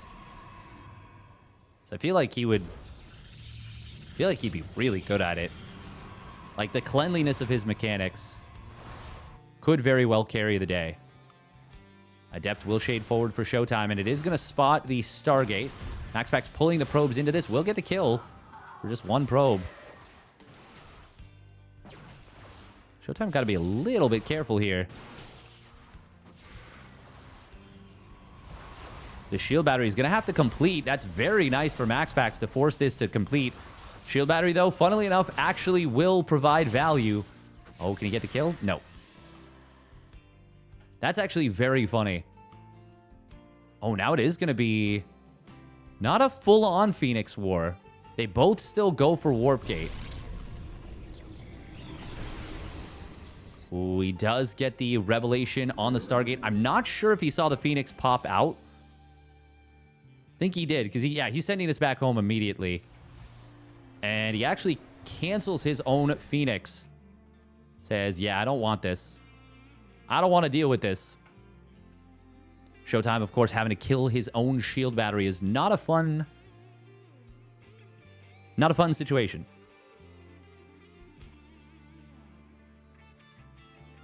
The Danish prince outwalled the wall. Ha. It's true. Oracle going to be produced by Showtime as well. We do see... Oh, triple kill. Does he try and recall this? Adepts will distract a little bit here. Ah, and they get the Oracle home. Good job with those Adepts covering the aggressive play. Meanwhile, we've got a proxy pylon on the other side. MaxPax can warp in 2 more Adepts if he wants. Basically at any point. He is really good at causing a nuisance with those Adepts. MaxPax was thinking about moving out with his Oracle on the left. Phoenixes do come in. They lift 2 of the Stalkers. There's a shield battery. That did not work out for Showtime at all. Didn't get any value. And now MaxPax is going to move across the map with his blink completing. These Phoenixes are... I mean, one of them doesn't even have energy for a lift right now. They'll be somewhat helpful in the fights, but there's no shield battery. This feels really bad right now for Showtime. MaxPax sniping down his opponent's stasis trap as it tries to get dropped. Gateway completing on the other side of the map. I feel like MaxPax has a kill timing here. Oh, he's going to blink forward. Snipes the Phoenix almost. Does get a lift off, but he says, okay, well, I didn't kill it right away. I'll kill you. Kill it eventually. Oh, this one Stalker does get the completed kill. Very nice. Probe getting sniped. On the other side, we got a Nexus coming down. MaxPax. I mean, he might be able to just... If he blinks forward... Oh, nice snipe on that warping in Stalker. Yeah, look at the Stalker count. MaxPax is going to win this game right now. GG. Very well done.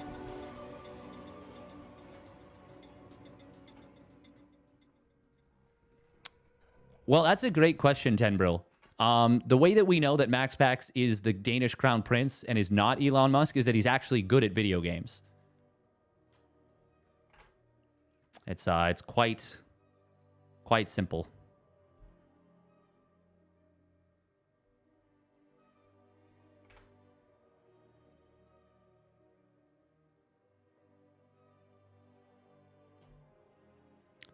Also, he doesn't want to show his face.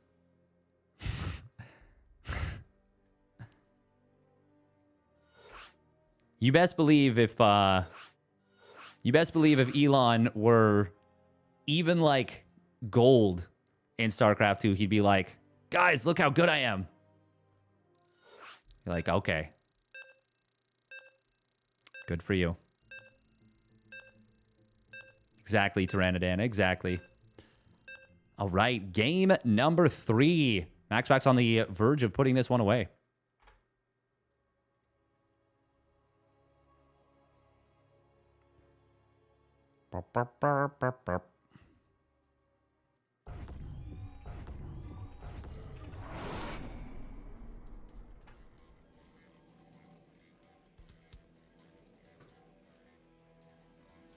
All right, here we go. Spawning up in the top right for Sidestorm Gaming, it is MaxPax.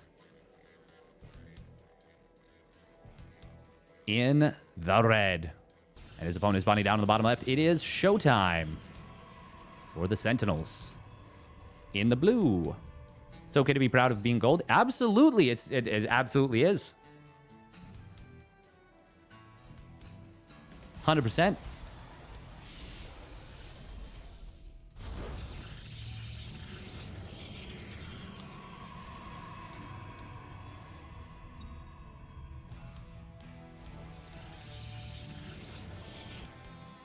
I mean, StarCraft 2 is one of the hardest games ever made.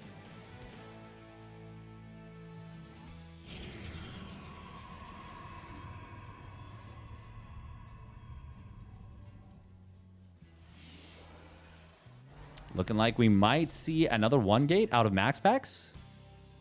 No second gas. Looks like it. He's going to go for that gate Nexus. I really don't think this is holdable against like a proxy robo. But Showtime doesn't really proxy robo. Nothing more relaxing than watching this in a warm bed. I love it. Hell yeah. Hell yeah. Huh.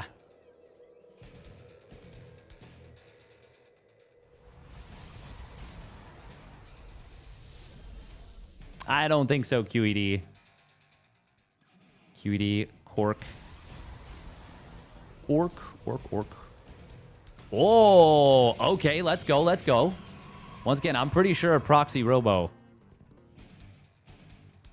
I don't think it's very holdable. I really don't. Stargate will be the weapon of choice. Prove me wrong, MaxPax. You've done it before many a time. But I think on this patch, I think proxy robo is just too strong. Oh, now getting this information is very good. No Zealot was produced, which means there's no contesting the proxy robo. And I think that's maybe the only weakness of this. Now, we are going to be able to see MaxPax immediately build a Void Ray, which is obviously very good. Showtime does build the 3rd gate at home. MaxPax will have the shield battery from powered from the high ground. Oh, shield battery set up here. Oh, look at that. He was using the Adept to, or he was going to use it to wall out the 2 Adept Shade Buy, which is pretty slick.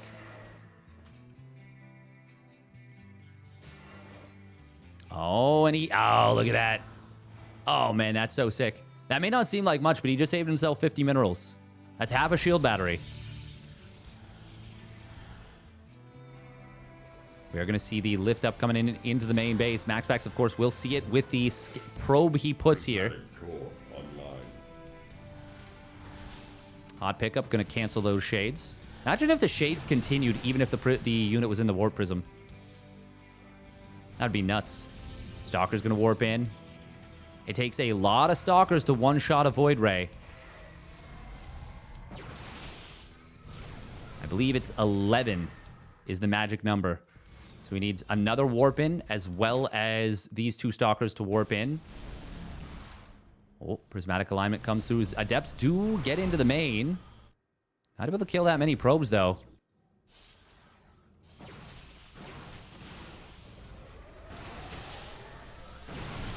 Oh, good micro here from both players. Nice hot pickup on that 1 Stalker. Oh, this 1 Void Ray going too far forward. He will lose it. 10 Stalkers. Getting work done, and this is what I was talking about with the proxy robo. Oh, look at that prism micro here from Showtime. Brilliant stuff. Probe's going to pull into the fight. It is going to be too little too late as Void Ray number 2 is sniped, and Showtime will put one on the board. And this is kind of what I was talking about.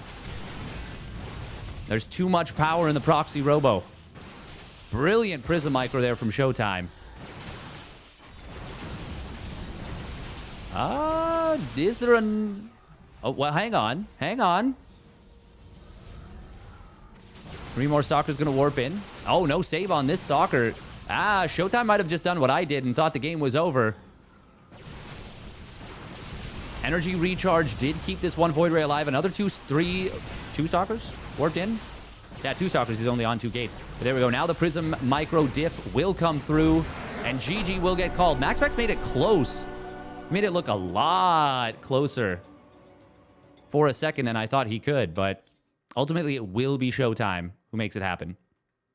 With some very fancy Prism micro. Hero was talking about how I don't think Showtime's a proxy robo enthusiast, and boom, goes for it, gets the dub.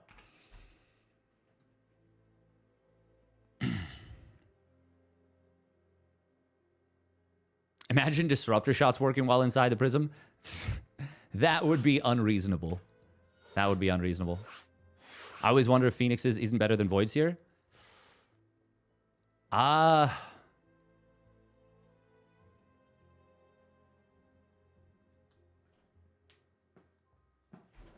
Yeah, you can get like 3 Phoenixes out just about in the time it takes to get 2. But yeah, you need the prismatic alignment damage. Realistically, I just don't think it's actually defendable. Maybe if you open up Blind Robo. Actually, I think the best way, and maybe the only way to defend it, is to chrono out a Zealot and multiple gateway units. And then you got to depower the proxy. Like, you have to fight it at the proxy. But that only works if they, one, you scout it right away. Which, to be fair, MaxPax did. But 2, it also has to be quite close to you.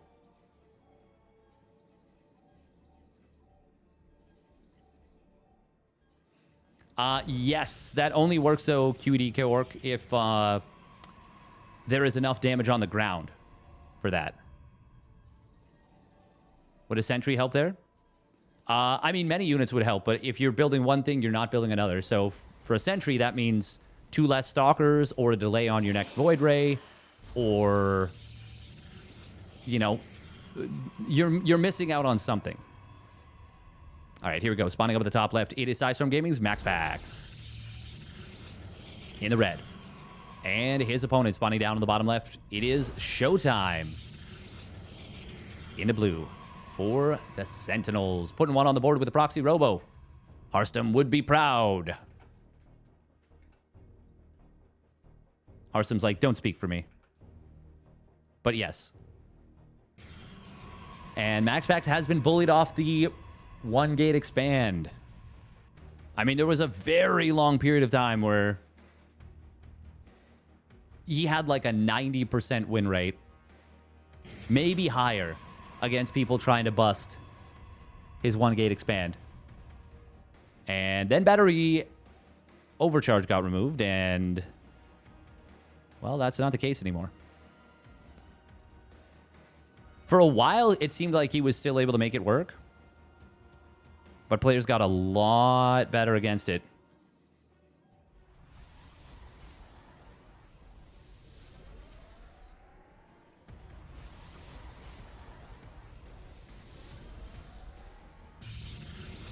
Ooh, Proxy Stargate out of Showtime. He did show his probe. Or rather, MaxPax saw his probe. No pylon block from either player just yet. MaxPax is like, okay, well, where's your second pylon, bro? What are you doing? Where's the second pylon? What's the matter? Oh, Showtime does now block the drop the pylon, but it's double stalker, which is good against the pylon block. MaxPax is building a robo. Is he going to go for a 3-gate robo himself? I mean, MaxPax obviously has fantastic Prism Micro. There's the Oracle. There's the 3-gate. Okay. MaxPax, I mean, he's got to recognize that a proxy is very possible. Good wall right here. Oh, he is going to send these units across the map. I mean, this is... Okay, okay. This Stalker being kept at home? No. There we go.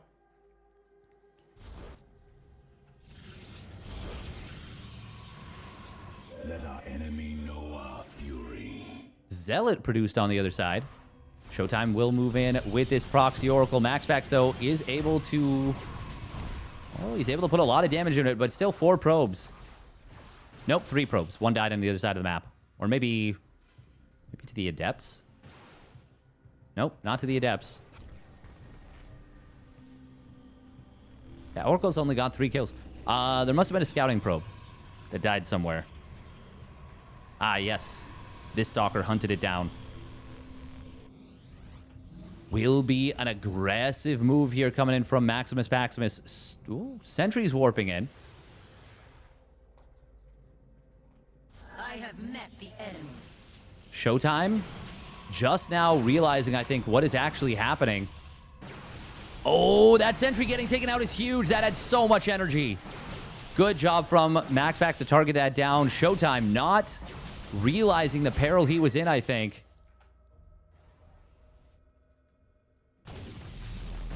Now the shield battery is dead on the other side of the map. MaxPax will force the cancel. And he is going to be able to find a crazy amount of damage. Actually going to depower these gates. MaxPax, oh, thinking about a lift into the main base. That would have been bold. Force field forced out. Energy recharge is not available. This sentry won't have energy for another force field in time. And there's no ability to warp in right now. If MaxPax goes in the next right now, I don't think Showtime can stop him. There it is, GG. Very nicely done from MaxPax.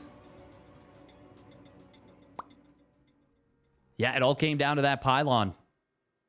Not realizing that there was just the one. MaxPax gets the depower and gets the kill. He went in the next few right nows. He did. Man understood. Man was on a mission. And that mission was a success. Oh. I just got suddenly so tired. We've been streaming for a lot of today. We've been streaming a lot. Obviously, we had this small crash, but has been a lot of video games. Obviously, thank you very much to everyone who's been tuning in. Appreciate it. Oh, man, I would like to play a game or two, but I'm really freaking tired. Once again, big thank you to TKL and Comeback TV organizing this tournament.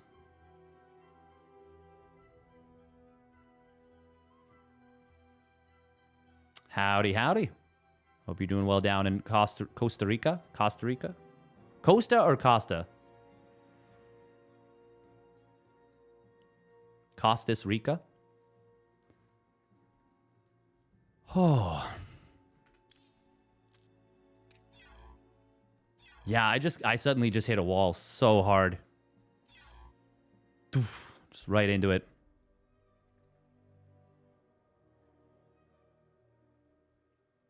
I will be back tomorrow morning, by the way, with more of the SC Evo League. SC Evolution League.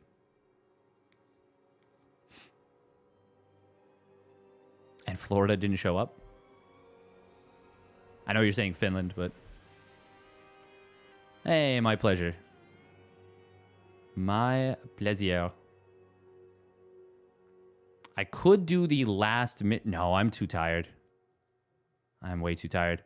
Yeah, if we do any supplementary games, we'll do them tomorrow, most likely. Who is streaming? Oh, Grubby's playing Darkest Dungeon.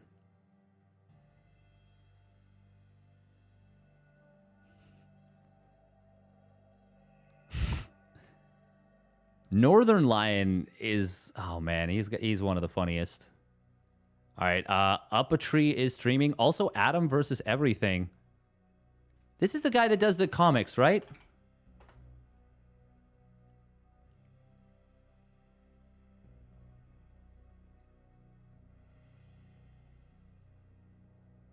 Wait, no. Who? No. Oh, no. This is someone different. Is it? Okay, he's just a streamer. Oh, cool. Well, he is playing one of the campaigns. He's doing a big subathon.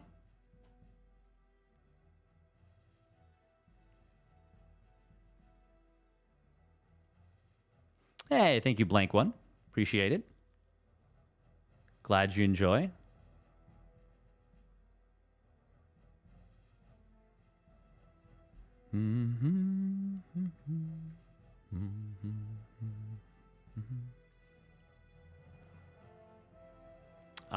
Once again, Up a Tree is streaming. We haven't rated Sal in a while.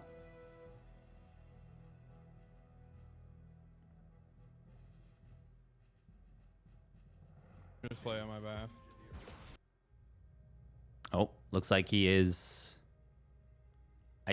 Is he winning a base trade? I think he is, actually. Oh.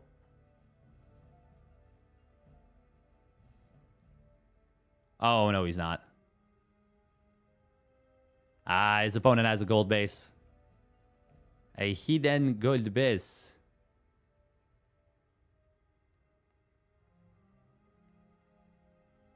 Oh, yeah, Sal's dead.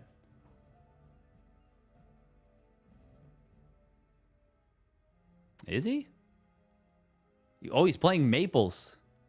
Oh, my God. He didn't get the auto turret wall down.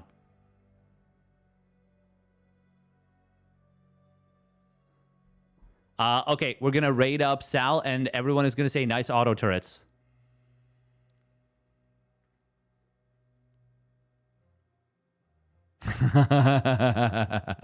I'm so toxic. All right, I love you, everybody. Bye-bye.